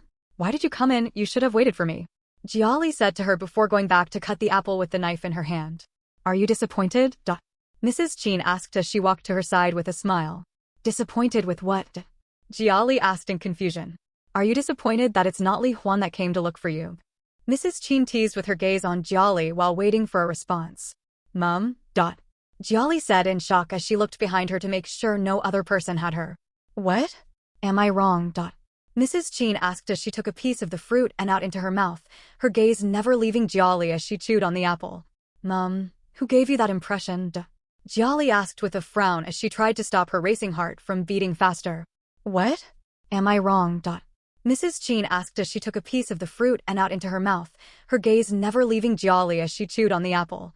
Mom, who gave you that impression? Jia Li asked with a frown as she tried to stop her racing heart from beating faster. You gave me that impression. Mrs. Qin replied with a smile, and seeing that Jia Li still had something to say, she stopped her. We will talk about this later. Cut the fruits quickly and bring it over. I will serve the water. Mrs. Qin said as she opened the refrigerator and brought out bottles of water. She placed them on the tray and left for the living room. She returned to the kitchen to get the glass cups, and after smiling at Jia Li, she left again. Jia Li heaved a sigh as she patted her hot cheeks. She really wanted to see her face and check out if her feelings were truly portrayed on her face. But too bad she couldn't see her face. After cutting the apple, she washed some grapes and added them to the plate of fruits before carrying it out, while trying hard to manage her facial expressions. It was a hidden secret that she had feelings for Li Huan. She had always had a crush on her tall, smart, and handsome Hugh School senior, but she kept her feelings hidden. She didn't know if it was love since she didn't know what that means, but she knew she liked being around him. Serving the fruits, Mr. Qin gestured to Li Huan to eat. Thank you. Li Huan said as he picked up a piece of apple to eat. As they enjoyed the fruits, they talked about some things and a little memory from the past. But all in all, they had a hearty discussion. Auntie, uncle, I will be leaving now. Li Huan says to them while checking his wristwatch. You are leaving already? Mrs. Qin asked. Yes. I will come to visit again before I travel back. Li Huan said with a polite smile. You are free to come and visit anytime you want. You were Jia Li's senior in high school, and you always had her back. You can come and visit anytime you want. Mr. Qin said to him. Then I would have to trouble auntie and uncle to take me in. Li Huan joked. It's not troublesome at all. We will be happy if you visit often. Mrs. Qin said as she patted his shoulder. Mrs. Qin then turned to Jia Li and asked her to walk Li Huan out. Jia Li smiled in agreement and followed Li Huan outside the house. Outside the door, Li Huan stopped in his steps and turned to glance at Jia Li, while Jia Li glanced at him in confusion. Li Huan patted her hair twice before saying to her with a harmless smile, on my way back, I was imagining what you would look like now, since I haven't seen you in 3 years, and it turned out that I wasn't disappointed. You have really grown into a beautiful young woman. Jia Li blushed at his comment, but she mouthed a word of thanks. With him still staring at her with a smile, Jia Li felt the situation was awkward, so she cleared her throat. Brother Li Huan, when are you going to the city? She asked as she gazed at his face. I took a week off from work, so I will be around for a week. Li Huan replied as he turned around and started walking away in slow steps, and instinctively, Jia Li followed him. That's good. Jia Li said as she tried to hide the excitement in her tone, but it didn't go unnoticed by Li Huan, who smiled to himself. You look happy to see me. Did you miss me? Li Huan asked in a gentle tone while patiently waiting for Jia Li's reply. Jia Li was taken aback by his question, and when she was trying to reply, she started to stammer. Li Huan smiled and touched her hair again, saying, Don't mind me, I was joking. How is college? He asked, changing the topic. College? College is fine. Jia Li replied with her face down. She was still embarrassed by his previous question. All right, you can go back now. I will see you too. Li Huan said as he stopped in his steps. Tomorrow. Jia Li asked with a slight frown. Why? You don't want to see me? Li Huan asked with a smile, and Jia Li quickly refuted his words. No, it's not that. I'm going to school tomorrow. Okay, we will see when you come back. Go back. Li Huan said as he gave her a little push. Jia Li waved at him before walking back into her house. Li Huan resumed walking after he saw her enter her house. He had a smile on his face as he walked back to his house. Has he gone? Mrs. Qin asked immediately. Jia Li walked back into the living room. Yes. Jia Li replied and attempted to walk past her parents, but Mrs. Qin asked, What did you two talk about? You. Mr. Qin said with an unbelievable look on his face. Jia Li looked surface at the question as she called out, mummed. All right, go to your room. Mrs. Qin said as she shooed her away with a smile. Jia Li looked wronged as she walked back to her room. Why did you do that? Mr. Qin asked with a frown. It's so fun teasing her. I don't know why she is so shy. I'm worried that she can be easily tricked since she doesn't have thick skin. Mrs. Qin said. Do you think by doing things this way it would work? Mr. Qin asked with his gaze on her. It will work. At least she will get used to hearing me say things like that. Mrs. Qin replied as she picked up the remote and turned on the TV. No, if you continue teasing her, she may end up not talking to you again. You know how shy our daughter is. She will not be able to handle your teasing words. Mr. Qin reminded her. Okay, I have heard you. Let's continue with the drama. Mrs. Qin said as she gestured to the TV. No, if you continue teasing her, she may end up not talking to you again. You know how shy our daughter is. She will not be able to handle your teasing words. Mr. Qin reminded her. Okay, I have heard you. Let's continue with the drama. Mrs. Qin said as she gestured to the TV. When Jia Li went back to her bedroom, she was blushing. Then she remembered that she didn't exchange contact with Li Huan, so she feels a little sad. But looking at the big picture, she smiled to herself because she was still going to see Li Huan again. Jia Li picked up her sketchbook and sat on her desk, ready to create something new. There was an assignment given to them to make a dress for the next runway show they would be having in their college. Jia Li had to take the assignment seriously because something good will come out of it if her dress was chosen. She would start to make a name for herself. Jia Li spent an entire afternoon and evening trying to sketch something new and desirable, but she failed. When Mrs. Qin walked into her room in the evening, she saw so many crumpled papers on the floor, and then an annoyed Jiali, sitting on her desk with a frown. The next minute, she rolled up the paper and was about flinging it when she met her mother's surprised look. "Mom, Jiali called out and still threw the paper to the floor. "What is going on here? Mrs. Chin asked as she picked some of the crumbled papers to take a look. "I'm trying to create something, but what I penning down is not what I want," Jiali explained with a little frustration in her tone. "But you have a nice drawing here. Why would you discard them?"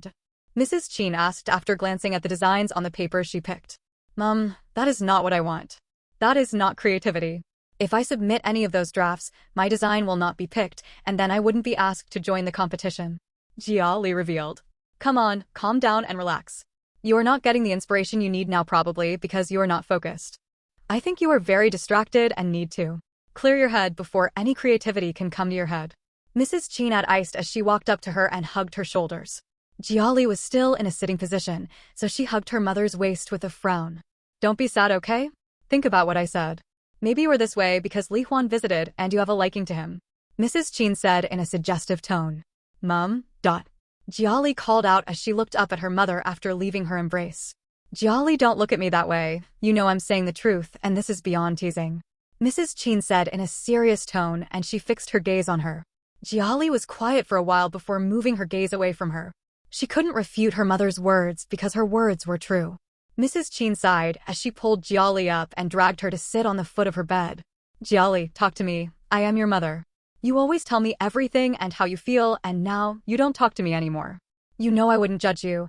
Just tell me your true feelings, and as a mother and a counselor, I will advise you," Mrs. Chin said as she took her hand in hers and massaged it. Jiali sighed before speaking up. "Mom, I don't know if I like Brother Li Huan and just a mere infatuation, but I know that I certainly do not hate him. Since he visited today, I've been thinking about him." Mrs. Chin smiled as she spoke in a gentle tone. "Looks like we're about to have a long talk. It's not bad to like someone especially of the opposite sex, at least that shows that you are attracted to them. If you like Li Huan, be true to your feelings and don't hide it, because if you continue to hide it, you won't feel at ease, just like now. You are bothered and cannot concentrate on your work. This is the first time you confessed that you like somebody, and I am really proud of you. Although these feelings didn't just erupt, it was gradually built for some years. So Mom, what do I do? I like Brother Li Huan, but I don't think he likes me," Jiali said with a frown. "How do you know he doesn't like you? When he came today, he had half of his attention on you, and I think he likes you. From your interaction with him, can't you tell his feelings towards you?" Mrs. Chin asked. "I don't really know. I know he likes me, but I don't know if it's the kind of love a brother has for his sister, or he sees me as a true woman. Brother Li Huan lives in the city, and there are so many women there. What if he has a girlfriend?" Jiali questioned with a racing heart. She was afraid that Li Huan had a girlfriend already, and then she wouldn't get to express her feelings. She liked Li Huan and would wish to date him if he liked her the same way and asked her out. If Li Huan has a girlfriend already, that could be a problem. You don't want to be a man-snatcher, do you? Mrs. Chin asked with a knowing look on her face. "A man-snatcher? Mom, how could you possibly think of that word? You know I'm not like that," Jiali refuted with a frown. "It's okay, I was just saying. We are not sure if Li Huan has a girlfriend already, and there is only one way to find out," Mrs. Chin said in a suggestive tone. Glancing carefully at her mother, Jiali asked in a curious tone, "What way?" "It's okay, I was just saying. We are not sure if Li Huan has a girlfriend already, and there is only one way to find out," Mrs. Chin said in a suggestive tone.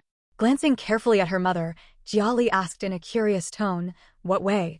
Mrs. Chin smiled before leaning in to whisper into her ears. "What? There is no way I'm doing that," Jiali said with a frown. "That would be so embarrassing.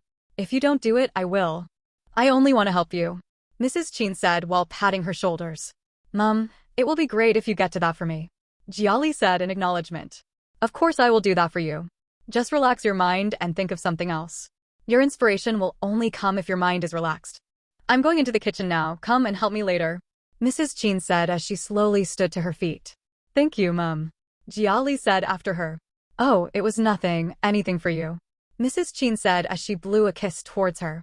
Watching her mother walk away, Jiali smiled to herself before standing up to pick up the paper mess littered all over her room. She sat back on the table and picked up her pencil to draw, but she couldn't find any inspiration, so she put her papers aside and walked into the kitchen to help her mother out. "You came out too soon," Mrs. Chin said to her. I still couldn't calm my nerves, so I decided to come out and help earlier instead of wasting time in my room doing nothing. Jiali replied, and she took over with washing the vegetables from her mother. You're still bothered because of Li Huan. Don't worry, mother already promised to get you answers tomorrow, Mrs. Qin said to her with a smile. Jiali felt a bit relaxed and helped her mother to get dinner ready. Back at Li Huan's home, Mrs. Li saw he was back and asked him with a smile. Did you see her? Yes, I did. Mom, I thought I told you to rest and leave the cleaning to me, Li Huan asked as he walked over to his mother's side and took the end towel in her hands away. I'm not sick anymore, I have already recovered, Mrs. Li said with a smile as she gladly let him take the towel from her. You are not through with taking your drugs. You're only saying this because you suddenly felt a bit relieved, and the first thing that came to your mind was to get back to work, Li Huan said as he kept the towel aside and gently guided his mother to the couch. Enough, I will listen to you. How is Jiali? I haven't seen her in a few weeks now, Mrs. Li asked. She liked Jiali and would be glad if they could become related, but she still hasn't made her stance known to anyone. Jiali is fine, and her parents are doing great as well.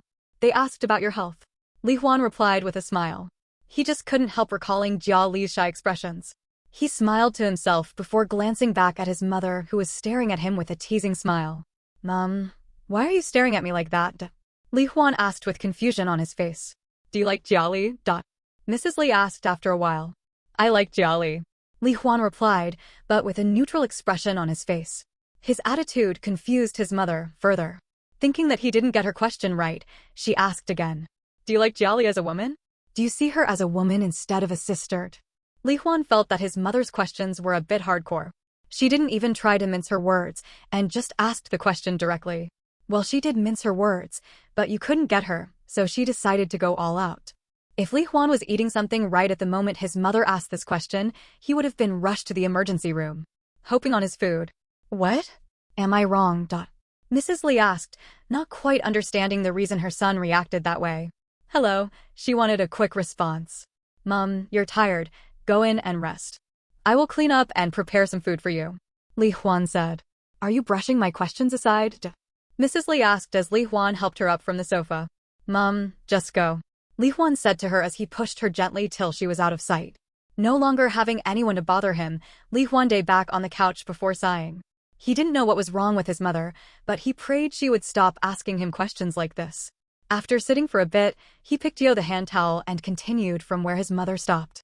After cleaning, he went to have his bath, and after which he went into the kitchen to prepare food for him and his mother. Their dinner was peaceful, unlike some people. After Fu Jiaming went back to his house with his family, he was very annoyed and embarrassed with his wife, so he snubbed her. He left the house without telling anybody his whereabouts and hasn't come back home. Now, it was time for dinner, and he was nowhere to be seen. Ling, call your father and know where he is. He is not answering my calls, Fu Chunhua asked Fu Ling with creased brows. I don't think he will answer my calls either, Fu Ling muttered to himself as he dialed his father's number. After some rings, the man decided to answer his call.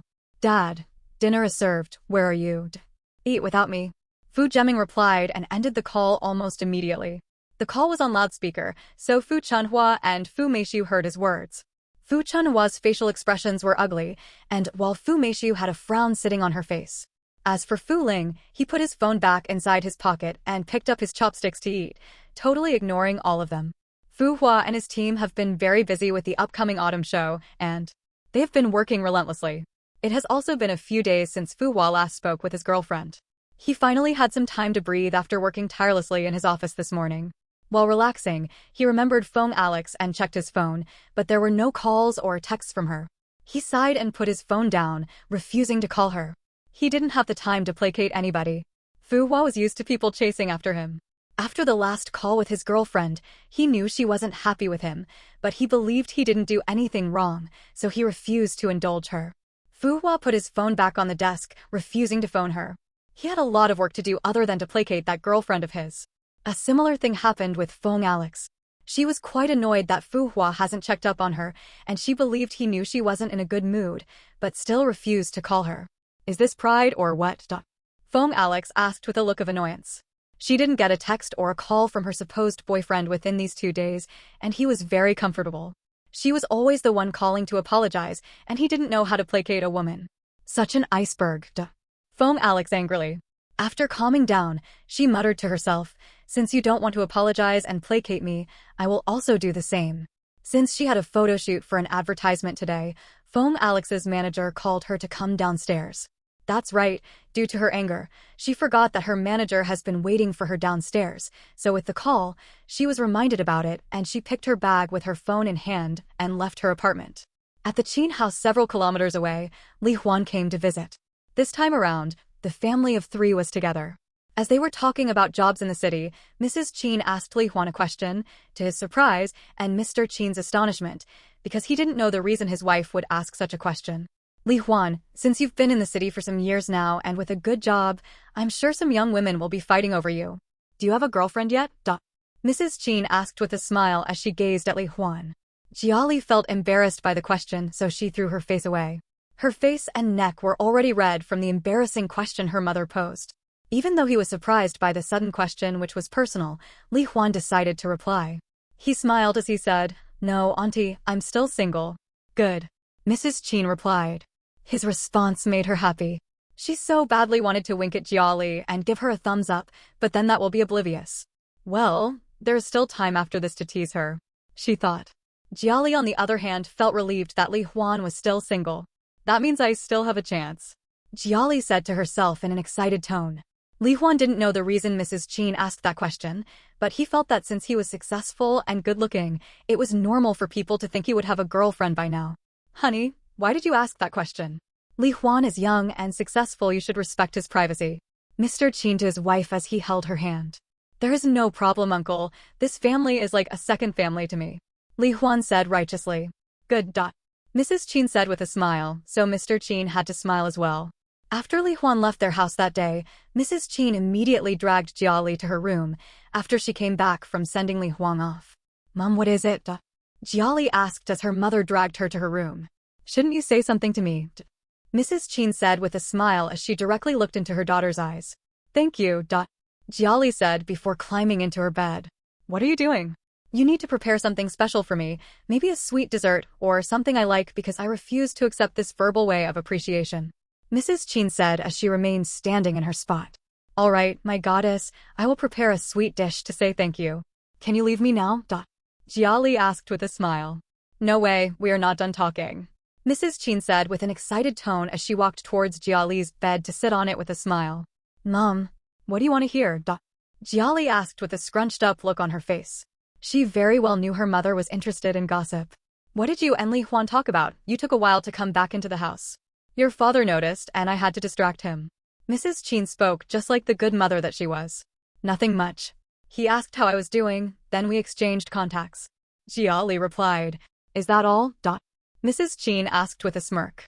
"He said he would call me later," Jiali added as she laid down on her bed, refusing to look at her mother. "I can see you're blushing, but there is no time for that. Come and make me your promised sweet dish. I will be waiting in my bedroom," Mrs. Chin said as she walked towards the door.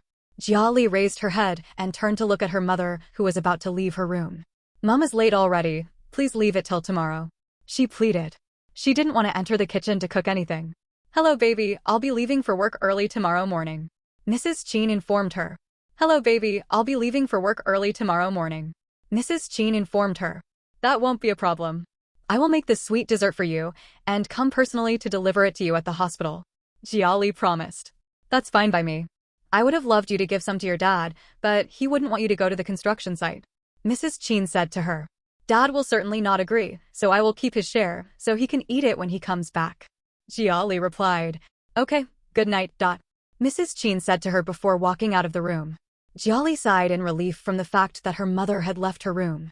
Thinking about the events of the evening, Jiali smiled to herself and rolled on her bed. Then, discovering that her reaction was not appropriate, she stopped rolling in the bed. Her smile paused as well as she got out of bed and went to sit on her desk. She has work to do. The next morning, Jiali's parents left early to their various workplaces, leaving her alone in the house. Jiali had college to go to, so after preparing her mother's special order, she had her bath and got dressed. And then, with a school bag in hand, she picked up the lunchbox and left the house. She went directly to the hospital to deliver the food box. "Do you have lectures today?" Mrs. Wen asked in surprise after she saw the backpack. "Yeah. Mom, enjoy the food. I have to leave now," Jiali said. Then, after passing the food box to her with a smile, she quickly left the hospital. Mrs. Chin sighed as she watched her leave. She wasn't even able to say, thanks to her. And if she knew she had lectures today, she wouldn't have asked her to make food for her. It was too late to regret. I'd better eat this when it's still hot, Mrs. Chin said in a low tone before turning around to walk back to her office. Li Huan did not call Jia last night, or in the morning of the next day. He patiently waited till evening before he called. And Jiali, on the other hand, has been waiting for his call, but that didn't mean she would get distracted when lectures were ongoing. After her last lectures, Jiali left the lecture hall. She was walking on the campus when her phone rang. Checking the caller ID, her heart began to beat fast. It was shown on her caller ID that Li Huan was the one calling. Jiali could feel that her hands were slippery because of the sweat which appeared as a result of her being nervous. Jiali answered the call but remained quiet till Li Huan spoke from the other side of the phone. Jiali, it's Li Huan, how are you? Li Huan asked in a gentle tone. I'm fine. Jiali managed to reply in a calm tone. Where are you now? Are you home? Li Huan asked. I'm still in college. Jiali replied as Abs tried to hide how nervous she was. Okay, call me when you get back, Li Huan said to her. When the call ended, Jiali felt like jumping for joy. She was very excited to hear from Li Huan. He said he would call her later, and he did call. Moreover, she did like his gentle tone. Jiali still had this love-struck look on her face when she noticed a familiar face staring intently at her. She looked shocked and almost screamed, but she was stopped by the young girl standing in front of her. Don't scream, the girl said in a commanding tone, and Jiali obeyed. The girl was tall and had beautiful features. She was taller than Jiali by a bit. She could very well pass as a model. Dandin, what are you doing here? Jiali asked after she forced the upcoming scream down Ji's throat. I saw a familiar figure from afar, then I guessed, this must be Jiali. Then as I came closer, your voice confirmed my guess. Tell me, who are you speaking to in a coquettish tone? Dandin asked with squinted eyes. She didn't manage to hear everything hear what Jiali talked about on the phone, but she managed to catch all her expressions. What coquettish tone? Jiali denied flatly. Don't worry, you don't need to tell me. With time, I will find out. Dandin said to her with a smile that was not a smile. Jiali smiled back at her. She didn't look like someone who was hiding anything. Dandin observed for a while, and seeing that she wouldn't be able to get anything from her, she finally gave up. She linked arms with Jiali, and the two walked towards the campus gate. They two chatted for a while till they parted ways since they were both going in different directions. At least I was not caught, Jiali said to herself.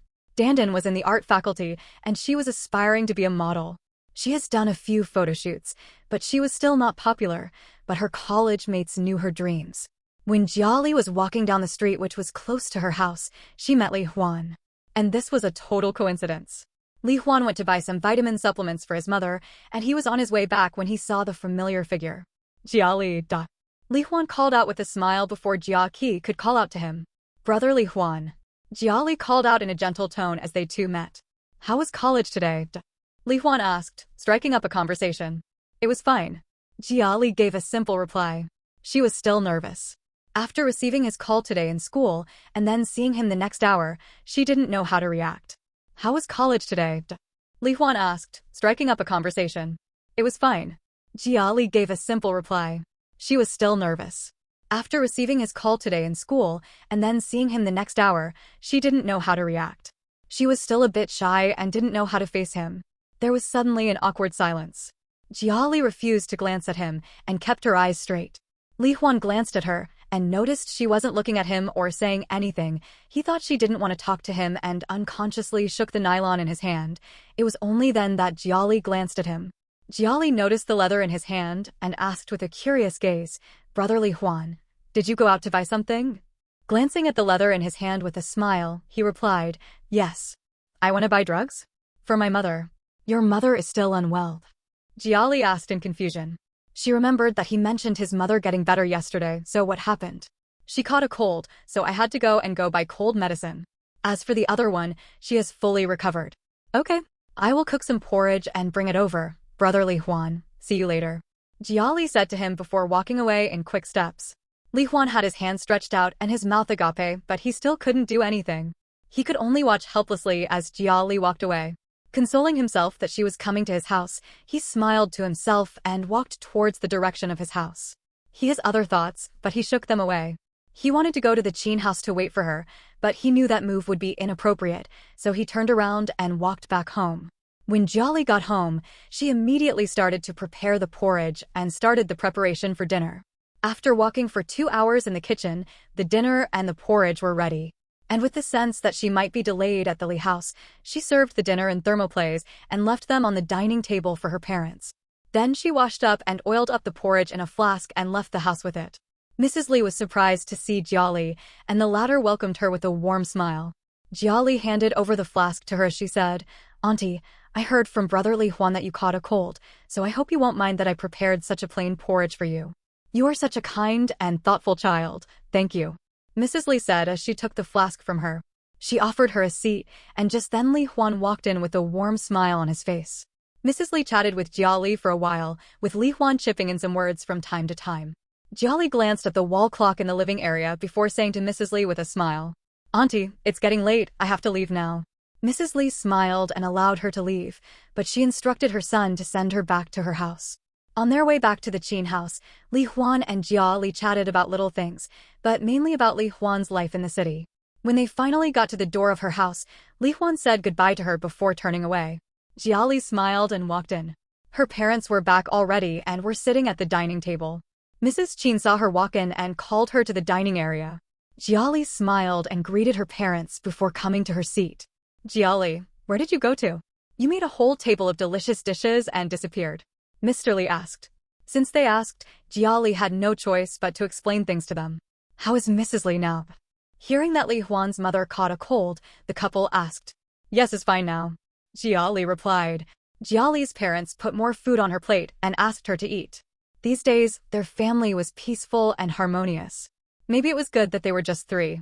It's been a few days since the models were selected by FJ Styles, and today, notices were sent to their agency to notify them of the date and time to come for measurement.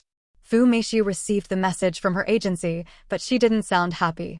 Since she was exposed and confronted in front of the entire family by her cousin, she has been feeling down. She was not as thick-skinned as his mother was happy that things were progressing in her favor since their plans worked out. Fu Hua has let you remain in FJ Styles, so this is the opportunity to get to the top. Behave yourself when you get there because your cousin is still angry with us, Fu Chunhua advised. She could tell her daughter wasn't happy, but she took the blame for the shame because if she didn't provoke Fu Hua, none of this would have happened. Fu Meixiu sighed and slowly nodded. When the day for her measurements to be taken came, her agency sent her and the other senior actress to FJ Styles with their company van.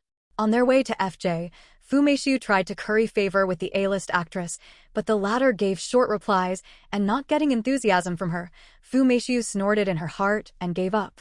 "Wait till I get to the top and see if you still dare to ignore me," Fu Meixiu swore in her heart. It seems that what was happening in front of FJ Styles was a parade, because all the models that were selected came in their company vans, and they were all dressed as if they came for a dressing competition.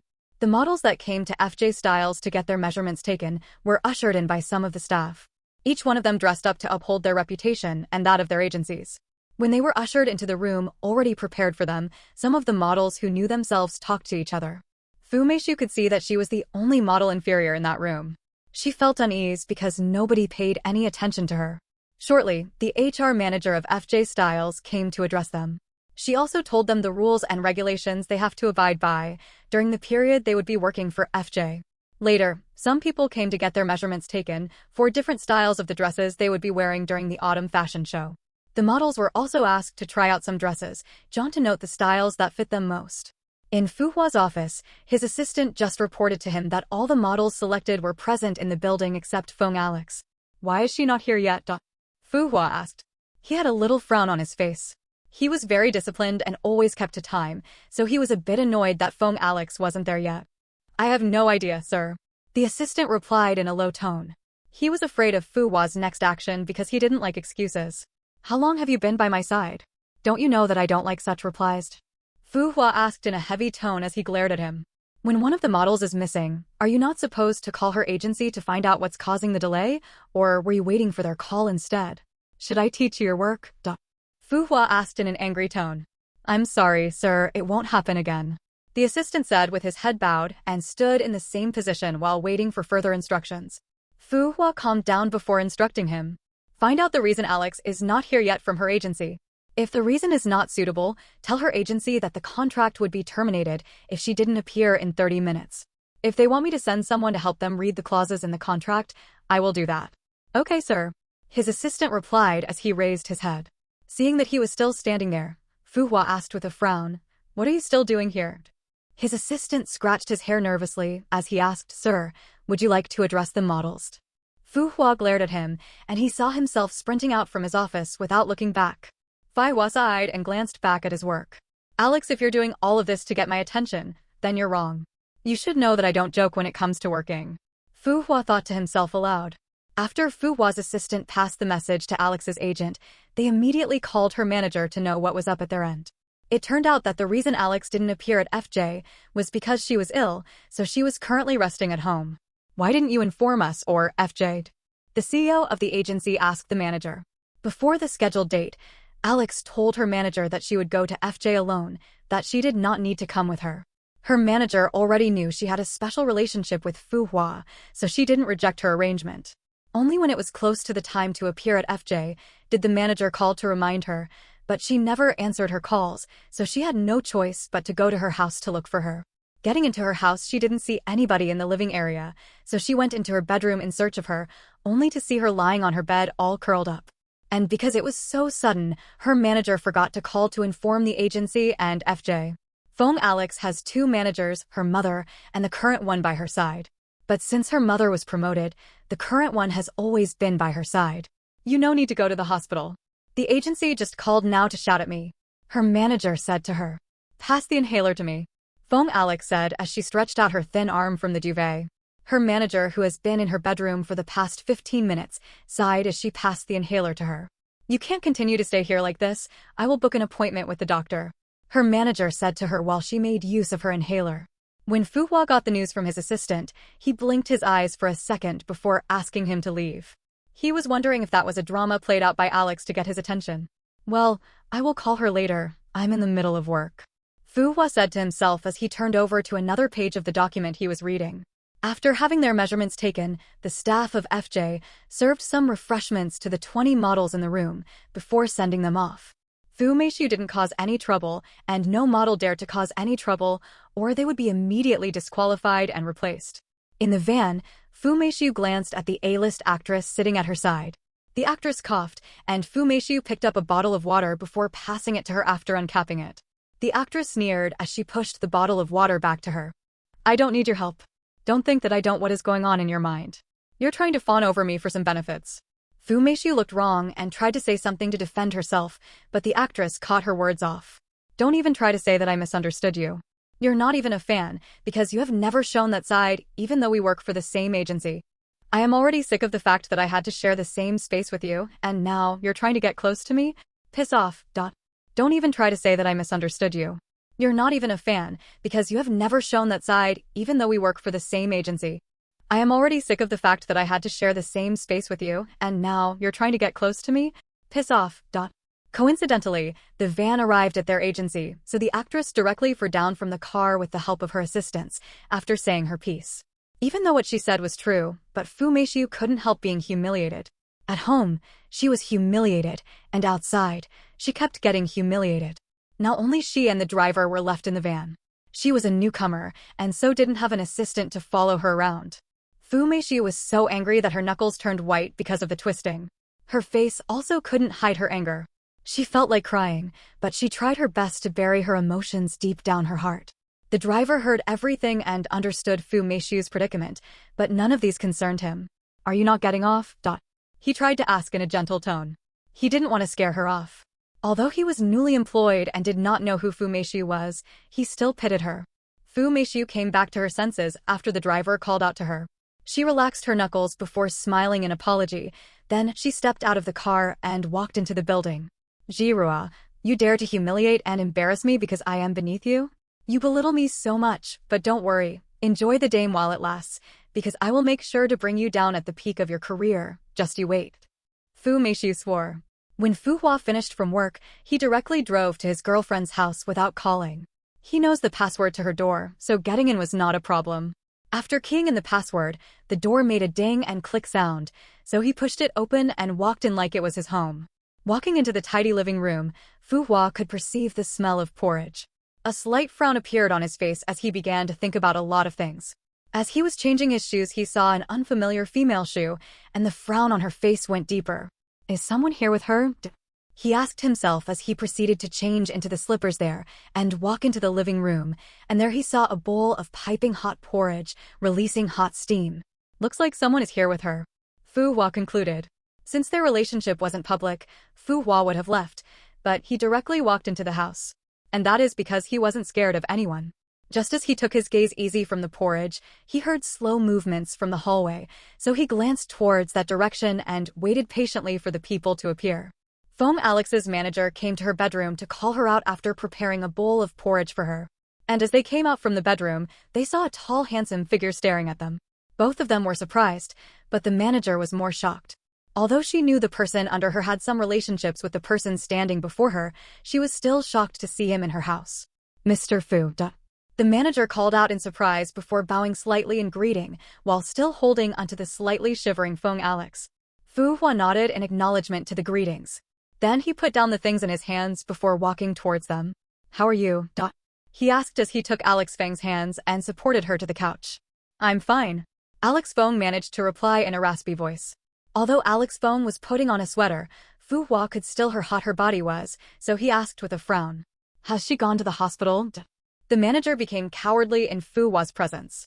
She refused to go, and she was too weak to leave the house, so I had to make some porridge for her, so she could eat and gain strength to move about. Fu Hua glanced between the manager and his girlfriend before sighing helplessly. Alex, you're sick, and you need to see the doctor get better. By the way, did you get a fever? Fu Hua asked with the sick woman in his arms. At this point, Alex Feng looked pitiful and fragile. Her lips were chapped, and her looks were dull. Anyone that saw her current state will believe she was pitiful and would want to protect her. Secured in Fu Hua's embrace, Alex Feng felt her heart warm up. I slept with the AC on, I forgot to turn it off. Alex Feng replied in a soft tone. Her voice also carried a tinge of weakness in it. How can you be so careless? Autumn is coming and you need to be careful with your health since you get cold easily.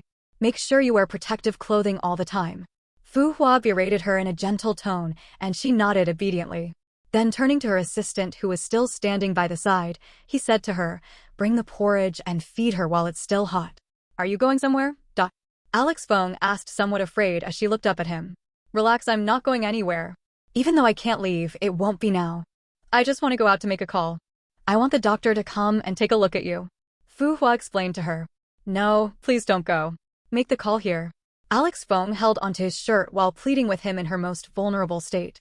Fu Hua felt his cold heart defreeze to a certain degree. Okay, I won't go, I will make the call here. He promised as he took out his phone to dial a number. After the first ring, the doctor at the other end of the phone answered the call. After the first ring, the doctor at the other end of the phone answered the call. Dr. Lee, I want you to come and take a look at someone. She is running a temperature, and she is an asthmatic patient. After the call, Fu Hua kept his phone aside and took the porridge from the manager and decided to feed his girlfriend by himself. Alex, open your mouth. Fu Hua commanded as he sent the spoon of porridge close to her mouth after blowing on it. Alex Feng gazed at him and only opened her smith to eat the porridge when he called out to her again. Fu Hua dipped the spoon into the bowl and scooped up another portion of the porridge and blew on it. Then he sent it into her mouth as he asked, Why are you staring at me like that? Is something on my face? I can't remember when last you were this nice to me. Alex Feng said as she managed a smile after swallowing the porridge. Are you trying to say that I've been mean to you these days? Fu Hua asked as he fed her another spoon without any emotion on his face. Don't you know? Your attitude made me depressed, and at last, I had a fever. Alex Feng replied in a soft tone as she continued lying in his embrace. I'm sorry. I want this autumn show to be perfect, so I'm doing all I can. I'm sorry that I neglected you. Fu Hua apologized in a sincere tone as he continued to feed her. Foam Alex, on the other hand, was very obedient as she ate the porridge he fed her without making a fuss. Do you still love me? I want you to assure me that you still care for me. Alex Feng said as she gazed into his eyes. She wanted to see the most of his sincerity. Fu Hua's hand paused in midair as he stared into her eyes. I have already apologized to you, which means that you have a place in my heart. How many times have you seen me apologize to other people? Fu Hua asked as he resumed his movements and sent the spoon of porridge into her mouth. That's true, you hardly apologize to people, even to me. An apology is like gold to you which you don't easily give out. Feng Alex said as she became quiet in his embrace. Alex, forget about other things. As long you know that I love you, that's enough. I love you, and I'm sorry about other things. Now finish your porridge before it turns completely cold. Fu Hua said to her with a slight smile on his face. Since he walked into her house today, this was the first time Alex was seeing him smile, so she became infected and smiled back at him as she finished her porridge happily. You look happy, Fu Hua said to her as he wiped her lips with the napkin. And that's because you made me happy. I thought you would continue to be mean to me after finding out I was sick. Alex Feng said as she cuddled next to him. Why would you think like that? Fu Hua asked as he held her in his arms and caressed her hair. You didn't call me even after finding out that I was sick. That got me worried, and then I thought you didn't love me anymore and would soon break up with me. Alex replied. When she was sure that the message of he being sick has been passed to Fu Hua, she patiently waited for his call, but she didn't receive any calls or texts, so her heart was embittered. And because of that, her thoughts began to wander. Thinking that Fu Hua was tired of her now, she refused to let that thought go, as her mind and heart became entangled in a panic. She would never let Fu Hua break up with her. She didn't even want to imagine another woman enjoying everything she has ever received from Fu Hua, be it his warmth, shelter, money, love, connections, care, sex, anything at all. She doesn't think she can bear it, so see another woman replace her. She would rather die or kill off that person for peace to reign. Thinking of the bliss she was currently receiving, Alex Feng smiled as she tightened her arms around Fu Hua. Feeling the reluctance of the woman to let him go, Fu Hua smiled as he patted her back. Alex, I love you, and that is a fact. Don't talk about breaking up with me, because I won't. I will only break up with you if you will be the one to bring it up. Fu Hua made a huge promise that he will later regret in the future. At that time, he wished he could reverse time to this day and erase the words he said, but by then, it was too late till regret, so he had to deal with a lot of things that came as a result of this particular promise. Really, you mean what you say? Alex Feng asked with a little excitement in her tone as she raised her head to stare at him as if to confirm what he said. Silly. You still have a fever, rest. Fu Hua said with a smile as he pushed his head back on his chest. Right now, he actually meant his words, but who knew that he would regret it later? Alex Feng's manager disappeared from their sight after passing the bowl of porridge to Fu Hua. Now she knew how close their relationship was, she decided to stay away from them, in order not to be a nuisance to them. The manager only returned to their sight some minutes later with a glass of warm water for Alex. Alex took the glass from her as Fu Hua asked, Is it hot? Not too hot, but I can manage. Alex Feng replied after taking some sips from the water. Just then, the doorbell rang. I will get it. The manager replied as she rushed to the door. Announcement. Dear readers, don't mind the fact that I keep changing from Feng Alex to Alex Feng, it is the same thing. I just use the one I feel is suitable in the current situation. The Hidden Wife will be going on premium and privilege soon, which means that you will need coins or fast passes to unlock the locked chapters. The Dr. Fu Hua called, walked in, and was surprised to see him there, but because of professional ethics, he didn't say anything and went ahead with the treatment plan after checking on Feng Alex. The doctor prescribed some meds for her after putting her on a drip. Fu Hua, you can go home. You've been at my side for hours now. You need to eat and rest to replenish your energy for the next day. Feng Alex said to him in a weak tone. Fu Hua glanced at her worried before checking for time on his wristwatch. Mr. Fu, if you're worried about her, don't worry, I will stay with her till she recovers. Her manager said as she glanced at him respectfully. I will stay with her for 30 minutes more. Fu Hua said as he sat on the couch in the bedroom. I don't think I will last for 30 minutes. Just go back home when I fall asleep. Feng Alex said to him with a smile. You're worried about me when the situation should be in reverse. Stop talking and save your energy. Remember that you have pending works, so you have to recover quickly and get back to them. Fu Hua said in a kind reminder, and Feng Alex almost took it the wrong way, but then she calmed down because she has known him for a few years and understands his words to some extent. Let's talk for a bit before I fall asleep. I didn't check what you bought for me. What did you buy? Feng Alex asked in a curious tone. She almost forgot that Fu Hua visited with some shop bags in his hands. She was too happy to be in his embrace, so she didn't check things out. It's nothing much. I just got a little something for you. You're a patient now, so I didn't want to visit empty-handed. Fu Hua said in reply, refusing to divulge anything. I remember that I saw a small bouquet. Feng Alex said as she urged her manager to go and check things out. Her manager left the room and returned within 3 minutes later. She placed the flowers in a vase with water and kept them in a good position in the room. I got you some chocolates and your favorite snacks. You can eat them when you get better, Fu Hua said to her. Thank you. Feng Alex said in a grateful smile. Although the gifts were not worth much, she still appreciated them because they came from him. Within 10 minutes, Feng Alex became so drowsy before gradually falling asleep. When she wakes up, tell her I will call tomorrow morning and will visit after work tomorrow, Fu Hua said to the manager before leaving. Gu Hua did as he promised. He phoned his girlfriend the morning of the next day and visited after work with a bouquet. He asked her to rest after recovery and told her that she could visit FJ to get her measurements taken later. When 7 days were up, Li Huan traveled back to the city. Since he was in good talking terms with Jia Li, they didn't have to worry about communication between them. It's been 2 weeks since Li Huan traveled. Do you two still keep in touch? Mrs. Qin asked Jia Li about a very good day. Yes, but most times we are both busy and don't talk till 3 to 4 days later, Jia Li replied. When Feng Alex got better, she went to FJ Styles to get her measurements taken. 2 weeks to the autumn show, all the products that would be displayed during the fashion show were ready, and the quality control team examined them to confirm that everything was in order. The next step FJ took was to invite the models for the dress fittings. There were strict rules and regulations with everything FJ did. To avoid any sort of information from leaking, the models didn't go into the fitting room with their phones or bags.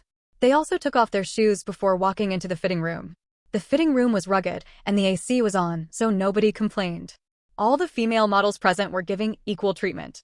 The male models scouted by FJ were given a different date to be available for their dress fittings as well. This was going to be a very big fashion show. Fu Meixiu, who has always been born in the mind to get revenge on Ji Ruan, knew that the opportunity was still far, and she didn't believe that playing small tricks on her will help, and besides, she couldn't do anything in FJ. Fu Meixiu believed that to deal with people like Ji Rua who looked down on her, one big fatal blow was enough to close the case, and so she decided to wait patiently for that appointed day. 2 weeks to the FJ Styles Autumn Fashion Show, all the invites to the distinguished guests have already been sent out. Even the news carried the announcement. 2 weeks to the D-Day wasn't far as people were thinking about. Only the staff at FJ Styles knew that the time was close for one of the biggest events in the city and the country at large. Many guests from different countries, states, cities, and cultures will be coming, so it will be a great event. On this day, grandfather Fu phoned Jia Li to remind her of the event. Jia Li, the event will be held in 2 weeks. Remind your parents about it. I will send trustworthy people to pick you up, so you and your parents do not have to be worried about your safety, grandfather Fu said to Jia Li. All right, grandfather, I will remind my parents about it. Take care of your health, Jia Li said to him with a smile. Then, according to the old man's instruction, she reminded her parents about the big autumn fashion show the old Mrs. Fu invited her to. I think the old man invited you for one of the big fashion shows in the country because he knew your major and wanted to give you a good exposure, Mrs. Qin said to Jia Li.